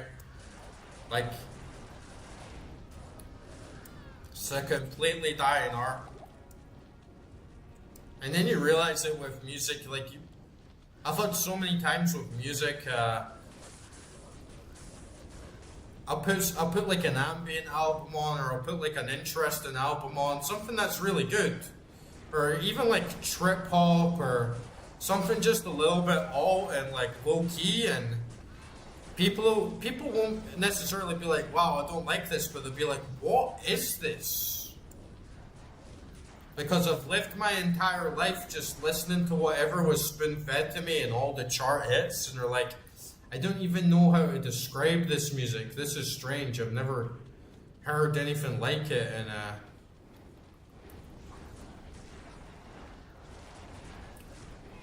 the majority of people are just way out of scope of what art can even be. It hits hard in games, man. Like, so many games, it's just genre based. Like, oh, we're going to make a JRPG, or we're going to make an ARPG, or we're going to make a over-the-head survival horror, or we're going to make you know what I mean, all these different genres. Where the fuck are the people again? Back in PS1 era, back in PS2 era, I'm going to make a game. I don't know what, like, I'm going to make some game that nobody's ever seen or played before. Just raw intelligence, raw creativity, raw motivation, inspiration. put all these pieces together, create this full-on blown interactive experience that nobody's ever even fucking thought of before, that people generations after mimic and copy. It doesn't happen anymore, right? Because it's all just a business.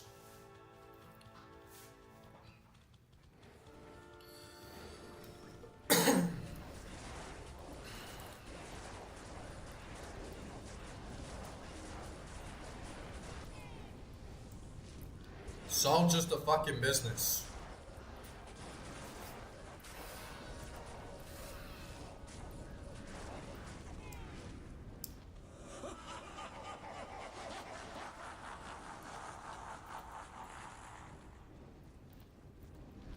And so, like, all the effort that I put in to making music,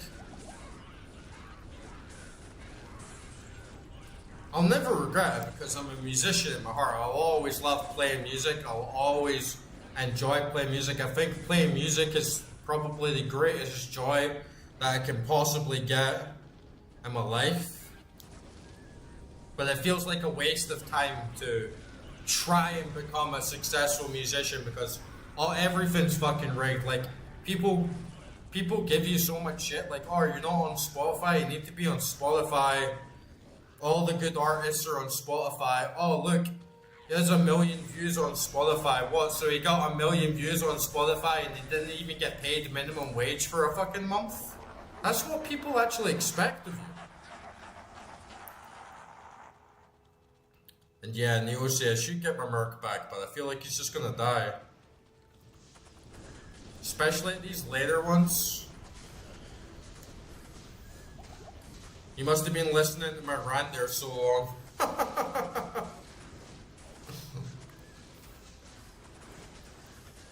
I feel like the Merc's just gonna die here. He's definitely gonna get one-shotted by Bale.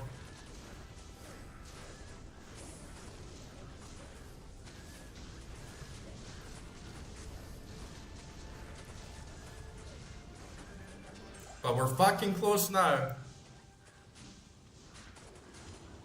Yeah, but I could seriously do with the insight mana regeneration. Man, we're really close now. We're about to get Bale.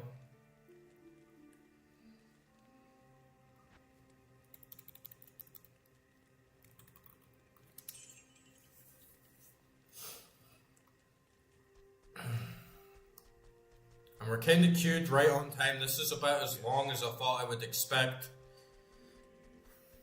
according to the pace of the rest of this run.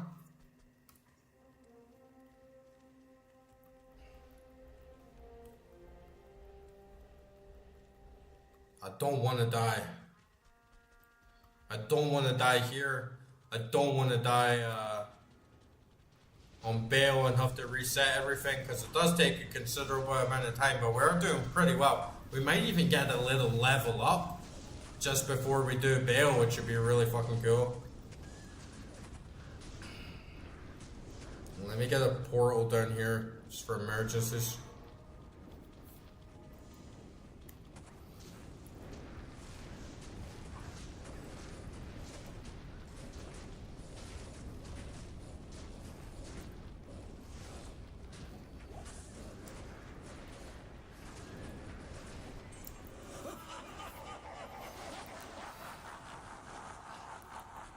It's when the Hell Lords come. Like, the Hell Lords are the big bastard guys.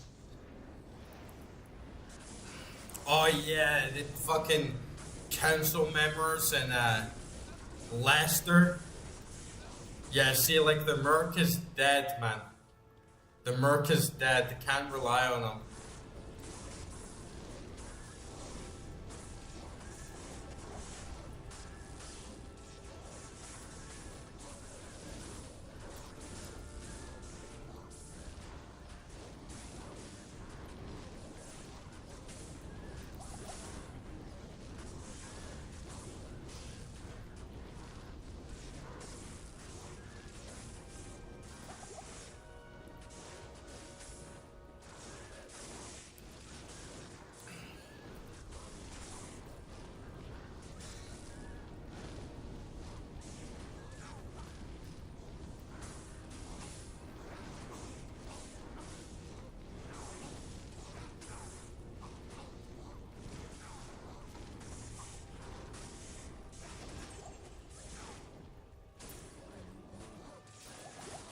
Even though he's so fucking handy.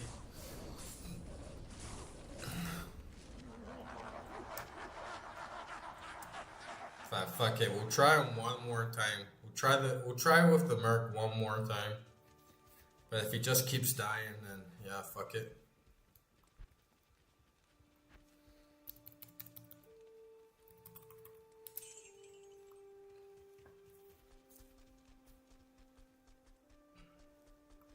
Afternoon. At the end, like for Bale, it's just gonna be a case of absolutely jam pack my entire inventory with potions.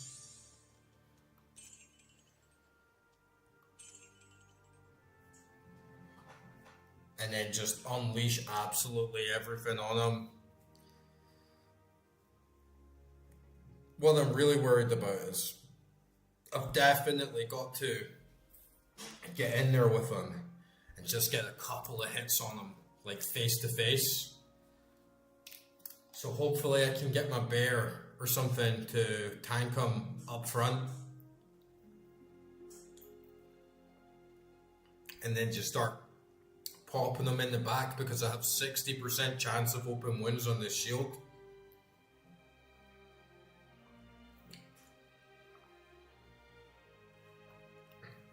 And if I can stop him healing himself, we'll be alright. Because it's just a matter of time and slowly chipping him down and wearing away at him. But without that, his regen is probably going to screw me over. If I have the option to go slow and steady and just take it easy, we'll be alright. But if not, you know, if I run in there or try and get open wounds on him and he just one-shots me, and then I have to do 2 floors again, plus all the throne monsters again, like that's going to set me back a lot. Especially when I'm so close to getting another level. I hope we get that level.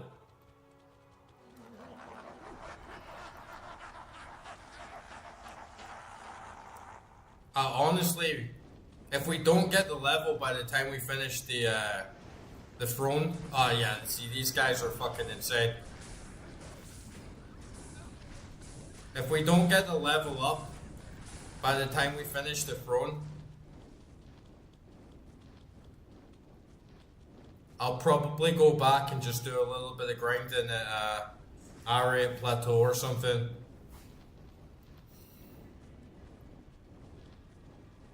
Hopefully we can kind of kite some of these guys. Get the leader on his own, maybe.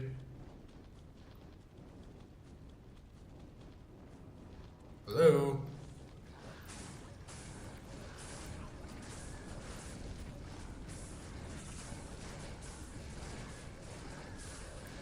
Come on, squad.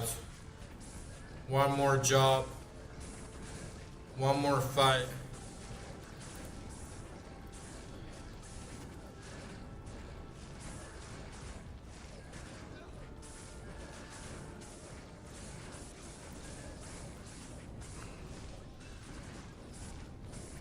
Fuck, I just got that level up there.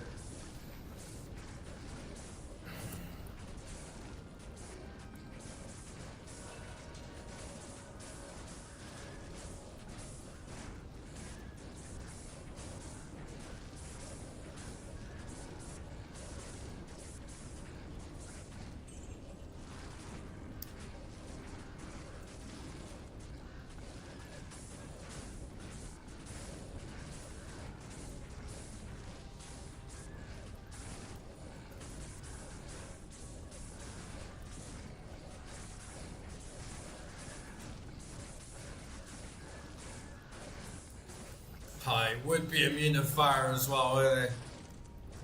Oh man, I need to, I've still got I got my wrong set on, I need to get this +2.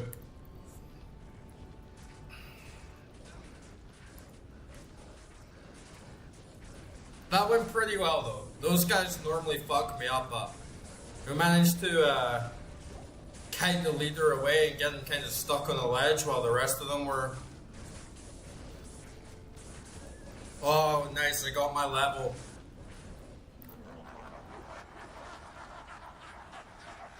Alright, let's just dump everything in the vitality. And fuck it, we'll give another one to Billy. Level 21 Billy.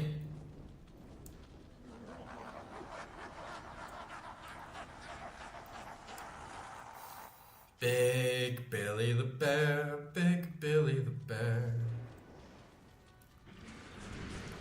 Oh yeah, these guys are fucking annoying as well.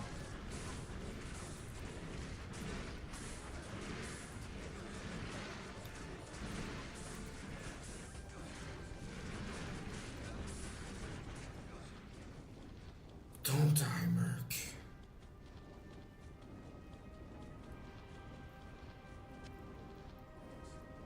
Thanks.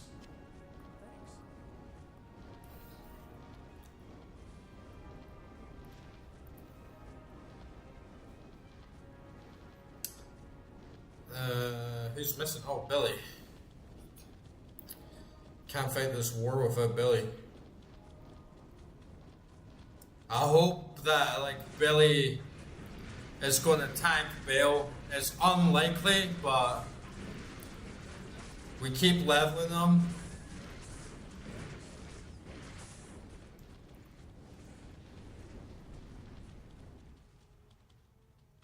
Yeah, he takes some hits. He takes some hits for sure.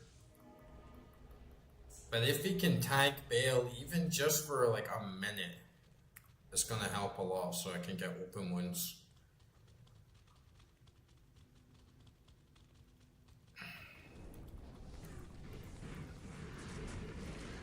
Yeah, these guys piss me off. On every difficulty, his name's like Lester the Tormentor or something. See, my Merc gets whacked.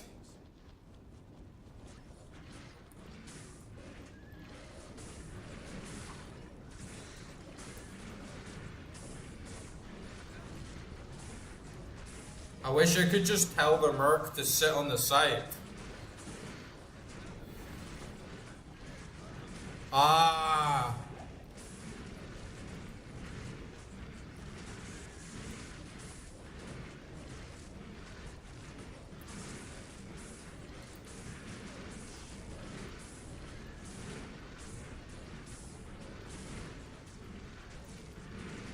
Like, sometimes you can get a good spot with them.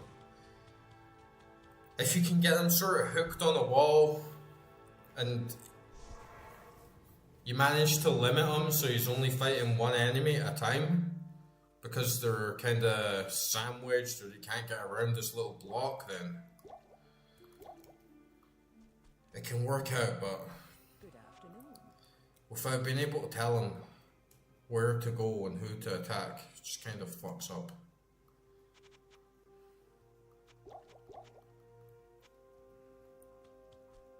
And then without him, this probably isn't even enough mana to take out one group.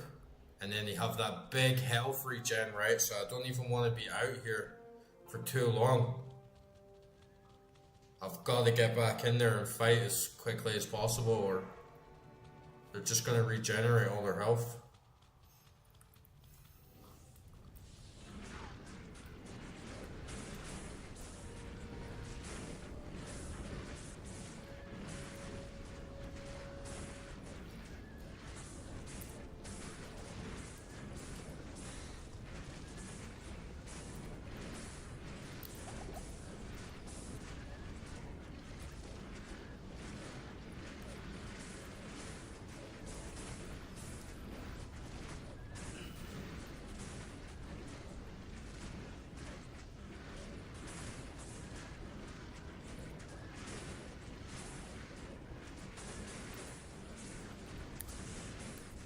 This is a pretty good spot though.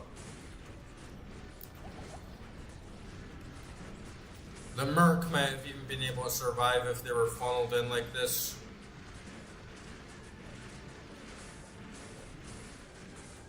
Oh man, they're all fucking fire immune as well. Like, you fucking seriously, look how much fucking health they're taking, man. Like, no way. I guess, like, Lester himself is, taking a fair amount. He's, like, halfway down, but all the other guys.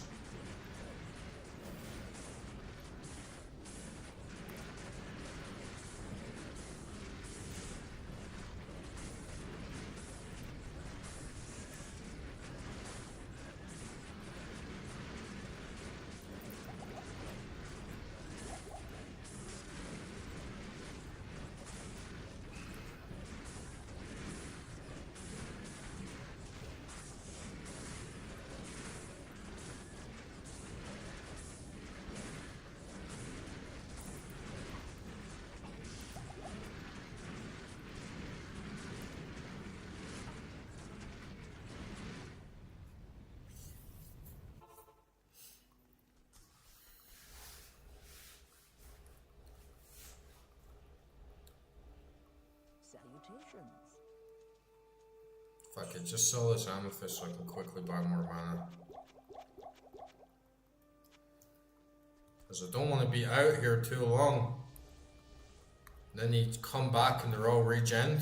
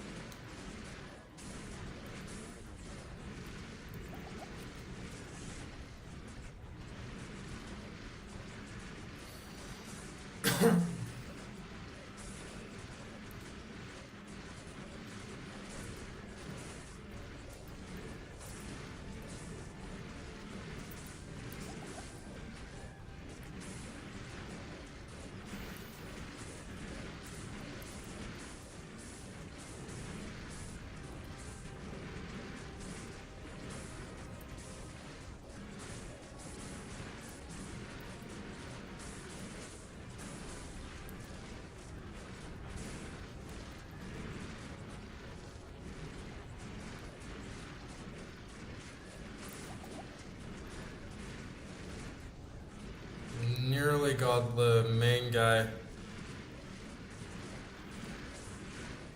Lester the molester.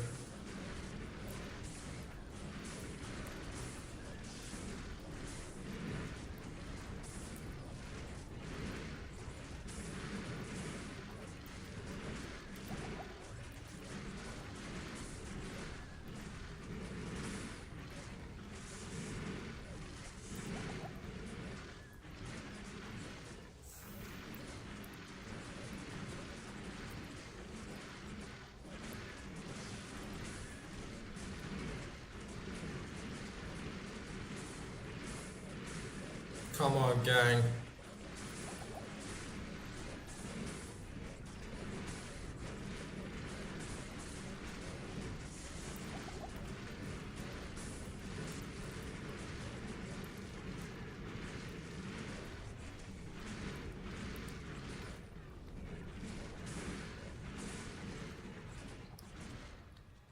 Fucking hell.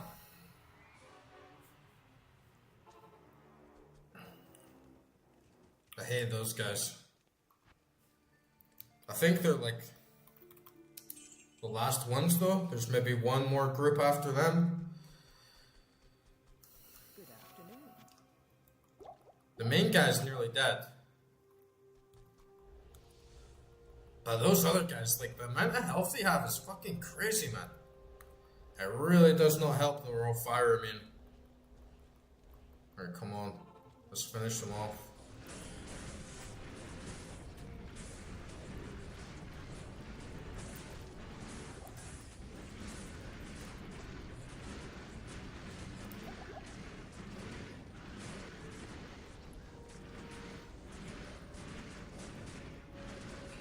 This is where you want to get them though. You want to get them in a tight spot like this so they can't all attack at the same time and they're kind of have to take positions behind each other. But even still, like, fucking hell.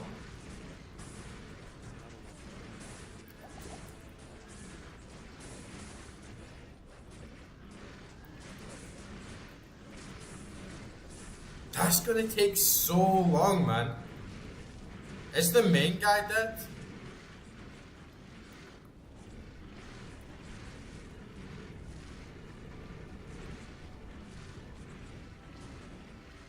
I think Lister's dead. Yeah, I think Lister's dead. So I'll just like kite these guys and then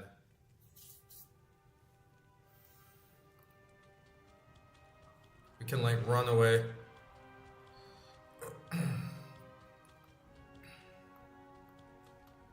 Oops.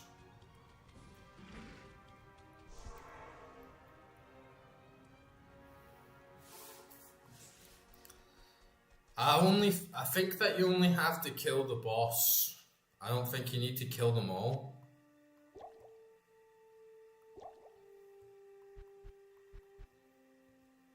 So if we can get back in there and just kind of like run around and then get back in the main hall, the throne room, we should be all right. We can just like progress on.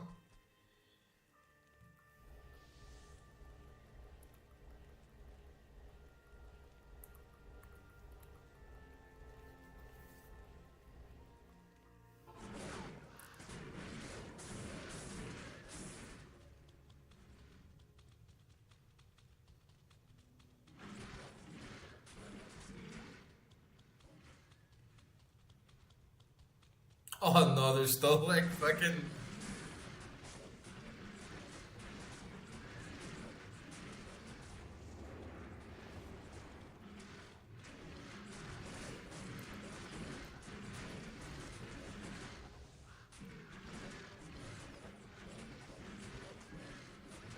There's still too many of them.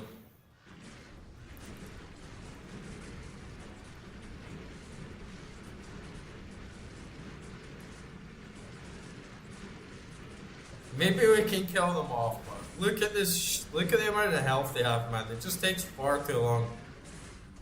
I'd rather just kite them and get out of the way.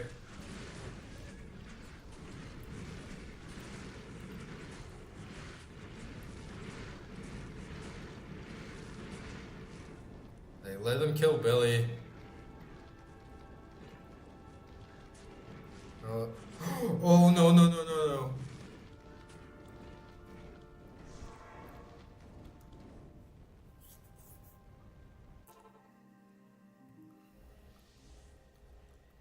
I don't think so. Definitely nothing big enough to keep him alive. Hello. But that should be. There might be a couple up here still, yeah. That should be enough. There's one here, so.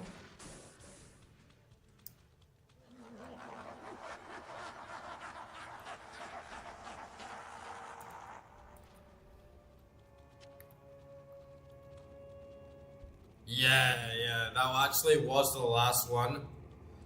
Nice. Right, this is it. This is time to fucking get Bao. Whew.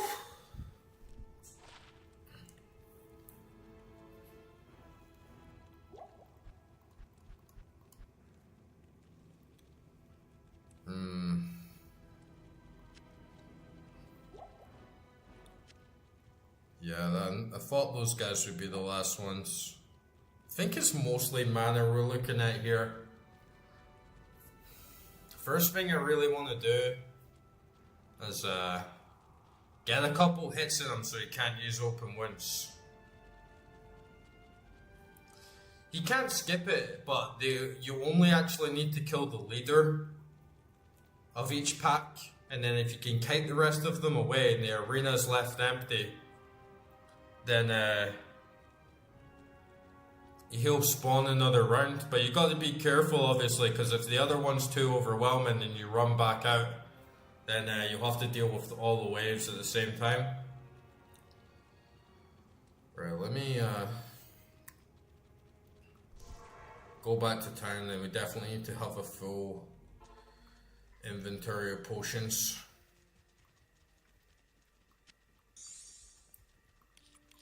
I'm glad we got a Malrin.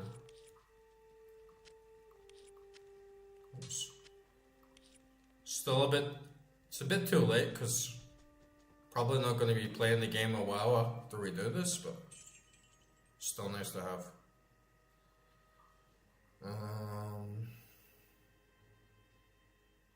Probably say the rest should just be mana potions, honestly.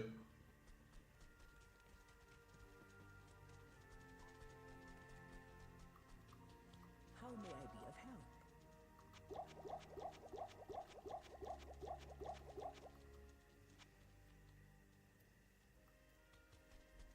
And then hopefully we can get that stack on him. I'm just gonna go for a piss before we start this. And then it's gonna be time to finish this bastard up. Oops.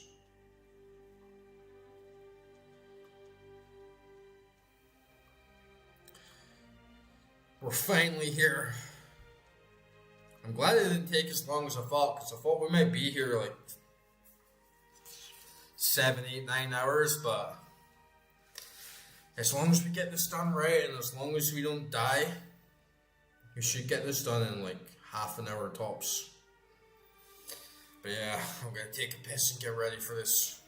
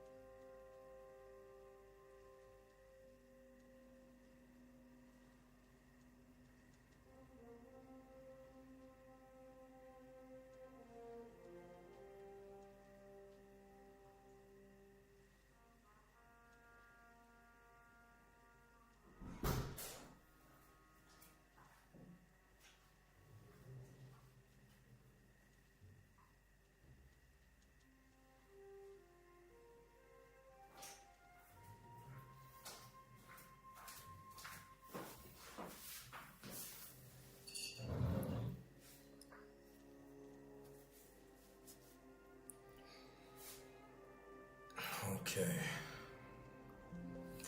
I'm coming for you, Bear. Bear! I'm coming for you. Your fucking ass is mine.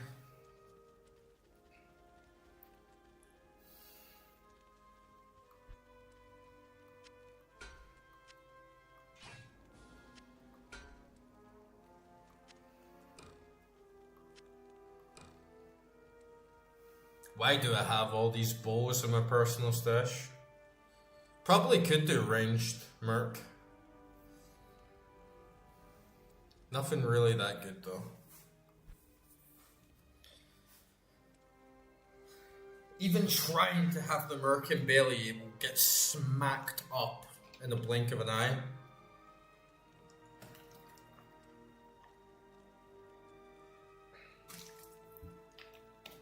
Oh.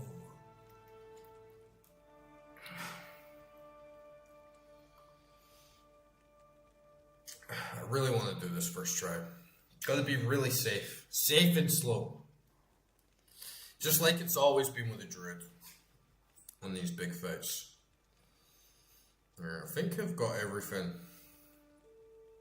There's nothing I really need to change or prepare.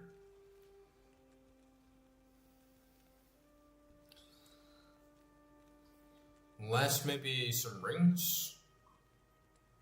I could change some rings for resistance, I guess. Like I keep my Nalth ring. Fire absorb. That could come in handy, yeah.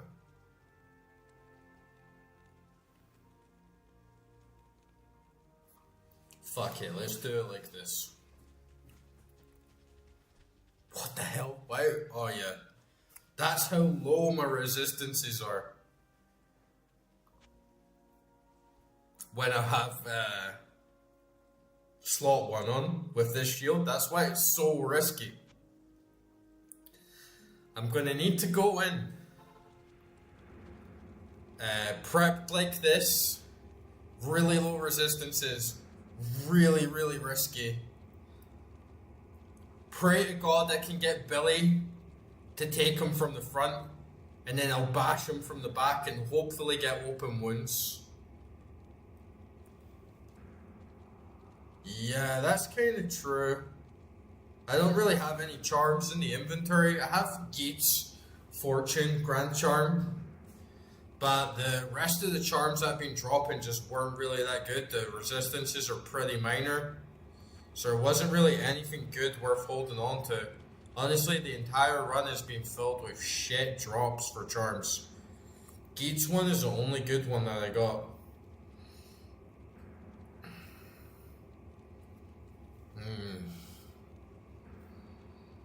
But yeah, the plan is run in there, get Billy to tank him from the front,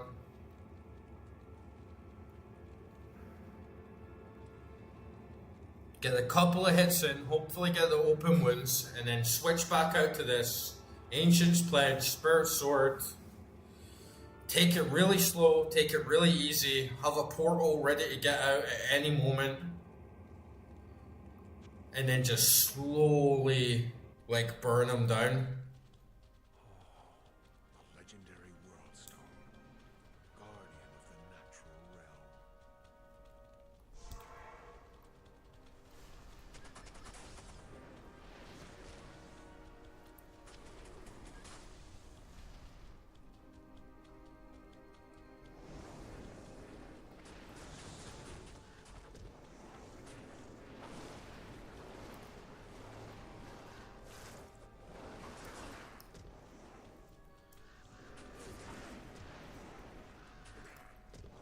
I think we got a couple hits on him.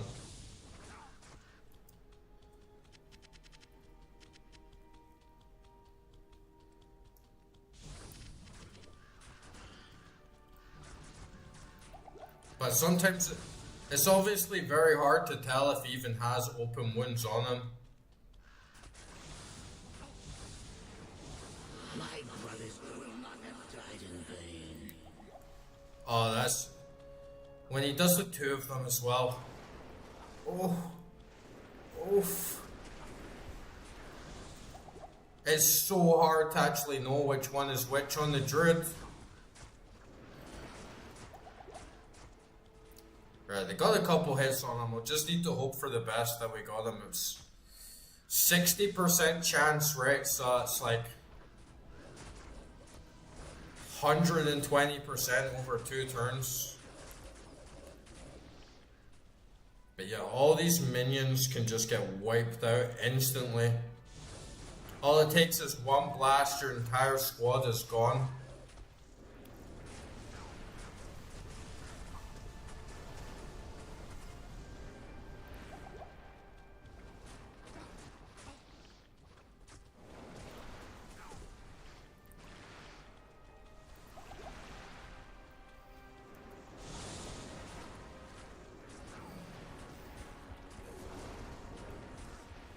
I think that's the Phantom as well.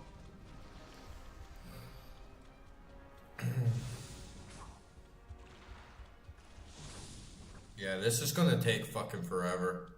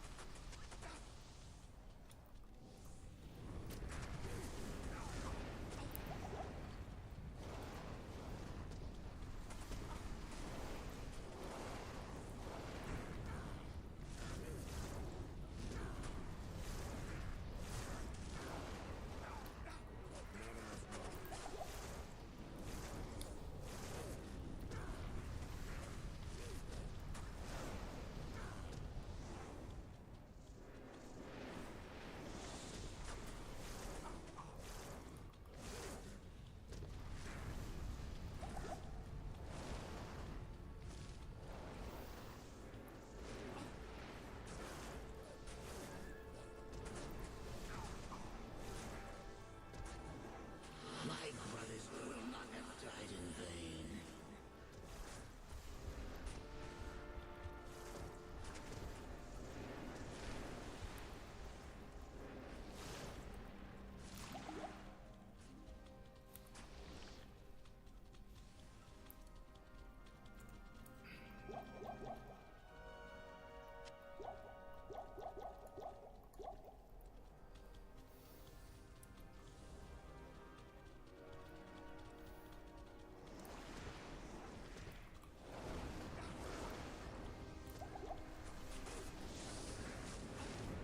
I think that's the Phantom.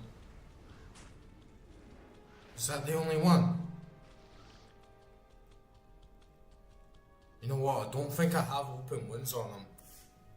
Because his health definitely looks higher. I'm definitely gonna need that. Or it's a losing fight. My brothers will not have died in vain.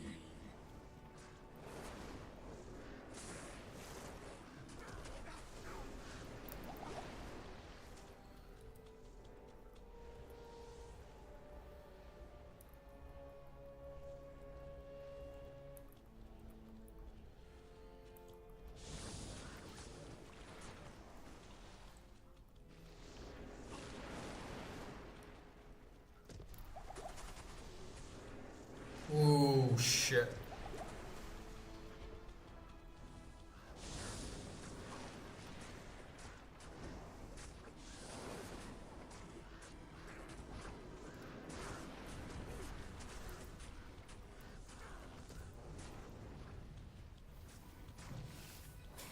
My brothers will not have died in vain.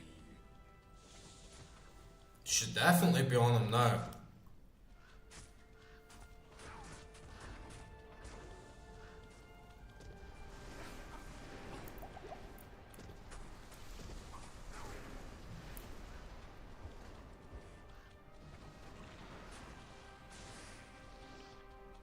I'm gonna have to run back. Good afternoon.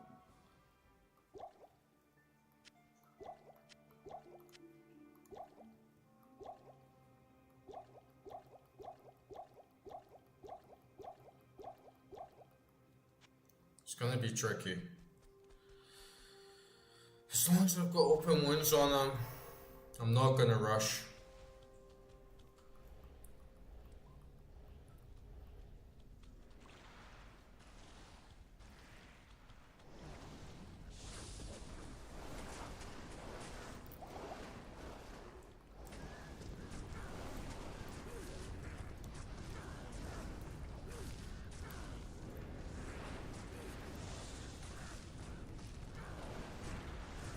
think that fire absorption is actually really fucking useful. Oh.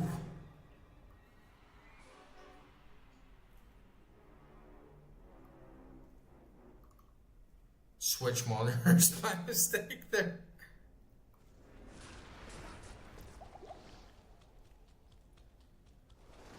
And hopefully I can get my ravens to chip him down.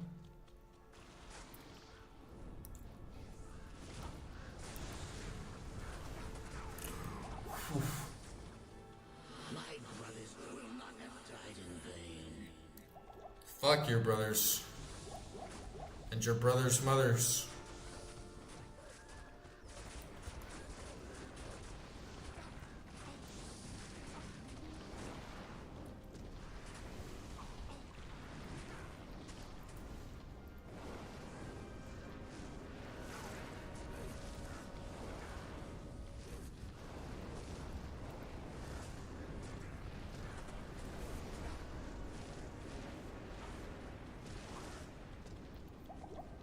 That's probably the Phantom as well, man. Oh, this is gonna be a long fight. I'll put up a portal here as well, just in case. Oh, this is gonna be a long one.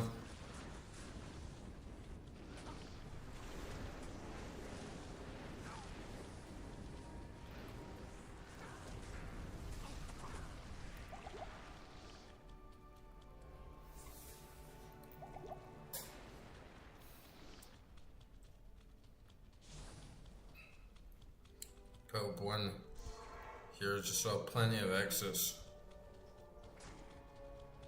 I don't even know if, like, can you put up multiple portals? I know there's ones to teleport you back home.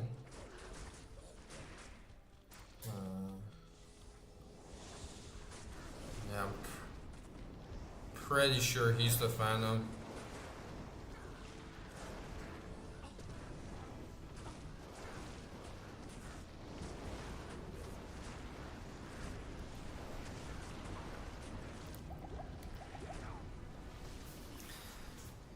It's so much easier with teleport.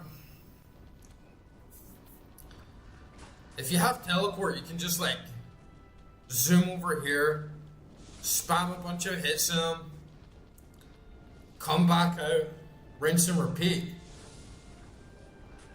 This way with the druid is a pain in the ass. Because you can always have bad positioning, like here.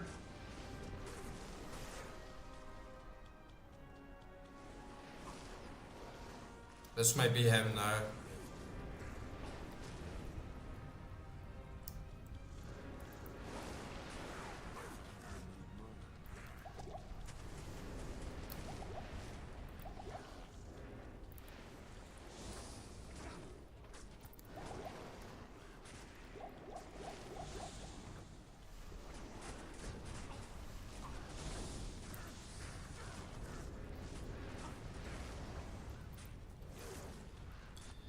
And then all these fucking tentacles coming out of the ground just make it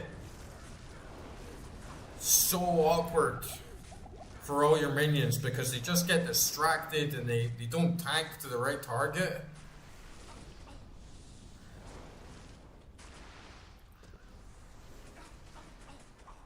Oh man.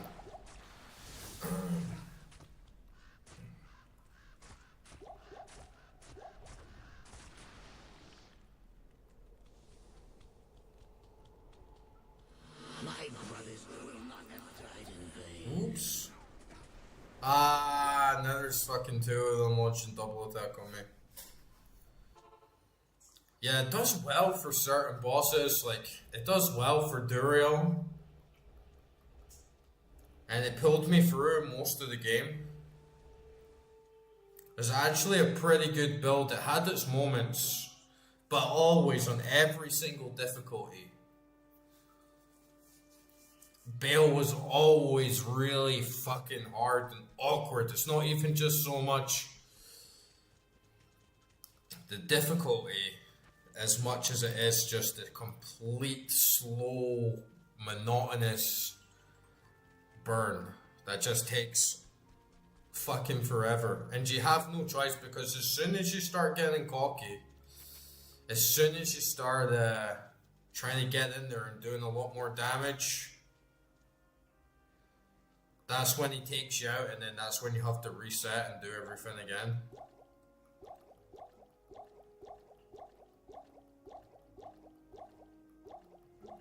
And sometimes with Bale,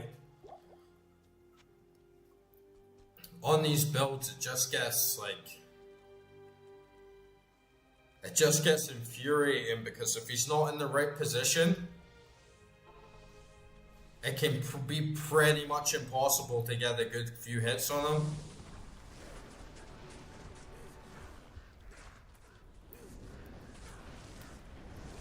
If you get him in a good position, like, I found that the best place you can get him is sort of in a flank over here, where you can quickly hide behind the rocks, and also hopefully get like a good position where you can tank him between a bunch of enemies, and then he gets stuck and you can actually get a decent chance to spam him.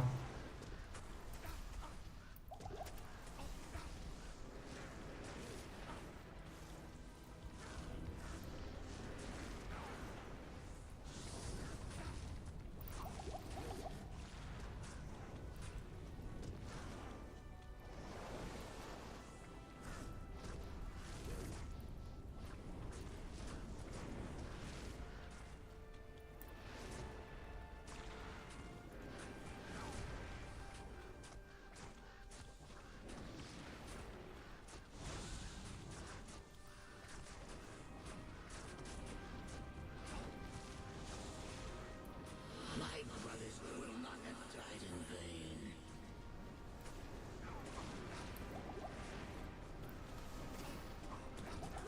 Oh no!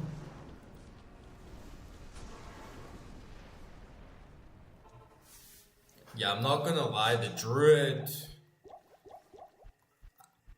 I've not even played most of the classes, but I can pretty much guarantee that the druid with summons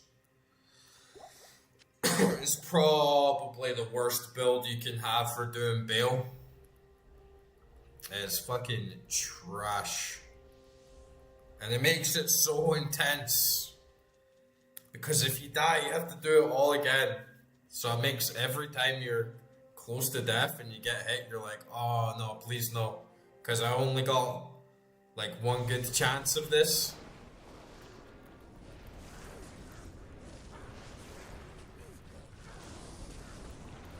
It does look like I have open wounds on him though. So as long as I'm just really patient and don't get too cocky.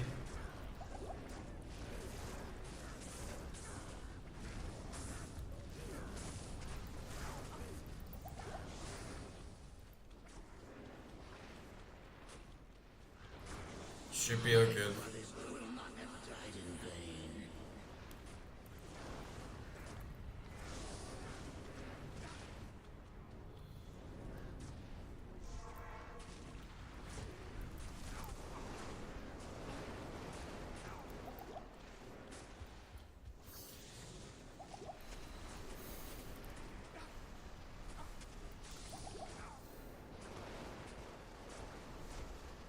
One quality of life I've heard that you can do, that you're even supposed to be able to do in Resurrected, but you can't do it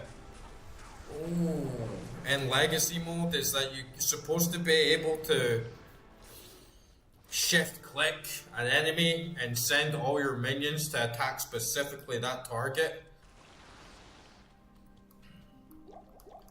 But doing it like this, normally, it's a fucking slog, because you can have all your minions out and they'll just get distracted by the tentacles and they won't actually attack Bale.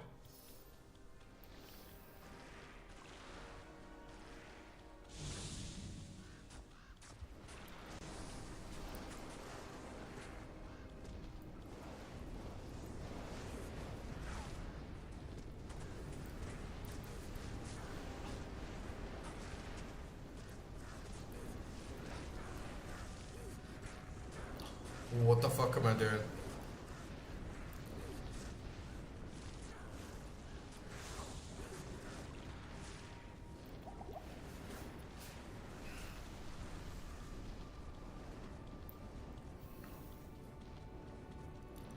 Whilst I was doing this on Sorceress earlier, not on Hell, but literally, I just cast Teleport right in there, spammed a bunch of fireballs on him. Then once he got closer to me, I just simply teleported to the other side of the bridge, stood back, spammed a bunch of fire spells on him, rinse and repeat. No, no, no, no, no, no, no, no, no, what the fuck? Fuck! What the fuck even happened there, man? What the fuck even happened? Jesus fucking Christ. Fuck. It's a pain in the fucking ass, man. Now I have to do fucking Lester again. Cause of what? Cause of fucking misclicks. Cause I'm fucking running around a fucking map like a fucking idiot, man. Stuck between two of his fucking tentacles. Like, you fucking kidding me? Fucking joke, man.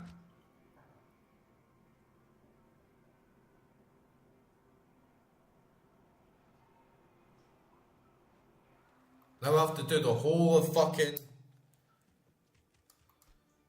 Worlds Don't Keep level 3, then do the fucking throne room again. Fuck.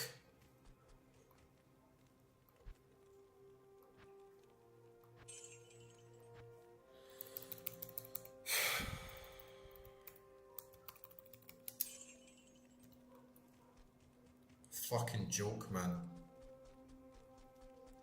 Over fucking what? Over fucking getting fucking caught around in the bullshit fucking clunky fucking movement, stuck in a fucking ledge.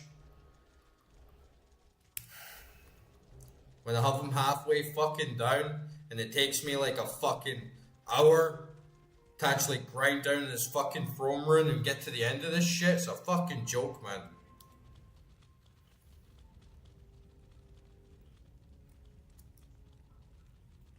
Might as well just try and run all the fucking way there.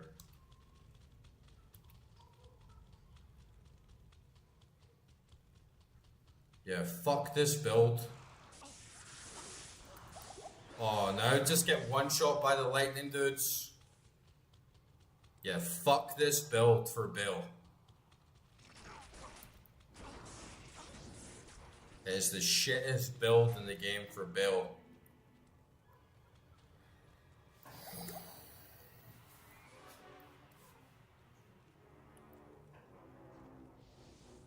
Nah, I'm not gonna do that.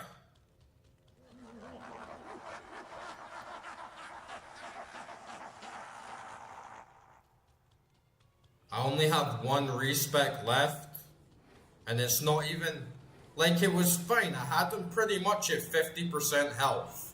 So it's not like we can't do it. It's just like I got stuck moving around, and I got sandwiched in between the fucking wall.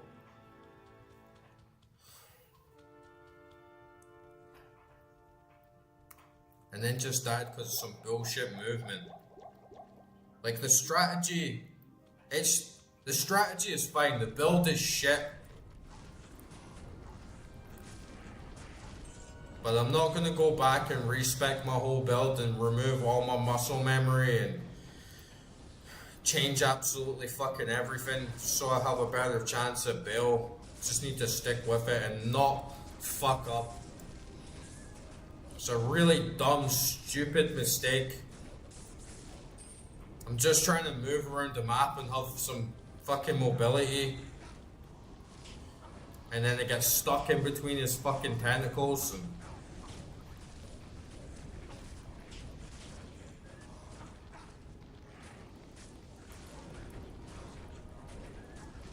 now I have to do fucking Lester, the whole fucking crew again. This is exactly what I didn't want to do.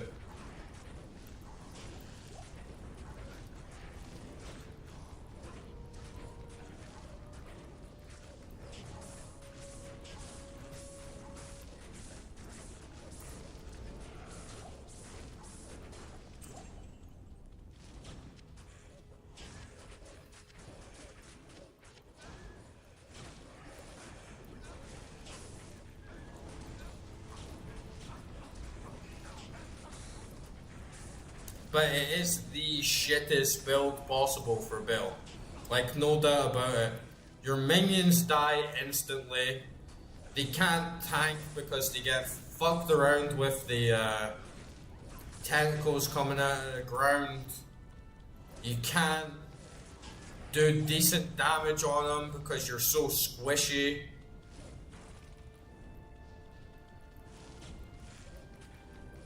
You have to constantly like maneuver around and try and evade all of his attacks without getting a decent amount of fucking damage on him. You can't keep track of who his Phantom is because you have to get such a distance from him that it's hard to actually tell where he spawned.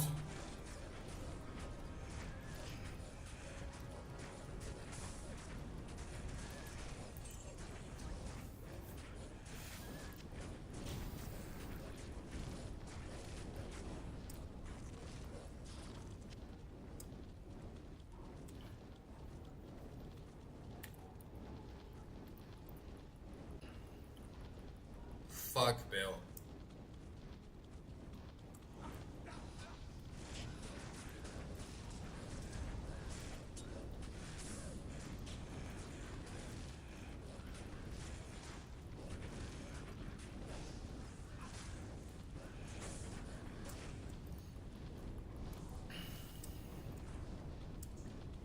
It really pisses me off when I die of shit like that in games.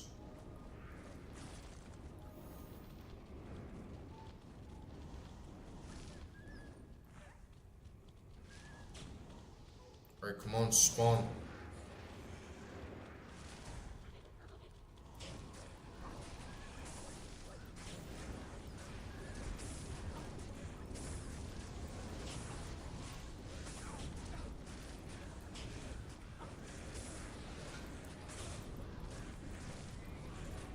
Cause like that Lester guy in the fucking throne room, man, is so spongy. It takes me too long.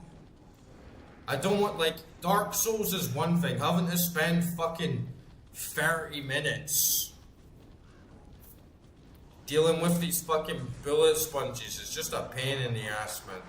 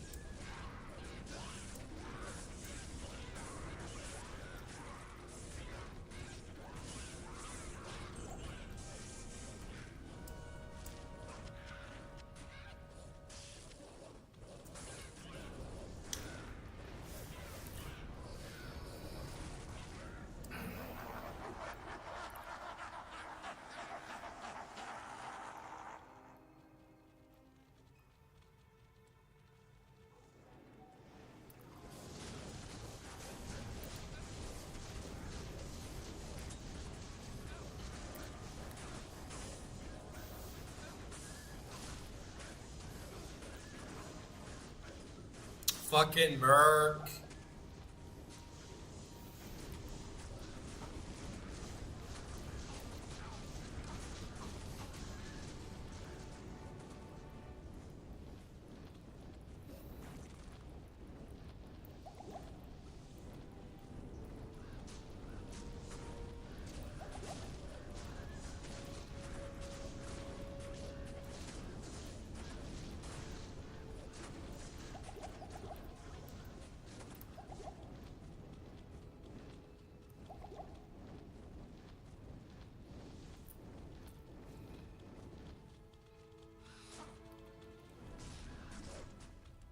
What the fuck, this poison? I wasn't poisoned that much before. Oh man, now I'm playing on fucking tilt.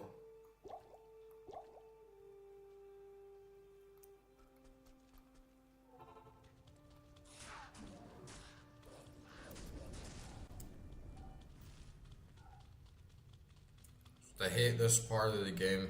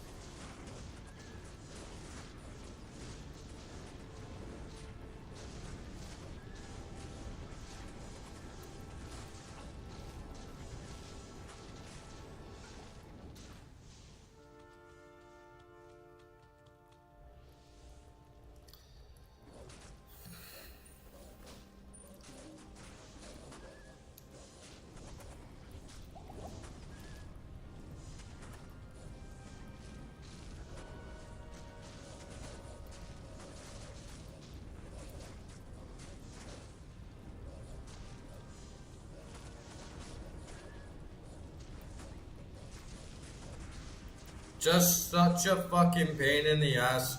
Having to do this shit for like fucking 30 minutes just to wipe out a bunch of enemies, just this battle of fucking resources, man.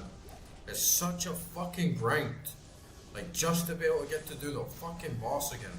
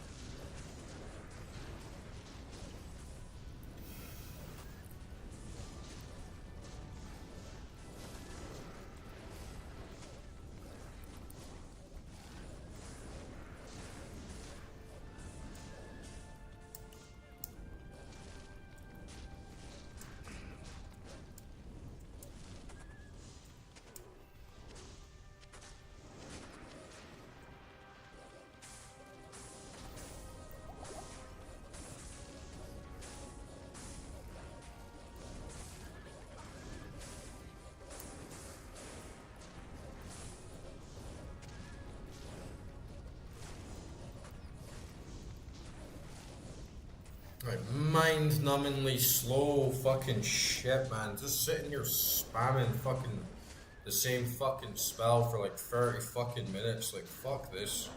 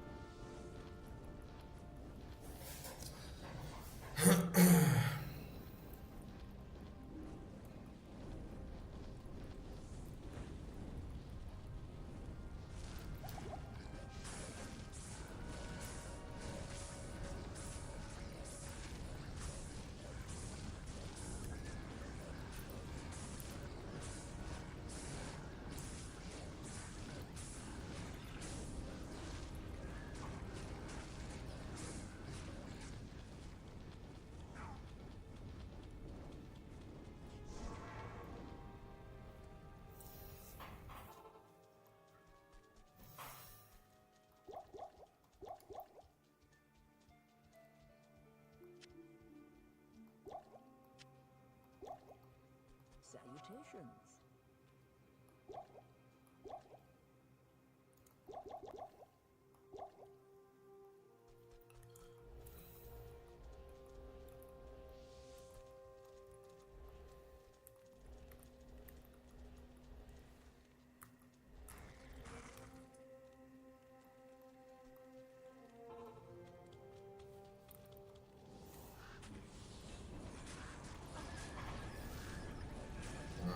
fucking kite the rest of them.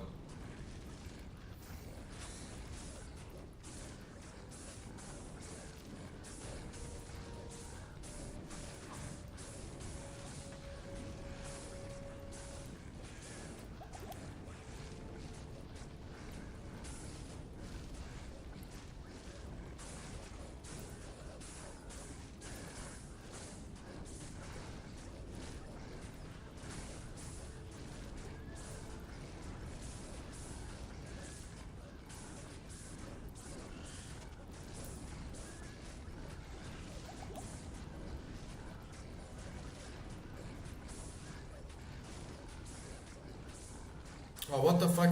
What the fuck is he doing? He just like teleports out, man.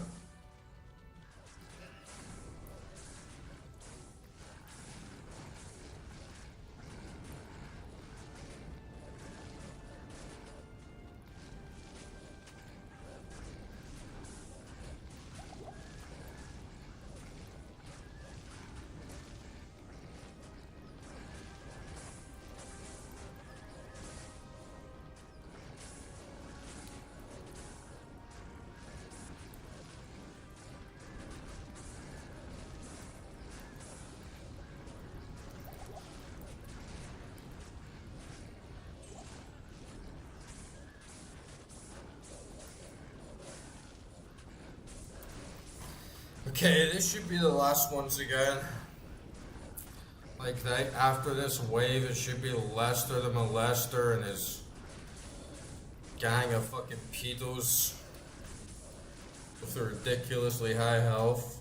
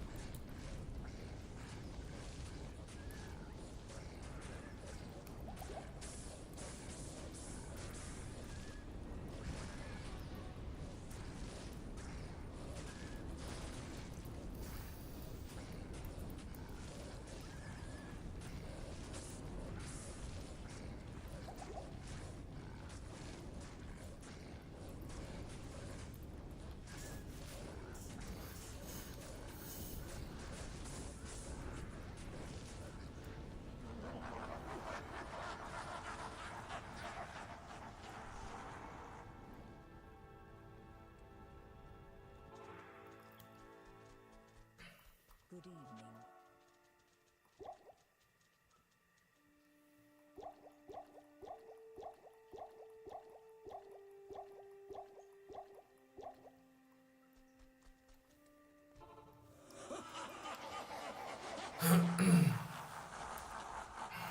These guys take so long, man.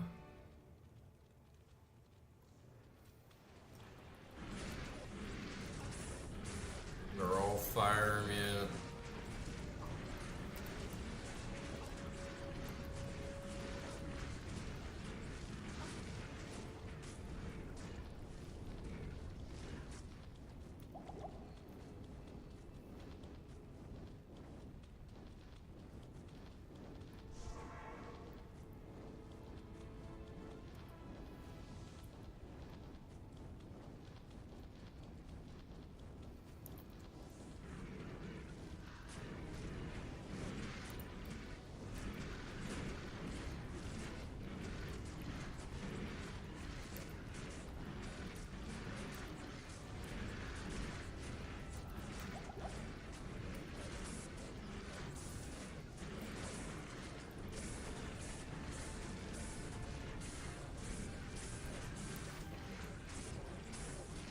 Hopefully I can keep a good funnel here and slowly wear them down, but even still, like,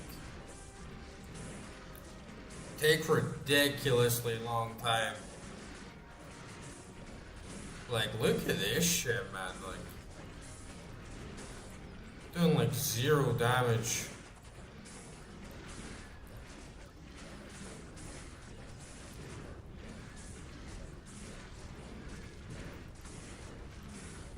And all that really matters is getting the boss, and then I can just continue.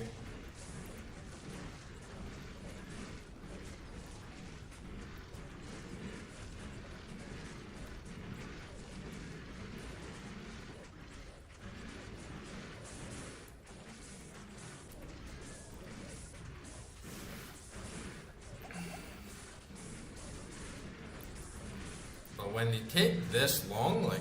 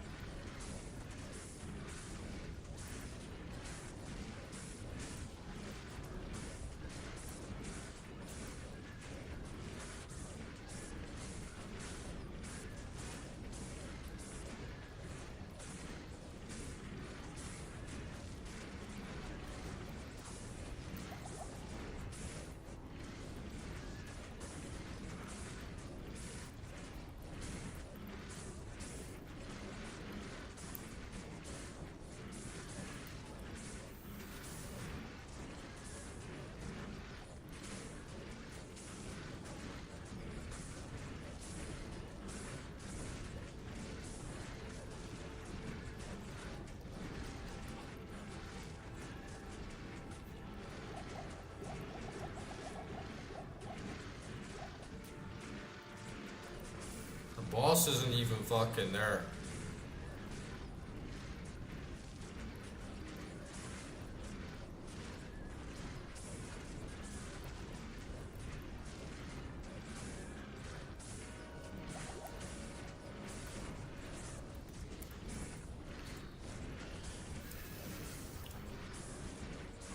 You know what I mean? I'm literally just supposed to fucking sit and kill these bullet sponges all fucking night.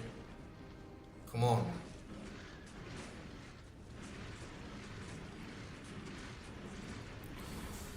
How long is this gonna take? This would take me so fucking long, man. This would take me, like, this is gonna take me like 30 fucking minutes just to wade through them all. Like, what the fuck?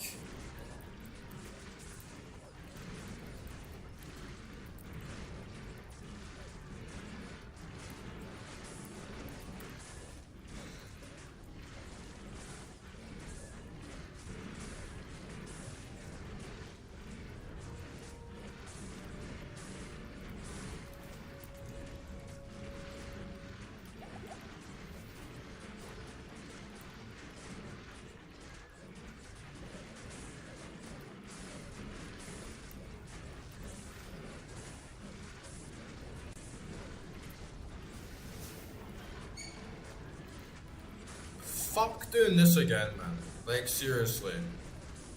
I'm not wasting my fucking time. Like, what the fuck? 0 damage.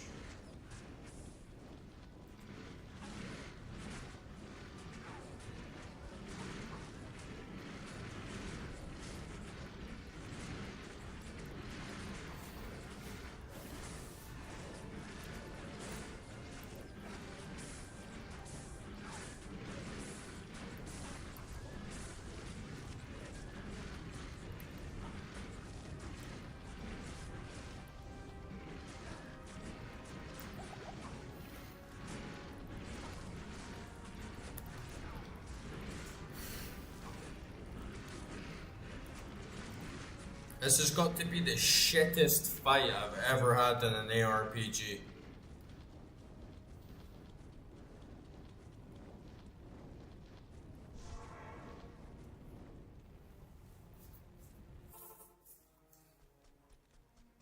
The morning comes.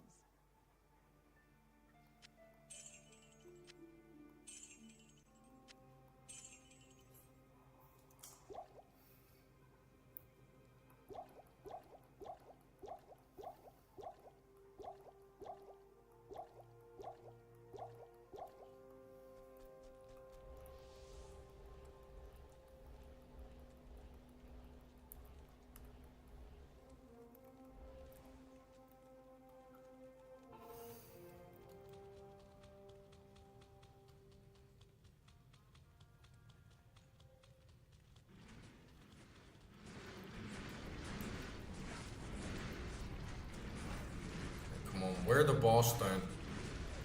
Wear him down.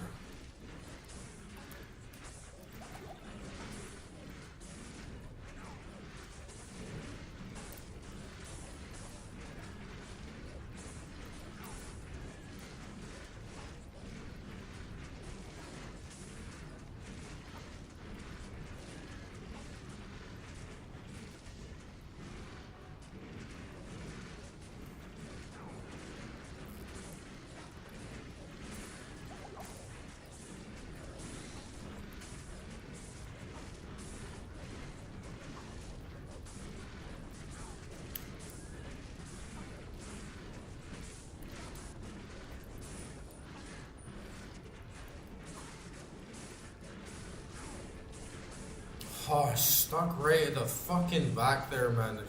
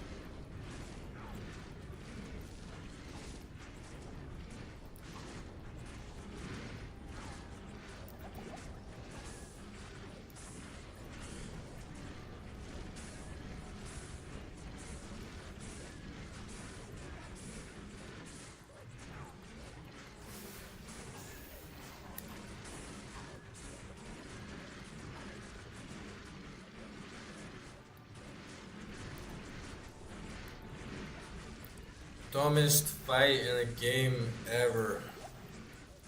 Like, what the fuck? How the fuck can you be spamming on them for like 20 minutes fucking straight and you've taken less than 25% HP off them?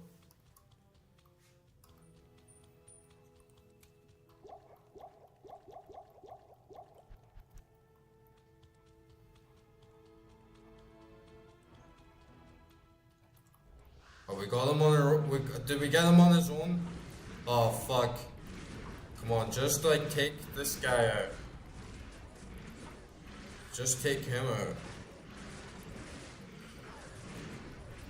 At least we have a chance here to just pick him off.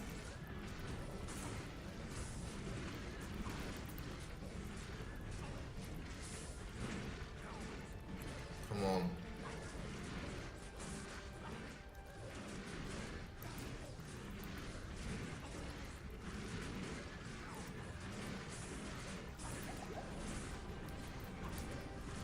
We need this guy down.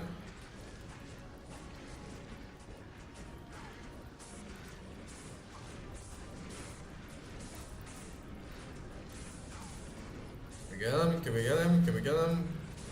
Thank fuck, man. Thank fuck. 20 minutes. That took 20 fucking minutes.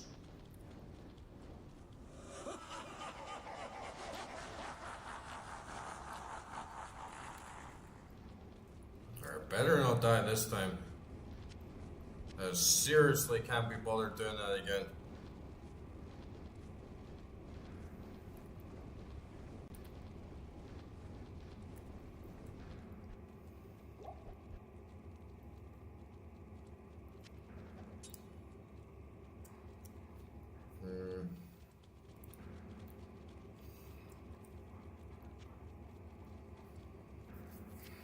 As long as we have Portal out, man, I really need to fucking calm down.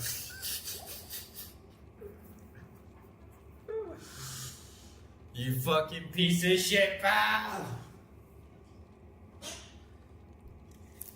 I better not get caught in the fucking corner, man. I better not get sandwiched between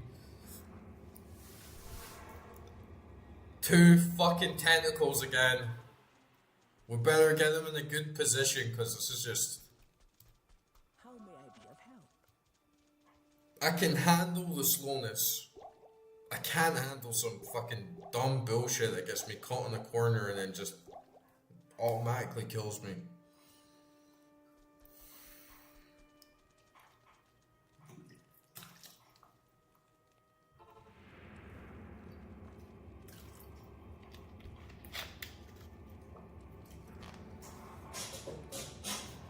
Doing Lester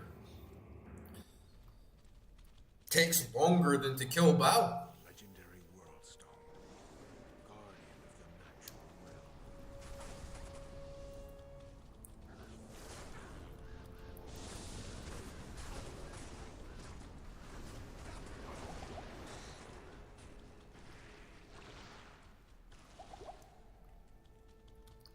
And my defenses are shit with this build. Like with this armor set on. Right, get a couple hits on him. Get a couple hits on him.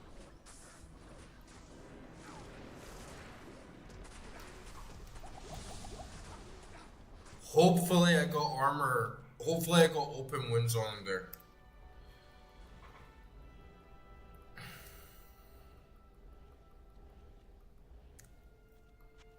Because I need those resistances. And I need him to not heal.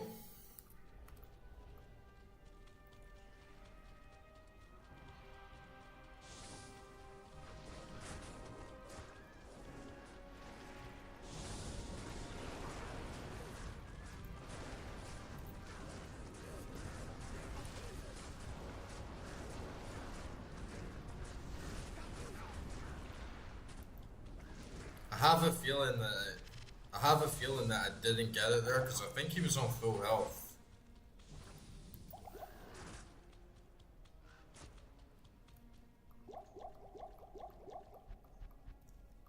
A 60% chance on hit, but my dexterity is really low, so.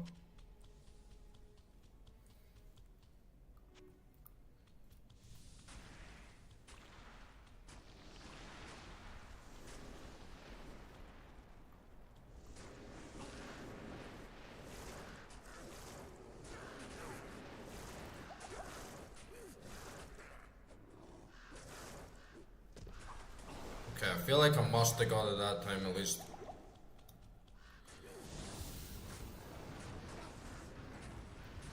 I feel like basic strategy, really, even though it's going to be such a slow fight and such a war of attrition, it's basically just to keep spamming Volcano and Fisher on him so I can get that constant tick damage in, but really doesn't do much. I really need Mo and Boulder to get some decent damage in there.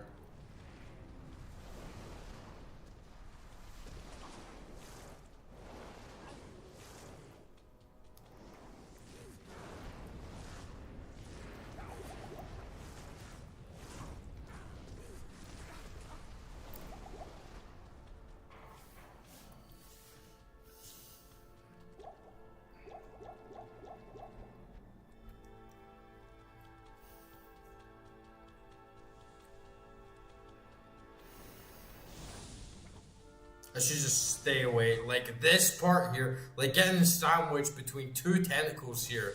Like fuck that. That's a troll game.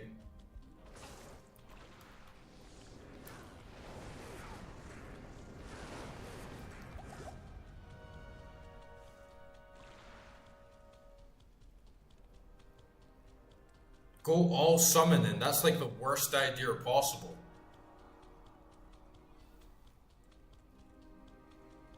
Like, go all summoning? The summoning's the main thing that's holding me back.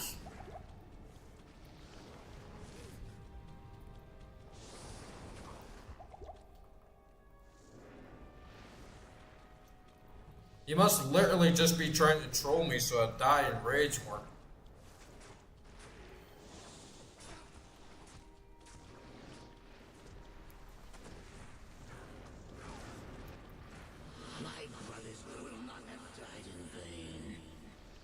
If anything, the best respec would probably be going Fury build.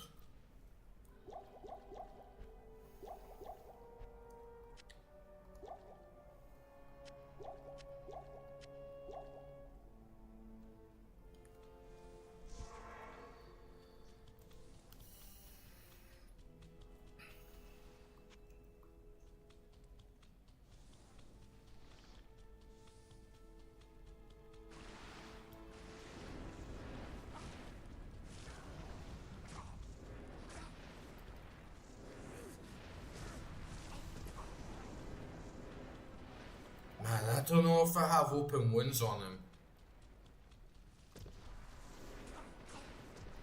Man, oh shit. I feel like I don't. I feel like I still don't have open wounds on him because he's regenerating. Man, I hit him so much. My brothers will not have died in vain.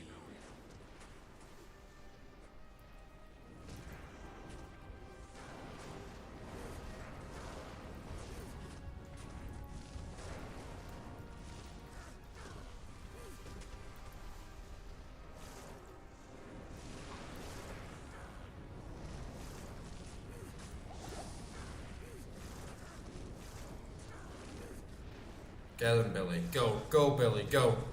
Go. Go, Billy.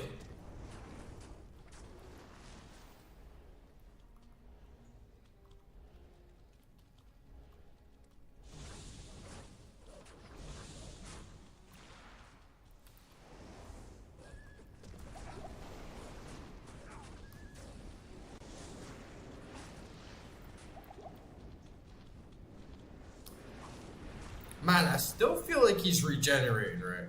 And he's regenerating fucking fast as well.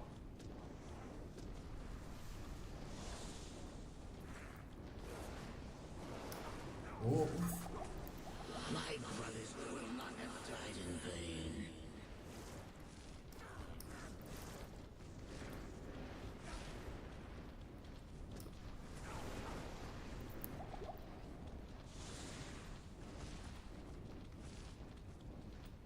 Oh, I'm gonna need more health.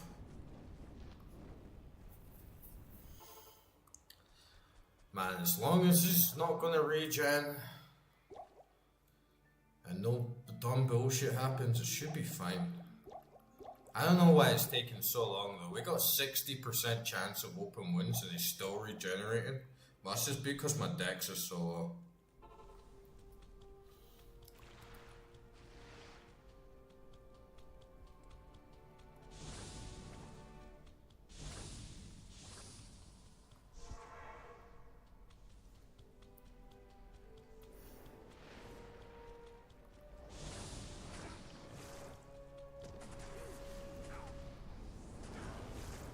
I think we got him now.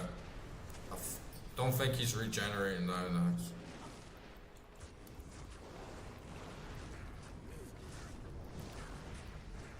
My brothers will not have died in vain.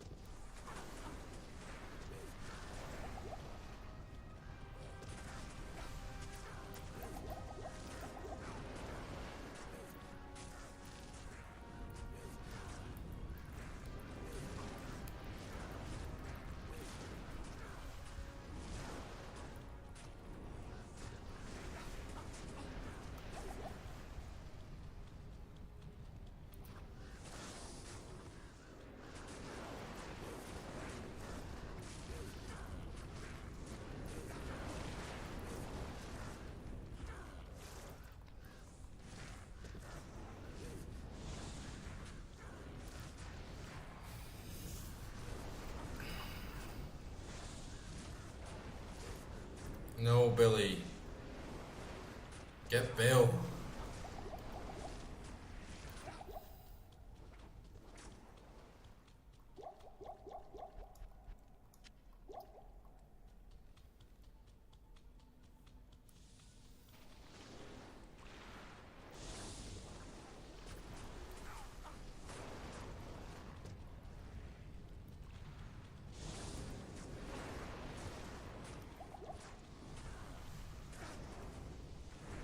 My brothers will not have died in vain.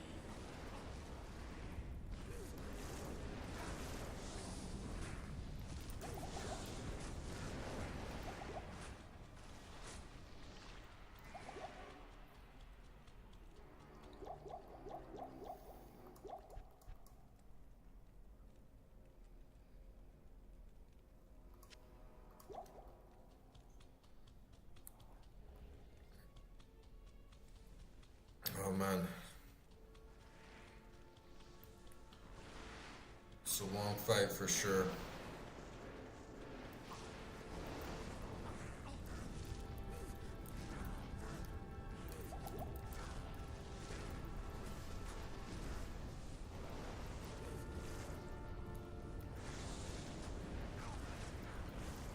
Can do it if we don't get any more fuck ups.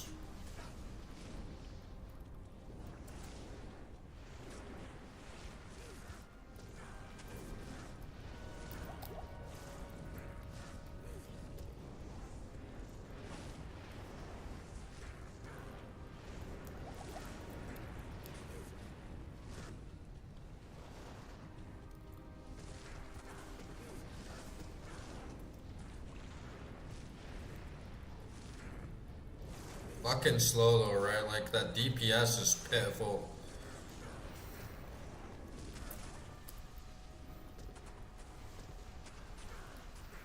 I think I'm at the point that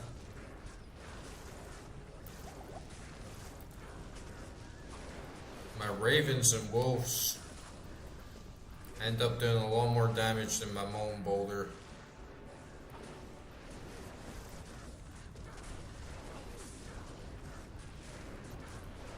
Come on, that's a pretty good spot. We've got him in there. That fire absorption is really fucking good.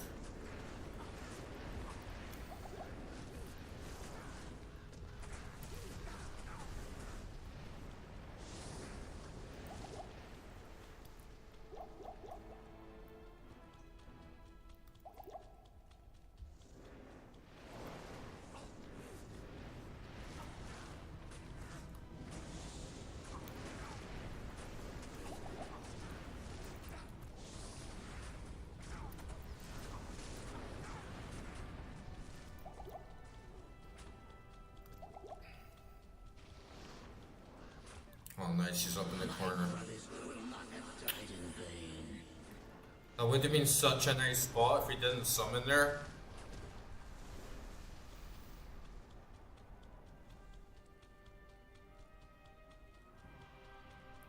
I need to go back to town and buy some shit. He's close though, right? He's like 50% now.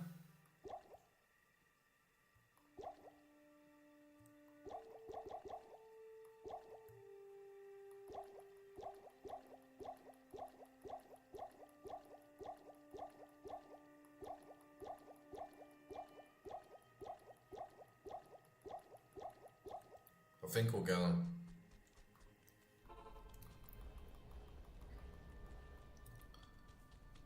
When there's two of them at the right spot, I feel like it's best to just get the fuck out until he despawns.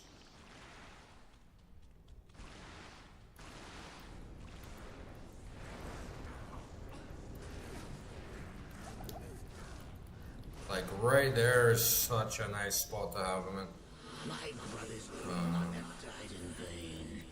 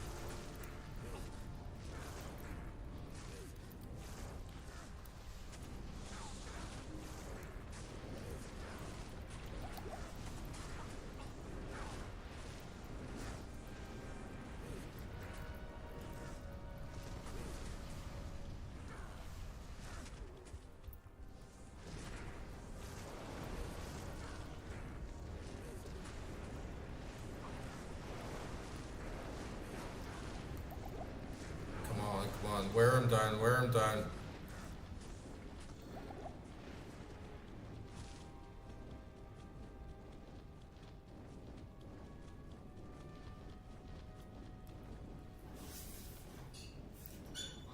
Nah, doing summon only. Yeah, that's pretty much my strategy, Donatello. But it's kind of difficult to do because if you spawn them in at the wrong time, they all just get wiped out in an instant. And when he one-shots your entire squad and you kind of rely on that to move forward, it ends up making you even more slower, so... Normally Billy is enough, like the bear is good enough. And getting in some ravens, and then maybe if you have him in a really nice tight spot, you can start spawning in the rest. But yeah, that is basically my strategy. And just kind of kite around them and do tick damage with Volcano and Fisher.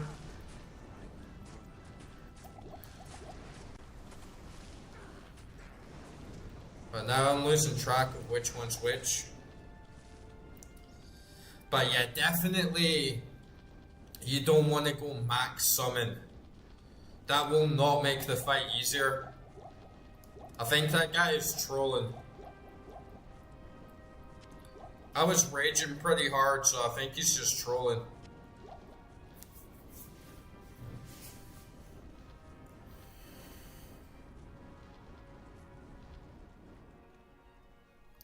Well, I'm not gonna I'm not gonna half HP him. We've just spent this long doing them and then reset the map and do the whole thing again when it can be done this way.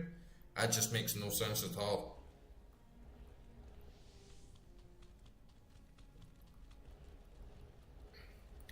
It's not the best build. In fact, I'd say this build is easily the worst, if not one of the worst, if not the worst, for dealing with Bale. And similar to Diablo, it just doesn't really work. Like, you see how quickly all my minions died? And then when you're constantly having to regenerate them and regenerate your mana, it really wears you down and makes the whole fight like incredibly slow. And it puts you at more risk because the more time you spend in the fight, the more chance he has of getting you caught in some bullshit that, like getting stuck in between these tentacles. That's what killed me last time, is not being able to move. I think that the best build for Druid that you could have is probably a mix between Werewolf and Elemental skills. Like either using like a Fury Fire, like Canthropy build.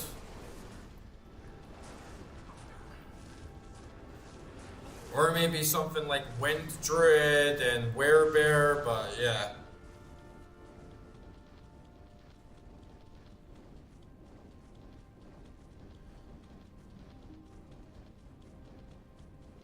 I don't think you get respec tokens.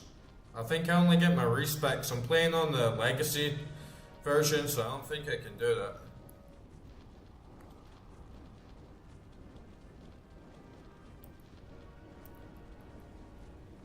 But I only have one respec left. This is kind of the end of my run. I gotta use that Cyclone armor along as well. Like, once I defeat Bale here,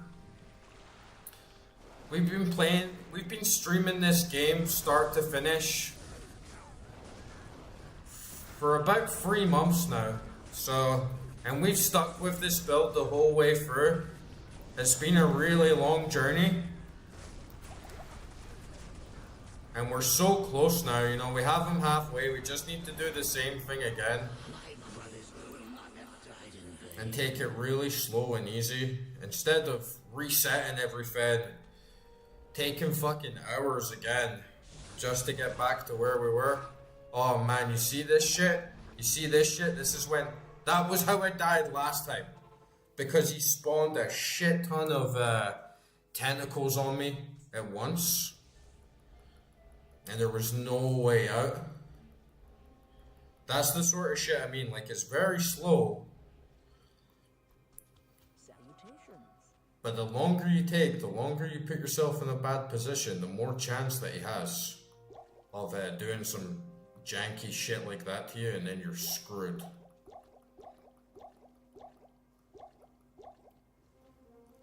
But yeah, there's no point in respecing now.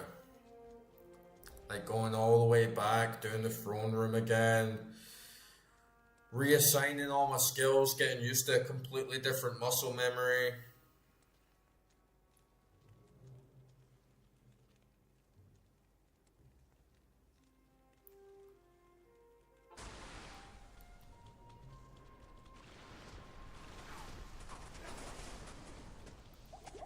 Yeah, I'm probably, after I finish this, I'm probably going to go to PD2, Project Diablo 2, and just play that for a while.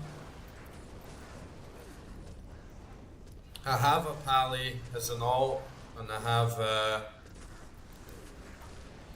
Barb, Sorceress, bunch of others I tried, but the Druid was the one that I picked first, and I became committed, like I'm going to complete the game with this build. And actually it wasn't as, it's not that bad. It's actually really, really good build, and yeah, like Donatello was saying, it's slow, it's safe, it's quite simple, it's easy, it gives you a lot of knowledge about the game. Really, really good on some bosses like Duriel. Like, solid build for Duriel.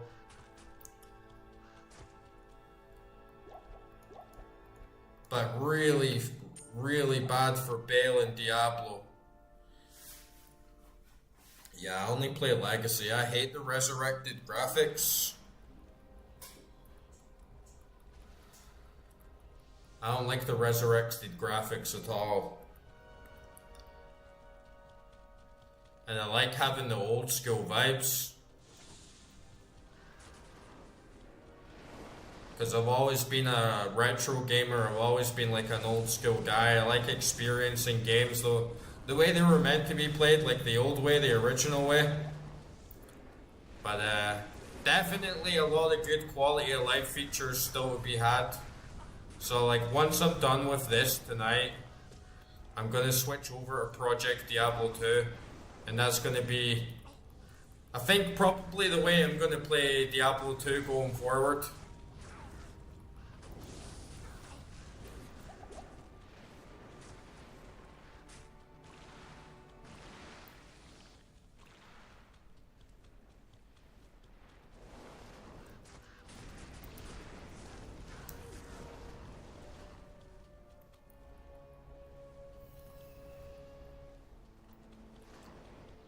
Because yeah, I would like some of the quality of life features from Resurrected, like the stash. But Project Diablo 2's got unlimited stash, so it's even better. Plus you have the larger inventory, plus a lot of the items have been reworked, and better grinding, like better maps, better loot, enhanced characters, more content. So yeah, I think I'm just gonna switch, and that's why I don't want to get too much more invested. Maybe one day I'll come back to the OG and try and do Uber Tristram, but definitely this build will never be able to do Uber Tristram. I think you need Fury build. I think you need werewolves to really be on par with the big heavy hitters on combat.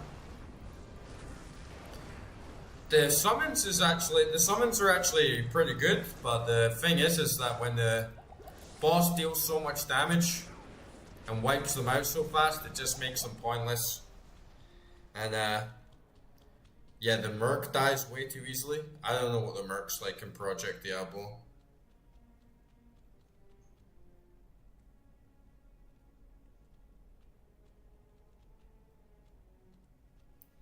I think Diablo 2 is the best. I haven't actually played 4, but I played some free, and I played a bunch of other ARPGs, and I've enjoyed Diablo 2 the most out of all of them. I was pretty angry there. Like, I was pretty tilted, honestly, because when we died to Bao with the stupid janky bullshit, like, I got sandwiched between 2 tentacles in the rock there. And then, because, like, my DPS isn't as high, like, it took me ages to do the throne rune again, and it was just a pain in the ass, so I was pretty angry. Probably the most tilted that I've ever been at this game.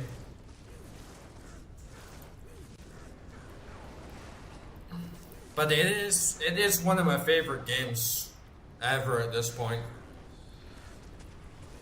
My brothers will not have died in I've really enjoyed playing it. I'm really glad that I started streaming it. I had a lot of fun with it. I had a lot of addiction with it. It's my first, it's like the first RPG or new one like that I've played for the first time in so long. At least 5 years, maybe even more, you know, that I got really stuck into it, put over 100 hours into the campaign on the one character, and got really stuck into it and engaged with for a really long time. So I'm really glad I found it, and it holds up big time. Like, it really holds up, even for such an old game. Coming back, playing it when it's 20 years old for the first time, it's aged very well.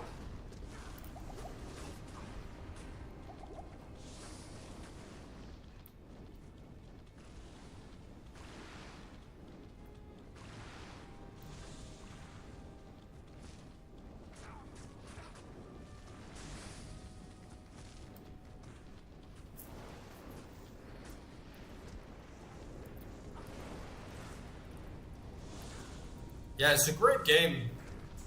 I think there's some aspects that hold it back. my brothers will not have died in vain. Like, it's a bit rough around the edges, but it got a lot of updates and it changed a lot over time. I think for what it is, for its time, it's a masterpiece. Like, it's a masterpiece of its age. But there's still some things that are really rough. And I think Project Diablo 2 looks like it fixes most of them or enhances the game a lot more, so I think going forward, instead of, you know, grinding for 2 weeks and hundreds of hours to get one rune or one item, I'd rather just commit my time into the one that comes included.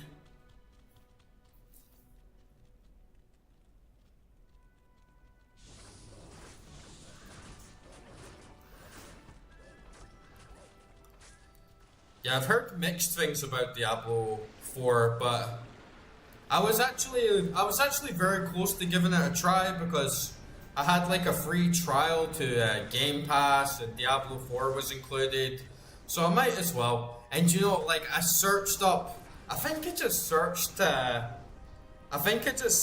Diablo 4 when I was looking into it, and the first thing that came up was best microtransactions to buy.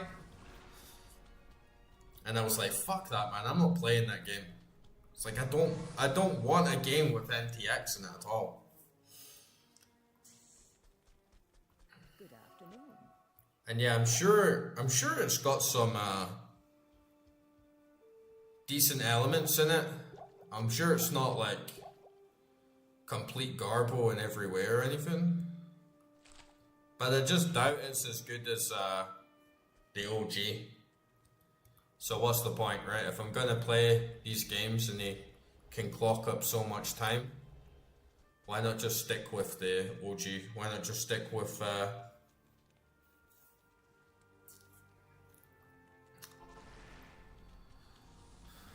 classics?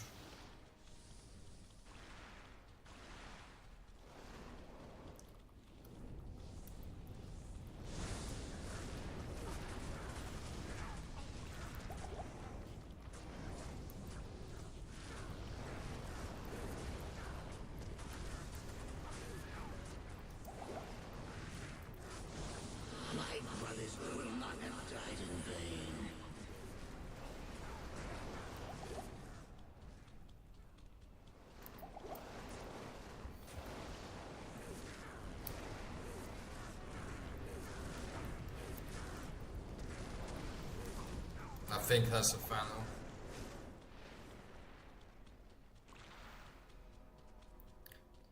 Yeah, I heard Warlock was really OP.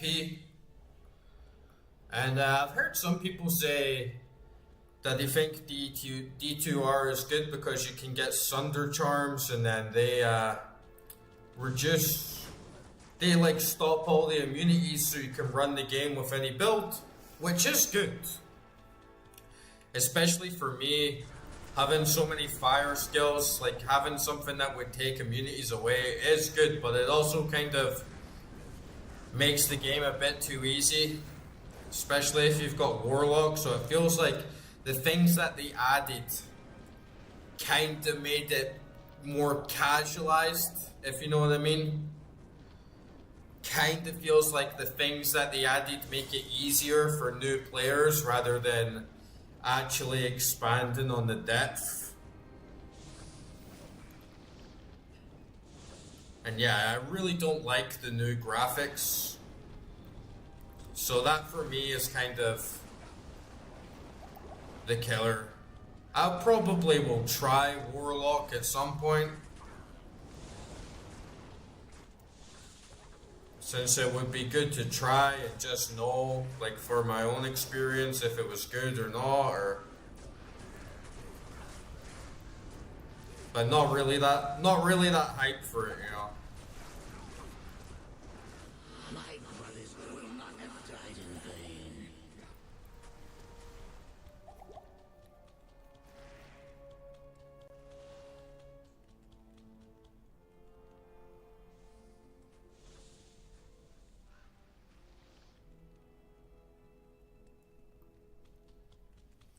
I don't know, I don't think there's anything wrong with having more classes. Gives a good variety to the game. Gives you more freedom of choice.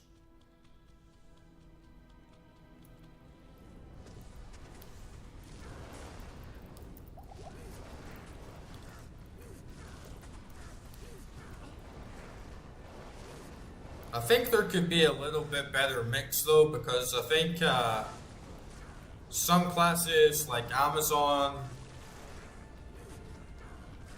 they don't really have as good spells, or you don't really get them till far later on. It would have been better. It would have been cool to have more hybrid classes that could do both things. But yeah, I think more classes is good. I don't think there's anything wrong with having more classes.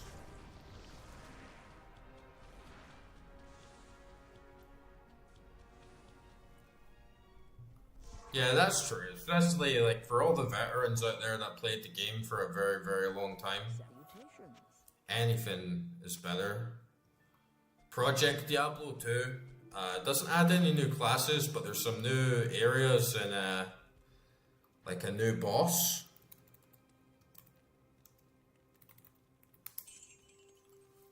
But the build variety is way more expansive. Because one thing about OG Diablo 2, even though it's really good for its time, but you're kind of looking at maybe 3 builds max per class, and and if you really want to optimize, there's really even less options. So it's nice in Project Diablo 2 that you actually have a bit more freedom to build the character the way you want.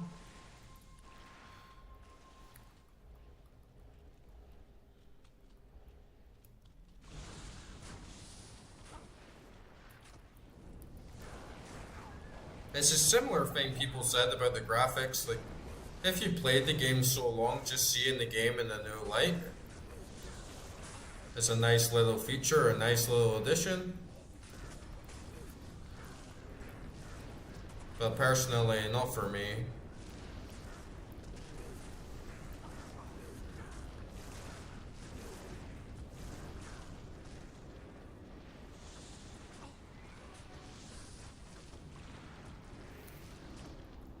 Bale isn't healing himself. At least I don't think so anymore. I have a weapon that gives open wounds.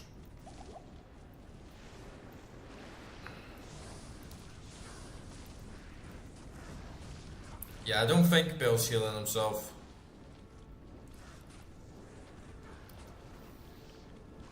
But I have a shield that gives open wounds 60% chance, which is pretty good. And that was kind of the first step of my strategy, was just to get a bear in there and then hack him up a bit from the side so he wouldn't get the regen. And then I could have a little bit of freedom and the ability to take it slow. Because if not, if I couldn't get open wounds on them, this fight would be very, very tough.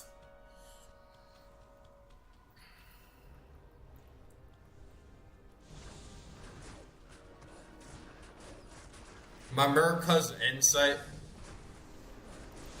but I kinda just abandoned him from the throne room because he was just dying too fast. It's like with the minions.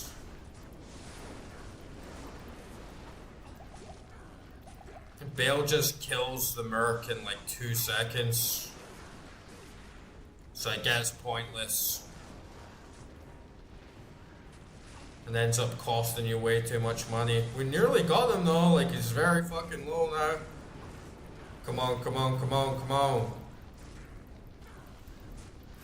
Nice! Oh, was that the Phantom? You dirty bastard. That was the Phantom.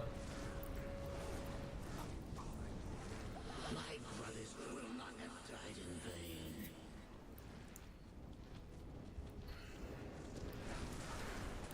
Ooh. Better be careful now, because he's on low health. Don't want to fuck this up.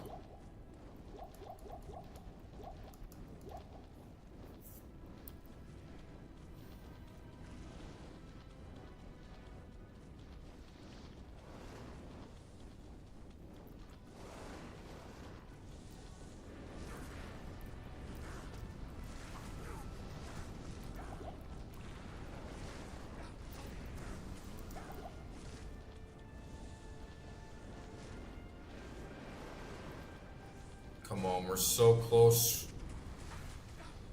We're so close. Get him, Billy. Bite his fucking balls off.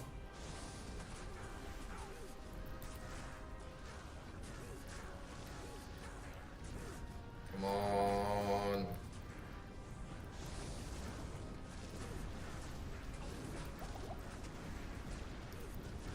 Your brothers have died in vain, Bao.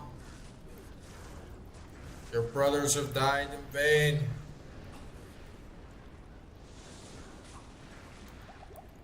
How does it feel for your brothers to have died in vain?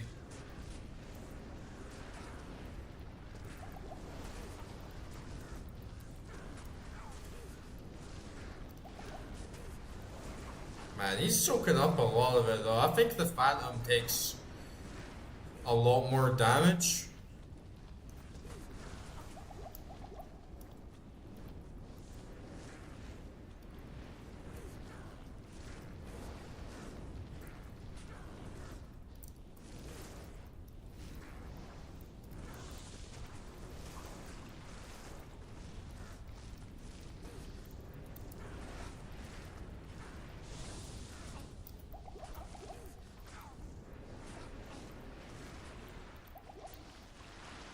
My brothers will not have died in vain. I disagree. Your brothers have died in vain.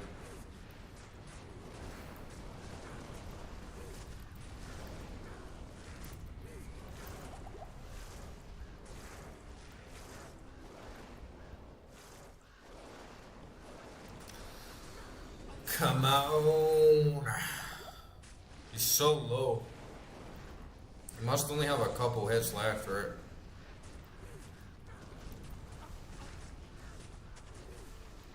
Still though, I do not want to risk. Like, this is the worst possible time to die when he's on 1 HP.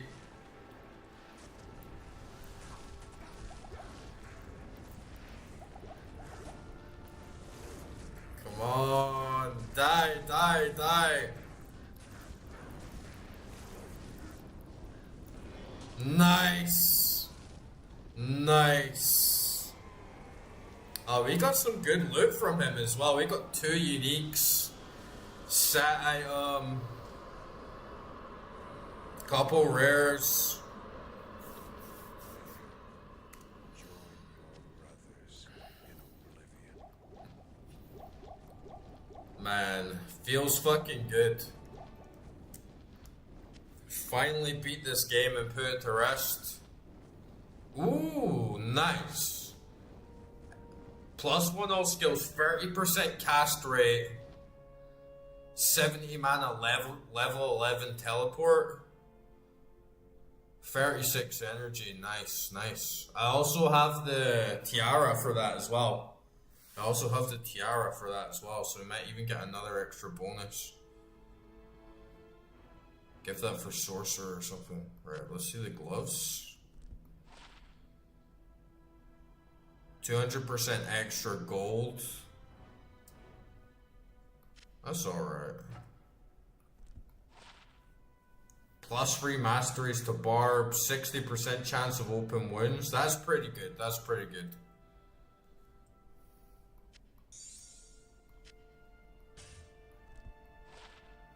scrotum.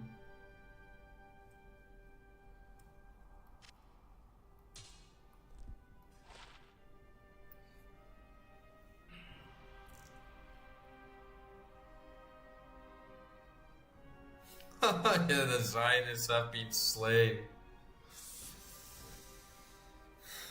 Not without some rage though. Not without some rage. Like, those fucking demons got to me, man.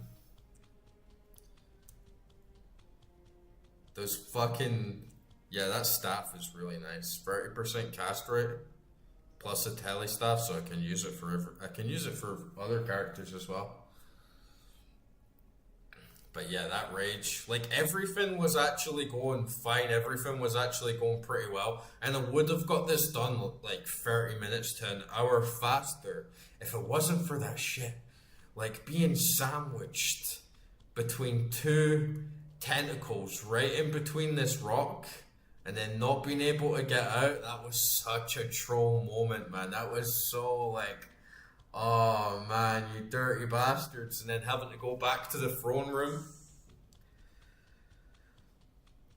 I was raging, man. The demons nearly got a hold of me. But we pushed through, took it nice and slow, nice and easy. And what even happens now? Did we save the world? You have overcome the greatest challenge this world has ever faced and defeated the last of the primals. However, we are too late. It's still too late to save the world, Stone. Come on, we fucked up the Zionists. What more do you want, Tyrael? Given enough time, the World Stone's energies will drain away, and the barriers between the worlds will shatter. The powers of hell will flood into this sanctuary. I thought that was it. Eradicate your people and everything. I thought we were actually going to get like the true ending or something, where we actually get to permanently save the world. Consequences even I cannot foresee. However, it is the only way to ensure mankind's survival. Go now, mortal. I have opened a portal that will lead you to safety. May the eternal light shine upon you and your descendants for what you've done this day. The continued survival of mankind is your legacy. Above all else, you have earned a rest from this endless battle.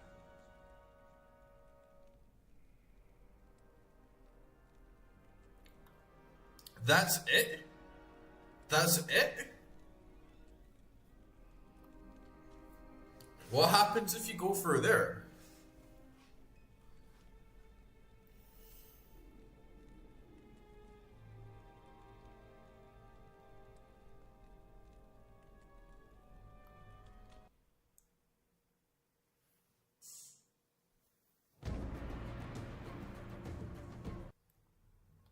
I just get the, oh, I'm a fucking patriarch. Fuck feminists. I'm a fucking patriarch now, bitch. There's no fucking way Blizzard would, I'm surprised he didn't change that. I'm a fucking patriarch, bitch. Fuck you, feminists.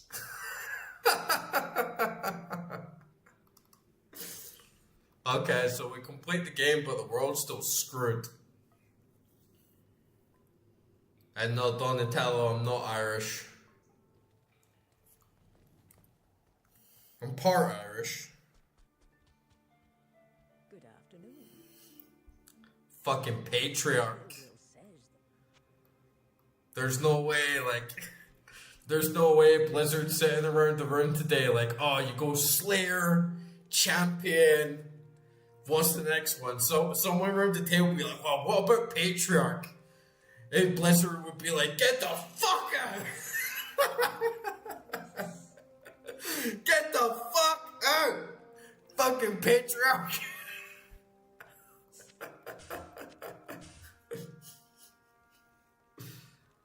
Yeah, I'm Scottish. Scottish.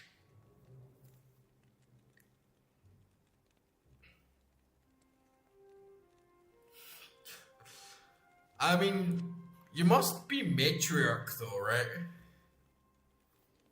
Unless they get another word like Amazon's not matriarch. It's like you beat the game with Amazon and it's like you are now subservient to the patriarchy.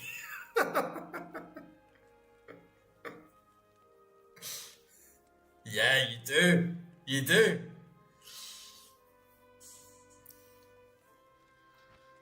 You like slay the gender queer demon Bale, hello. and then you become a patriarch god.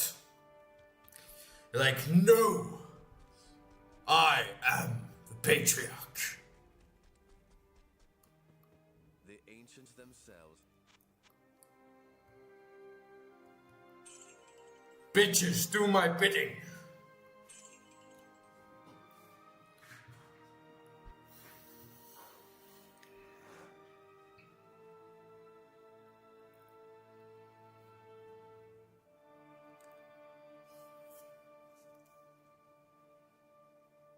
I already have one key for Ubers. I have Key of Terror for Ubers.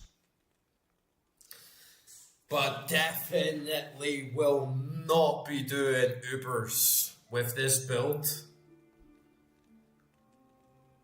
For how much it struggles with Bale and how slow it is and how you need to regrind all the keys, I definitely will not be doing this build. But we did it. We completed the whole game. Like zero grinding really, like there was 1 or 2 sessions of grind that didn't even go that well. one respec. Pretty much just stuck to my guns the whole way through. Definitely wouldn't have done it without help from the chat along the way though, just finding out a lot of different things. What bonus do you think I get if I take nice circlet? Like, what do you think I get from that? I can't. I can't. Why can't? Do I have nice puzzler as well?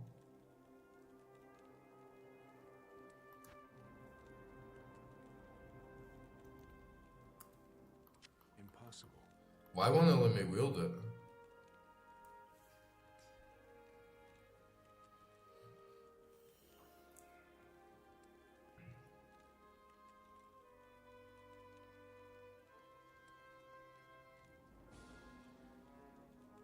Why won't it let me wield my fucking staff? Is this the last trick from the Zionists? Oh, I have to take my shield off. I thought it would have just took it off for me. 127% chance of getting magical items with those two. That's fucking good. Plus I got 39% from that. 42% from that. I've got 2 Nagel rings. I've got Tal Rasha's lacquered plate that gives me like 80. So I could have like 300% magic fight. That's pretty good.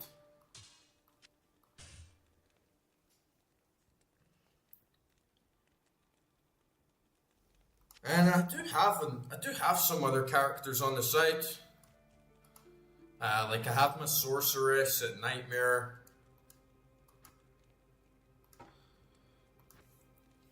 I've got a yeah, I've got a paladin. I have a barb. So I have tried some others, just haven't got them very far.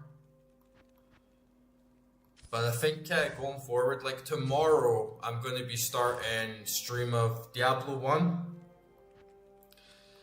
And then I'm going to be trying Project Diablo 2.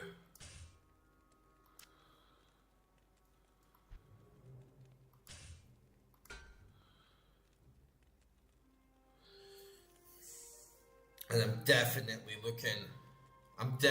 looking forward to trying Project Diablo 2 and getting deeper into it. But I do still want to do some things, like I want to get this Monarch shield and put Spirit in the 4-socket shield so I don't have to be Paladin. We can try cows. We can try a bit of cows tonight and just finish off doing cows and maybe get a Monarch shield drop.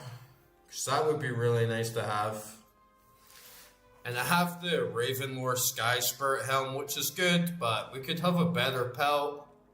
I think pretty much everything else, like I could get some rings that give me +1 to skills. I think they're extremely rare. But yeah, apart from that, I've got everything that I want. I don't think I'll do Ubers unless I do a respec. And like I said, if I'm going to be committing that much time into it, then I'll probably just do PD2. But I would like an Enigma. I would like a Baron. It is my first time playing Donatello. I started playing 3 months ago on stream. And yeah, I tried another couple characters whilst I was playing it in between, you know, but still like my first character. This is my first character.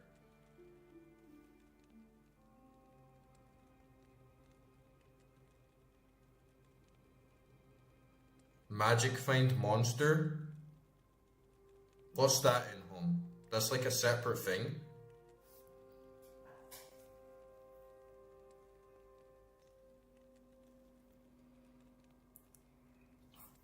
Yeah, I think that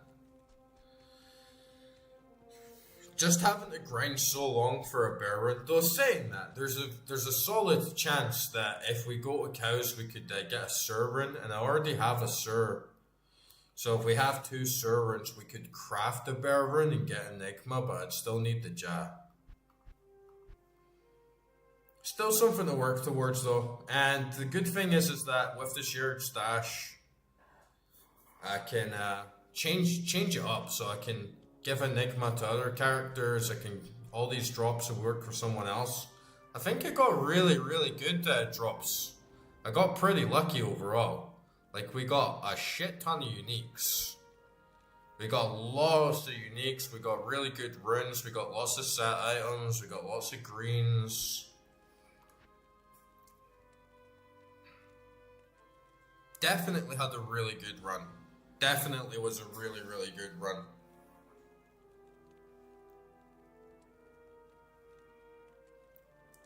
Yeah, that belt is sick. I also have the War Traveler battle boots. I got those very early on in my run. I've got 2 Nagel rings. I've got Dwarf Star. I've got a Mantled Heel ring. Frostburn gauntlets. Spirit Shroud. Ravenlore. Got everything. Got like a really fucking nice set.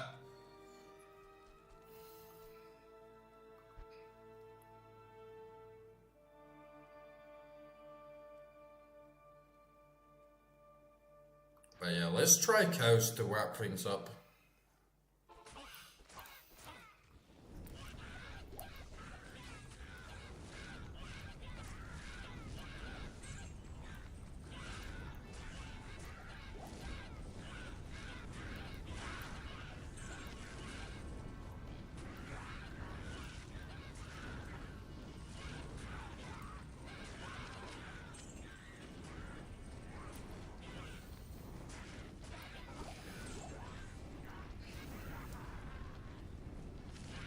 yeah, like the other thing is no grinding. No grinding, right? I never grinded for any item.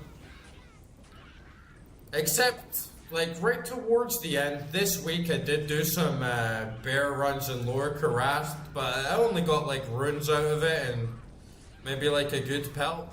But yeah, apart from that, there was no big grinding session, so not only did I manage to get so many good items without any help or online or guides and looking up drop rates,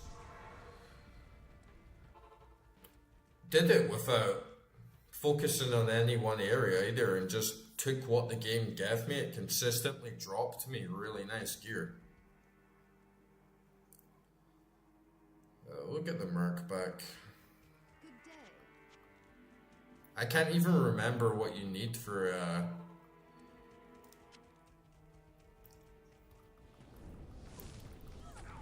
secret cows. We have to go to Tristram and get Rich Leg, right?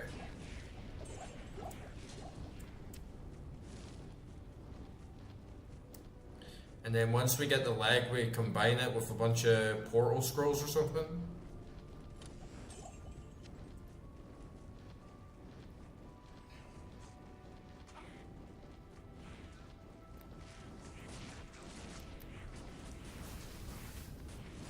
Yeah, that's what I mean though. We got really lucky.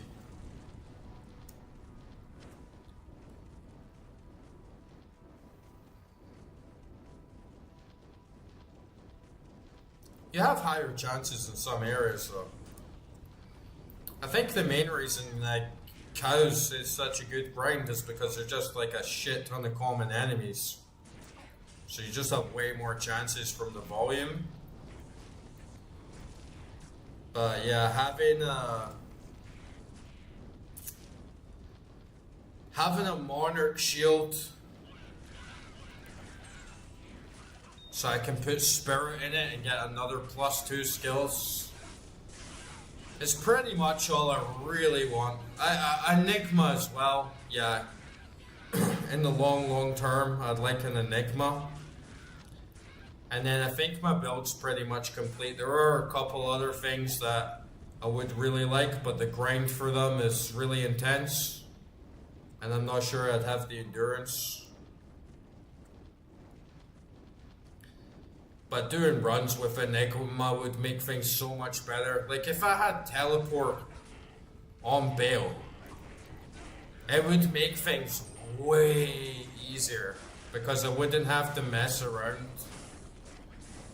with trying to get like a good amount of damage on them and good amount of hits on them. I could just teleport all around them and get them in a corner or pick them off on the bridge. Same with pretty much every grind, every boss. Like I'm grinding Andariel, Countess, Mephisto. Just being able to zoom around the map and always have a good position would come in so handy. Oh look, there's another unique already.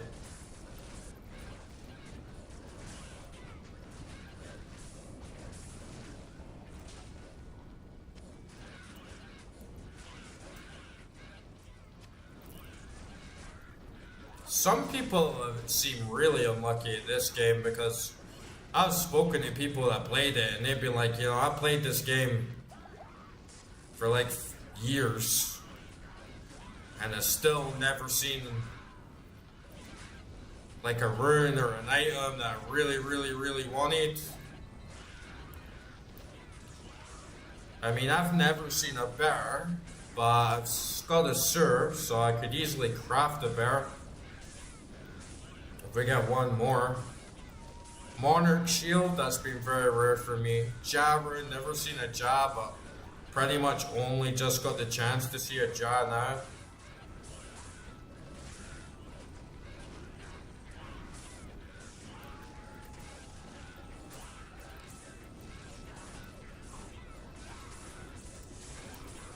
Yeah, plus I got Geet's Grand Charm. That was a really good find. Definitely got lucky.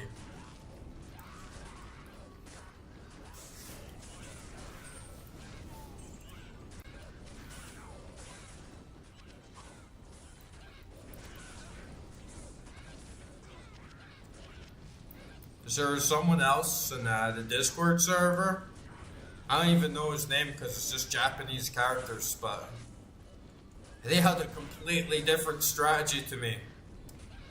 Where they were just like teleporting and speedrunning every map, and they were playing the game so fast that they were getting to hell and they were still only like level 40.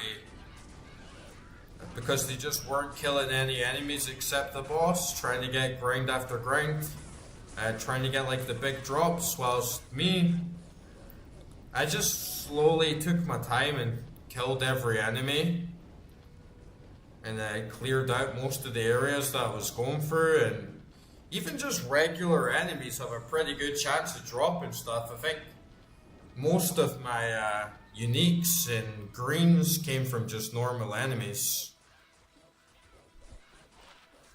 And to get like the Holy Grail or whatever, I'd actually need to go in the wiki and check them all and make a checklist and tick off the ones that I've got, but I feel like I've got quite a lot of them. I don't know how many uniques are in the game. I still don't have a full set. I think most I have of a set is like free. So there's definitely a lot still to drop if I wanted to get every unique and every green in the game.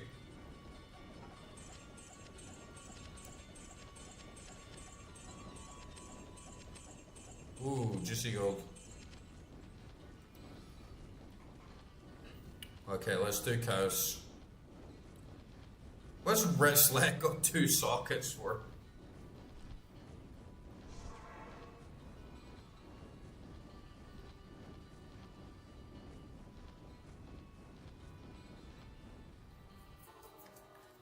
Yeah, that's what I've heard. Lots of people do it. Like they want to get a good ring or a good unique, and then it's straight to doing like Andario runs and zooming all the way to the end, killing Andario. Honestly, pretty much most of my boss drops were shit. They got a little bit better the further I went on, but most of my drops from bosses were actually not that good. And everything else came from just normal regular enemies or uniques. So I think that actually, if you're playing a new character, it's actually quite a good idea to just take your time and go through the whole map and kill everyone and open all the chests, because then you also get the XP, and then you get to the end of the game at a decent level instead of lacking behind, and then you're grinding normal enemies for XP. But yeah, maybe I just got really, really lucky.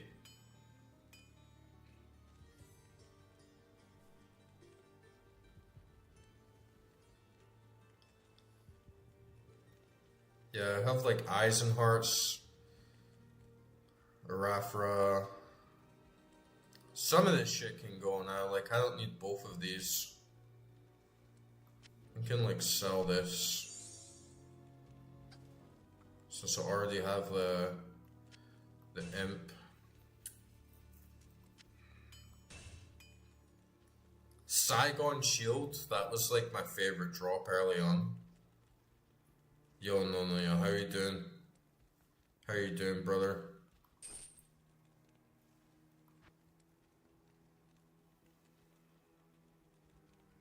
Quite good socket items as well. Got a lot of good socket items.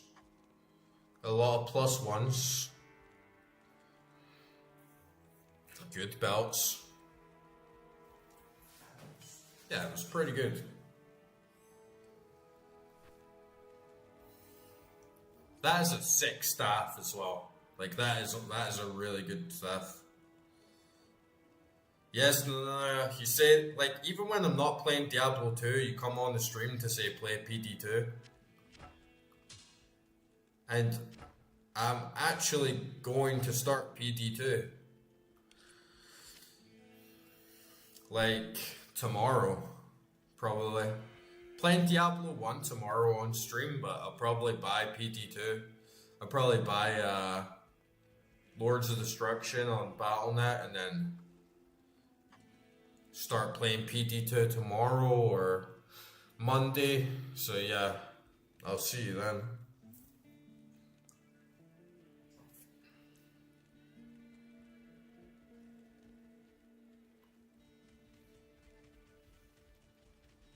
What can I do for you?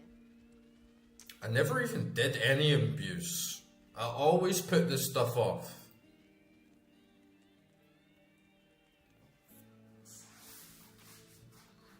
All the socket quests was always like, I don't know if I want to do that. I'll just save it in case I need it for something good later on. So I have most of my Larziks and Yes? imbues and everything like that.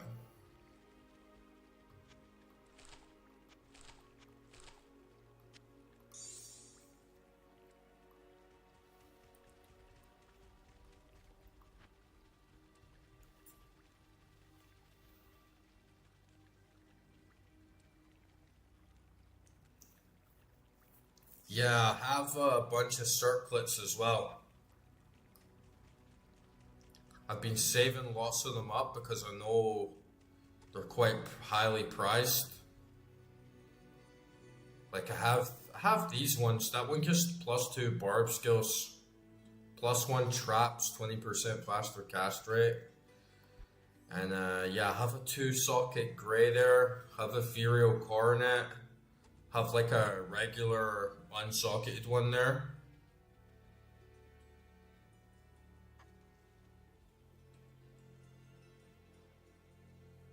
Alright, yeah, let's try it then. Will it keep the sockets? Like if I change it to a rare and I get put in a 2-socket, will it keep the sockets?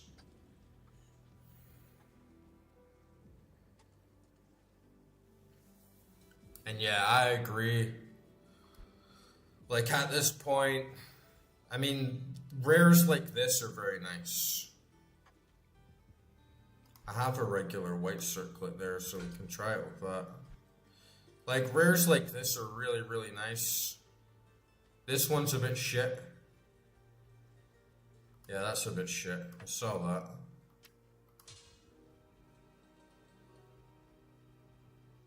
I keep this tiara with +2. I keep my greens. +1 paladin skills on that. It's kind of the sort of thing I'm just waiting to get my paladin to the right level and dump a bunch of stuff on them. I have a 3-socket druid helm there that gives +1 to volcano. I thought that would be good, but I don't think it's really gonna cut it. So that might just get sold as well.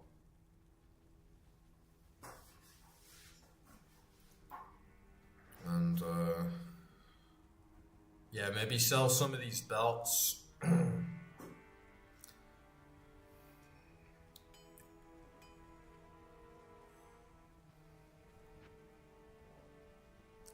But the stash pretty much is just uniques now.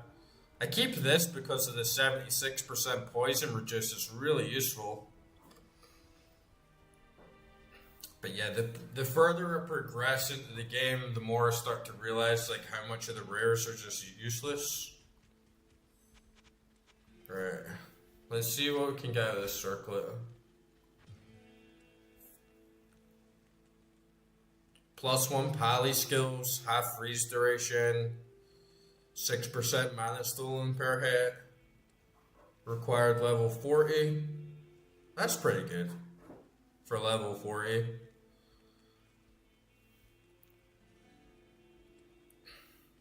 But when they can get like a lore helm, right, it gives me like +2 on everything, so it's kind of redundant.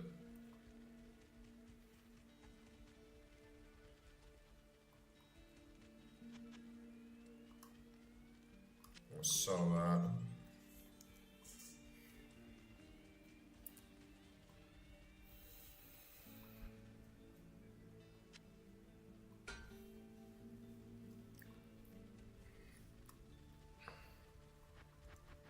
And yeah, this I can't remember this last time. There was something else that I forgot about getting to cows.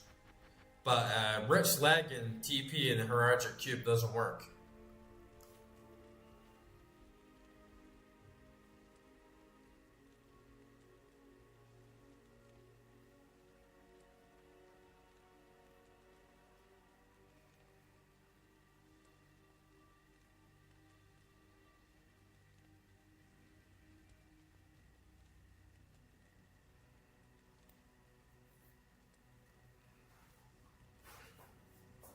Yeah, some stuff like re-rolling the rings and the amulets, even though it's like, yes, it's a good idea. It's just like saving all these junk items. Oh, that's right, it's a tome. It's a tome, right?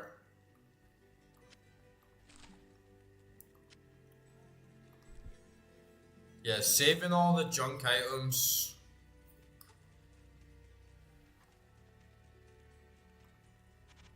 It just kind of clogs up my stash, which is why, another reason why I want to play Project Diablo 2, so I don't have to deal with all this bullshit of having such a limited stash and can actually have pages. This one's just for circlets, this one's just for gems, this one's just for runes, and not have to do all the micromanagement, because it does wear you down over time. And with the rings and the amulets, it take up so much of my time just to identify every single magic ring, every single magic amulet, put them all in the cube, have them all stored, and then mix and matching between all the ones that I actually want to use and the ones that are just going to get thrown in the trash. But I do need to craft some more rare ammies.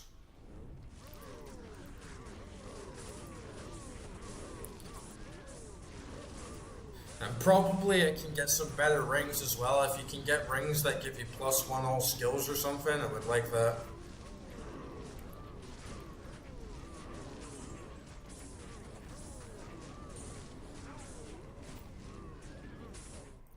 Ah, those cows are loud.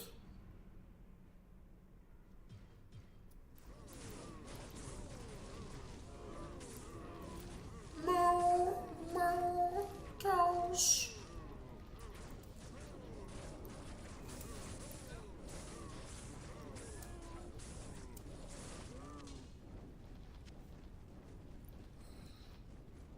Still got really shitty charm drops overall, but I'm really thankful we got Geet's Grand Charm, because that was a really nice drop. But it kind of compensated for every other charm that we got that was just shit.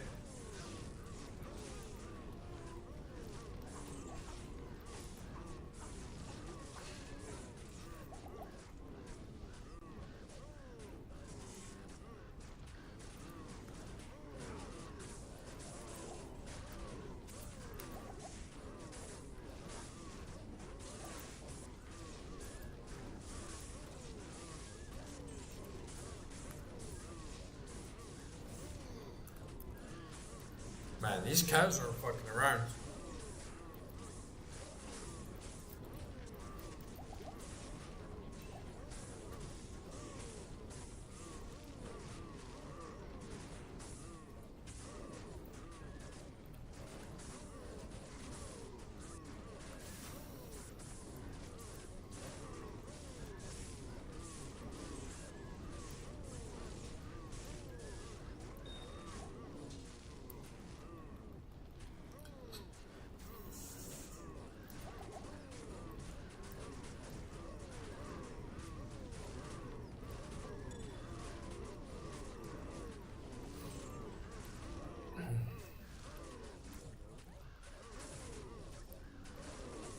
I think honestly,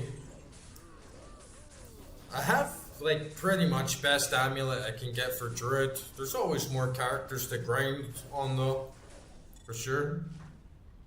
Like I could start doing it now, I guess, since there's nothing else really to grind. At least big time.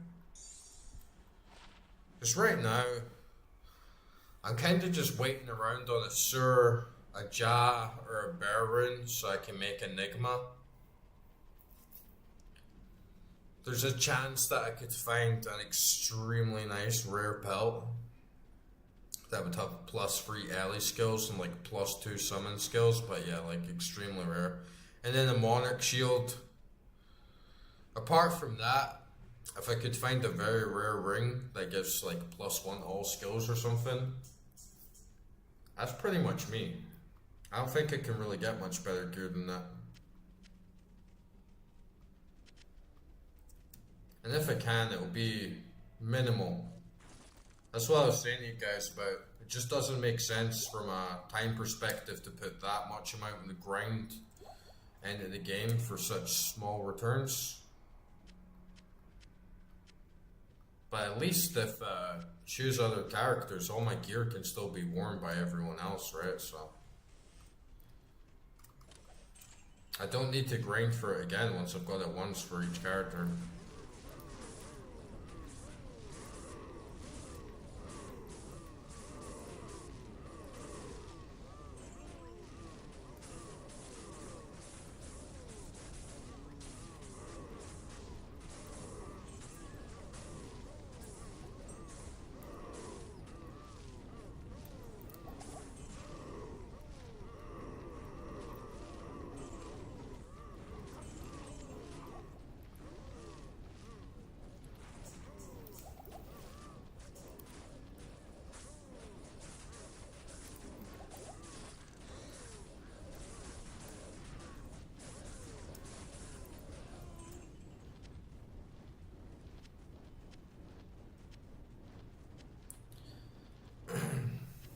And this might be where my luck just dries up and I am actually grinding forever for a Monarch shield. I am actually grinding forever for a fucking Jaren, yeah.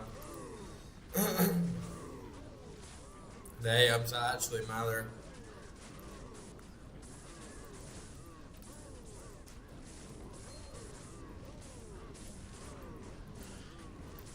When I was looking up, you know, grinding for a Baron, fastest way I can get it, it's like, you can play for 3 hours a day, between like 2 weeks and 3 months. Oh, there, nice, we got a nice green there. And just basically hope that you get it, and it's like, fuck that, man, just for one item.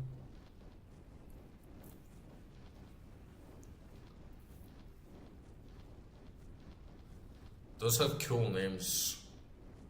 The Disciple. 12 slots, that's pretty good. Yeah, +1 ring, Stone of Jordan would be really, really good to have. 60 defense, 10 strength, 10 dex. All resistance is +16. That gives 37 vitality though. That's a tough one. That's a pretty good belt though.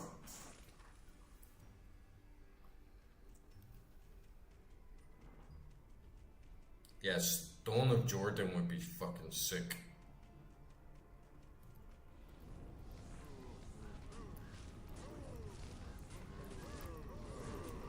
Especially if it could get 2 of them.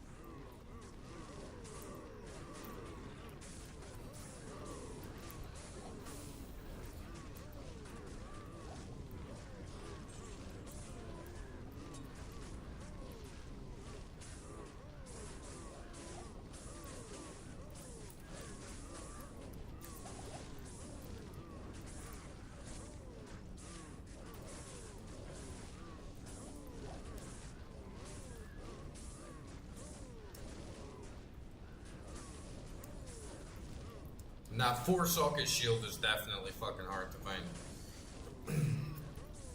I would have traded most of my uniques for that, honestly.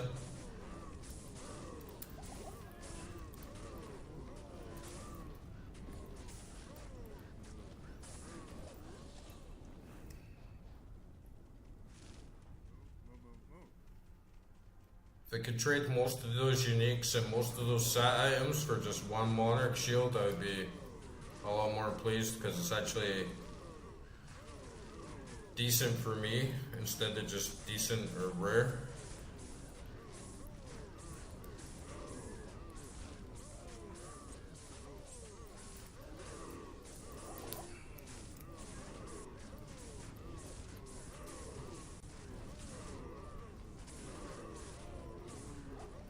Never actually did any of these Terror Zone things either.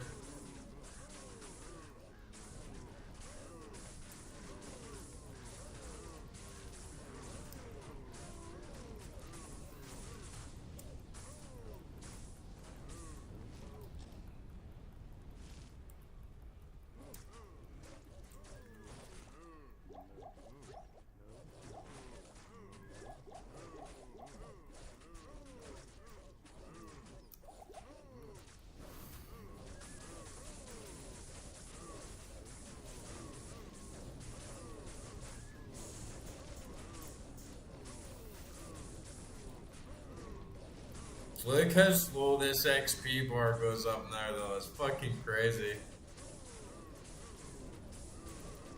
I'm never gonna get a level. I have to sit here for days, man.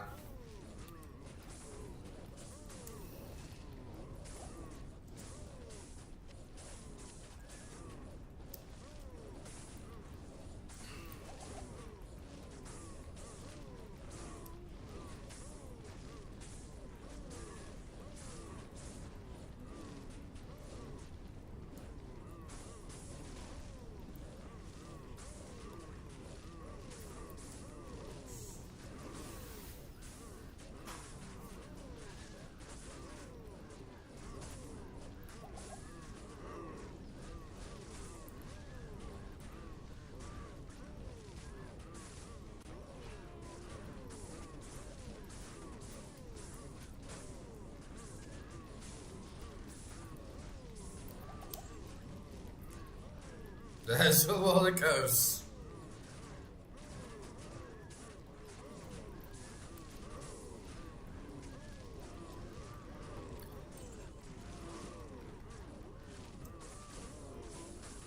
That's a lot of fucking cows.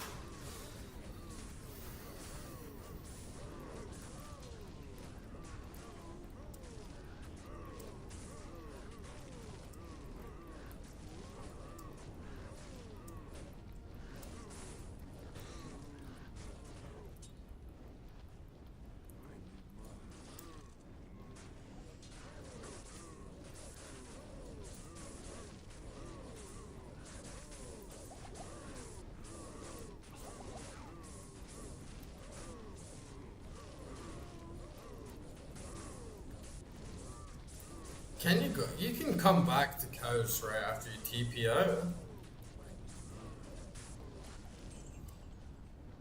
Hopefully. Yeah, you can.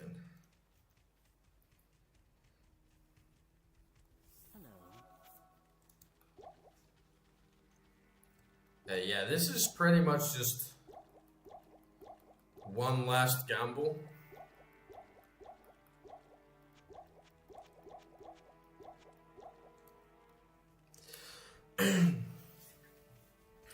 One last little grind to say goodbye to Diablo 2 for a while.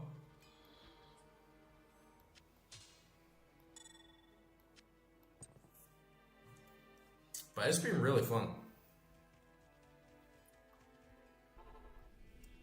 I definitely don't think I could have picked a better game to start streaming for the first time.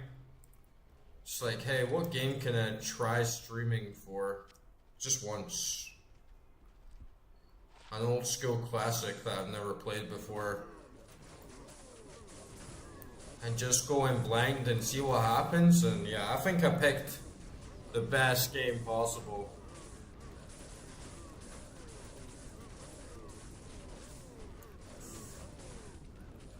And it's honestly funny, even for me, already, going back to part 1. And I see myself, like, oh, what's that? What's this? Like, how does this work? Like, what the fuck? And, now I'm past noob. I'm definitely not a noob anymore.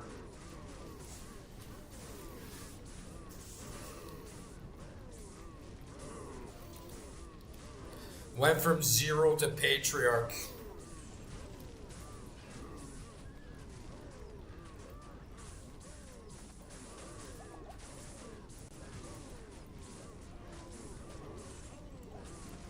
Just small things like clicking on shrines and being like, what the fuck is that? Is it...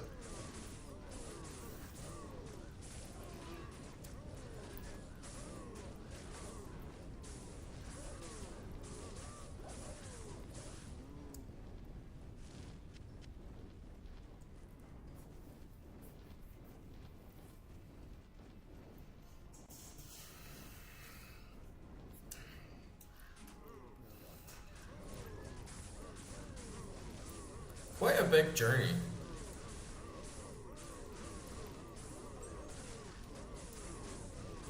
And I'm finally gonna be able to get to see what happens to Tristram. And I played Diablo 1.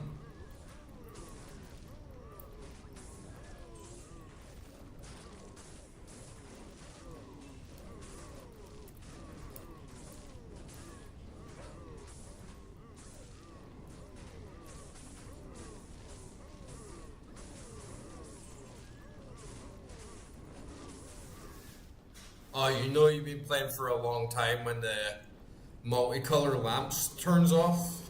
When the timer goes off in the lamp.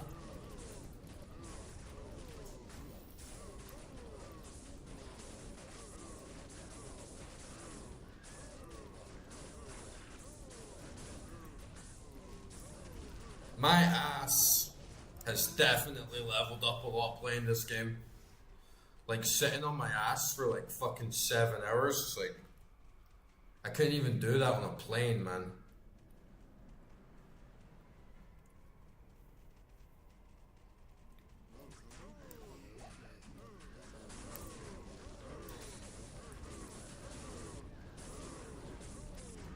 Now it's nothing. 3 months at Diablo 2 is nothing. Don't even get fucking hemorrhoids or anything.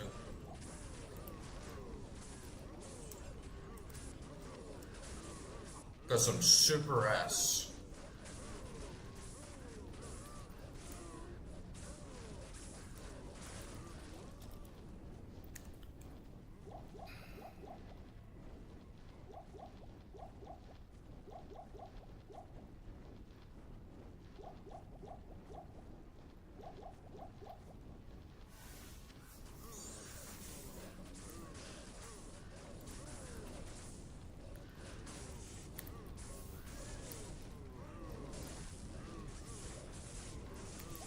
But seriously, doing Lester the Tormentor has got to be the worst fucking fight ever, man.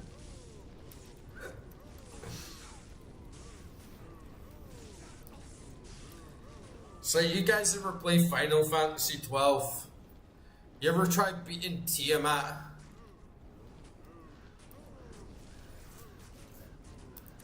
It takes like fucking... It legit takes like 36 hours, man. I'm not talking like 7 hours one day, come back the next day. I'm talking like literally pure 36 fucking hours. Like, it's insane how long that boss takes. It has the highest health pool ever. Lester the Tormentor. It only took 20 minutes. I say only, it's still a ridiculous amount of time, but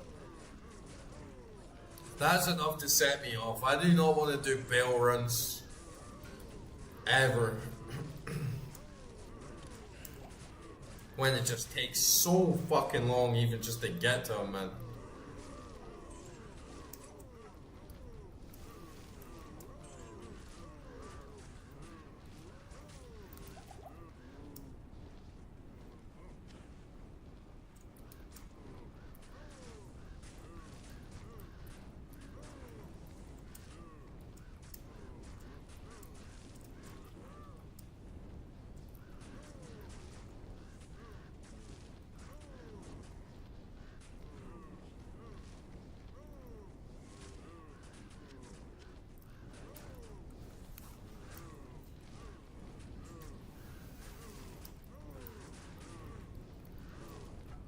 Yeah, I mean, find out what happened in Tristram and Diablo 1. Because I think the whole game is based there, right? I have zero idea about most of the story.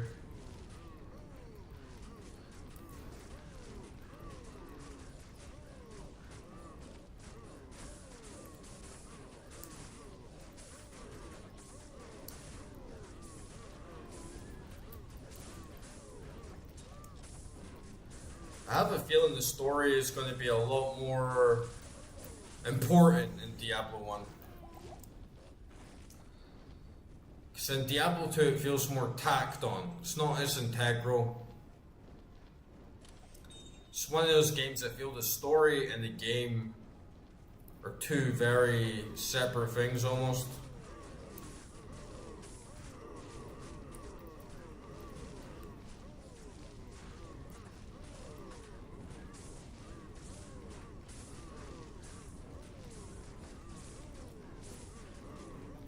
Can you actually do that? Like, can you lure him all the way and just lure Lester and take him way, way far away so that Bale just spawns the next round? Because for me, I've tried that before, but it seems that it won't actually recognize it as them gone unless the leader, like the boss of the group, has been slain. So I normally try and pick him off on his own. Thankfully, Lester's health isn't insane, but even just dealing with one of his crew is fucking insane, man. It's an insane amount of health.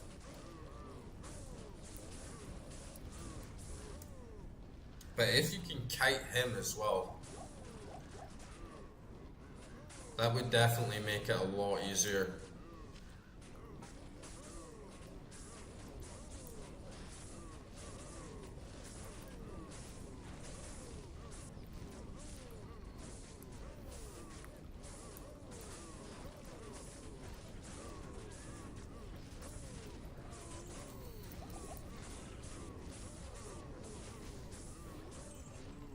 But sometimes you just don't get much respect for your time. But it's also the build. My DPS is trash.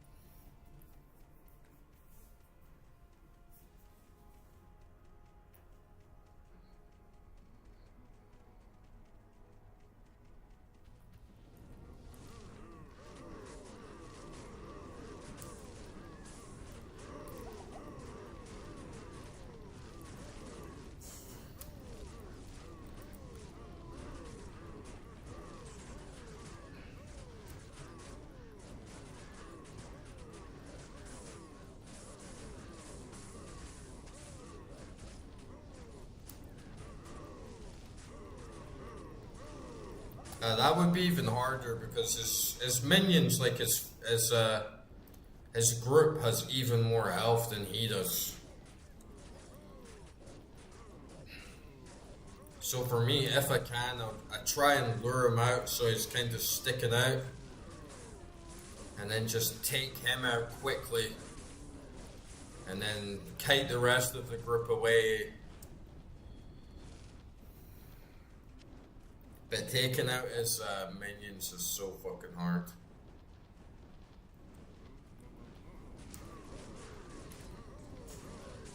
The dumbest ARPG fight ever.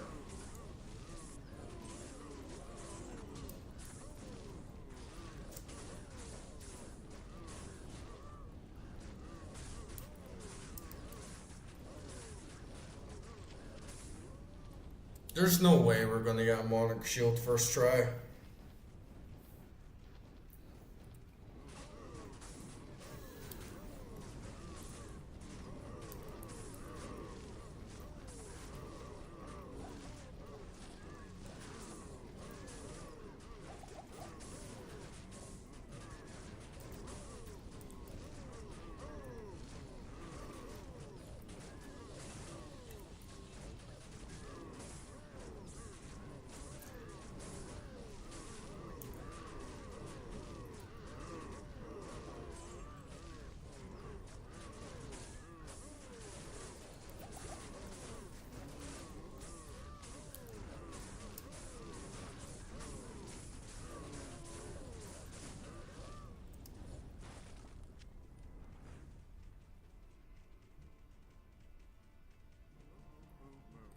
And online will help so much for trading, honestly.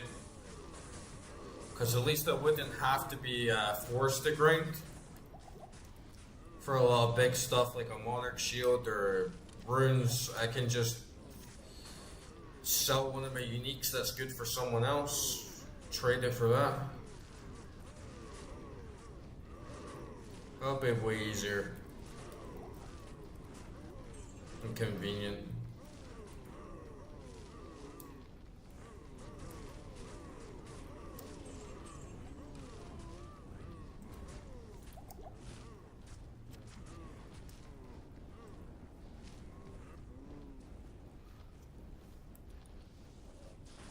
Actually get to have a little taste of the economy.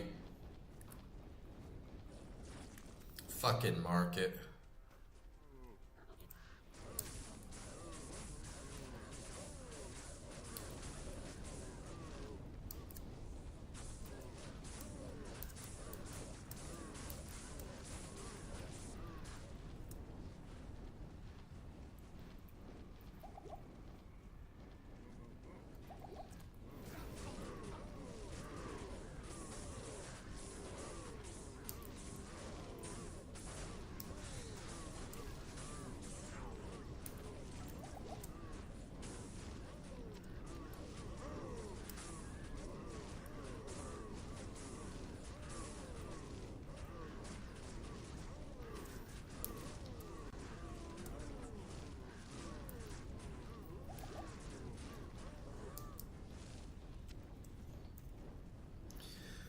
The fucking market.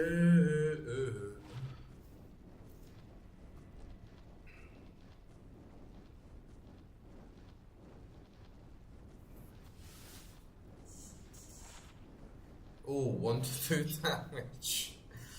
You see what I mean about these charms? Like I got Geet's Fortune charm, I can't complain, it's probably one of the best I can get, but every other charm the whole run was shit. Pointless.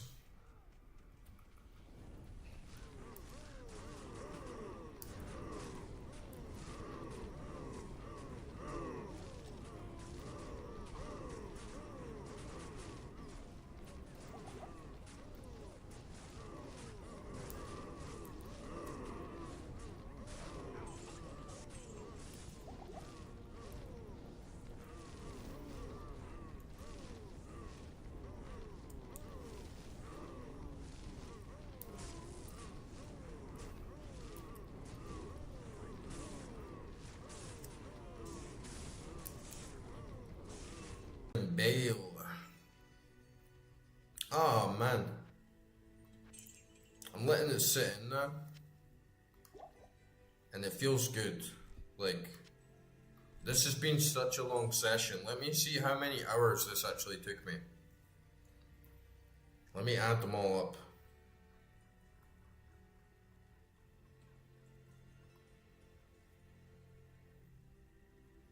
Okay, like 3, 5, 8,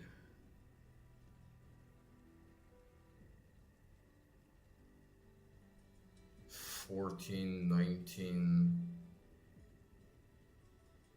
24, 30,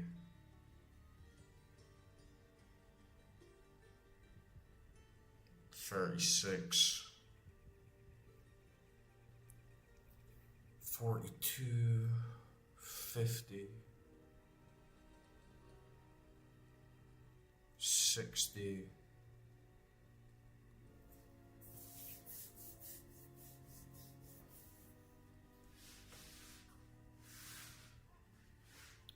66,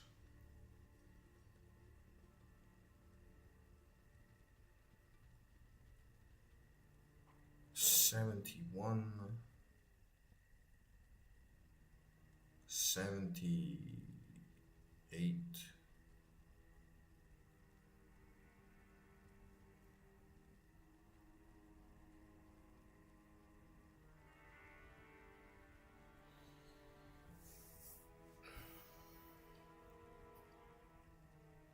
83, 87,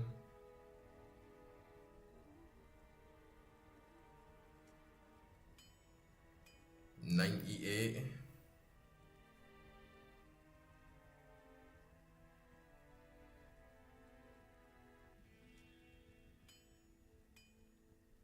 106 hours. Took me 106 hours to go through all of this. Oh, that's such a good haul. And yeah, like I said, it's been so long since I actually got stuck deep into a game like that. Obviously, the game has so much more to offer. It can go way deeper, it can get way more expansive. But overall, for a single player RPG, it really fucking hit the spot. And yeah, going from just total noob, winging it out, not even sure if it's going to be good, to then it turning into one of my favorite games and the whole long haul of it, and connecting with so many of you, expanding my channels on multiple platforms. It was peak, boys. It was fucking peak. Absolute peak beginner stream. But yeah, I'm absolutely knackered. I'll be on Diablo 1 tomorrow. We can check that out, change your pace, change your rhythm. Feels so good to put that one to rest, guys. But yeah, peace out. Thanks for watching, everyone. Give a like, give a follow, wherever you are. Really appreciate it. Don't forget to pop in the Discord, especially if you play Project Diablo 2. I'm gonna be on that soon, so I'll definitely be looking for friends to add on that in the next few days. But yeah.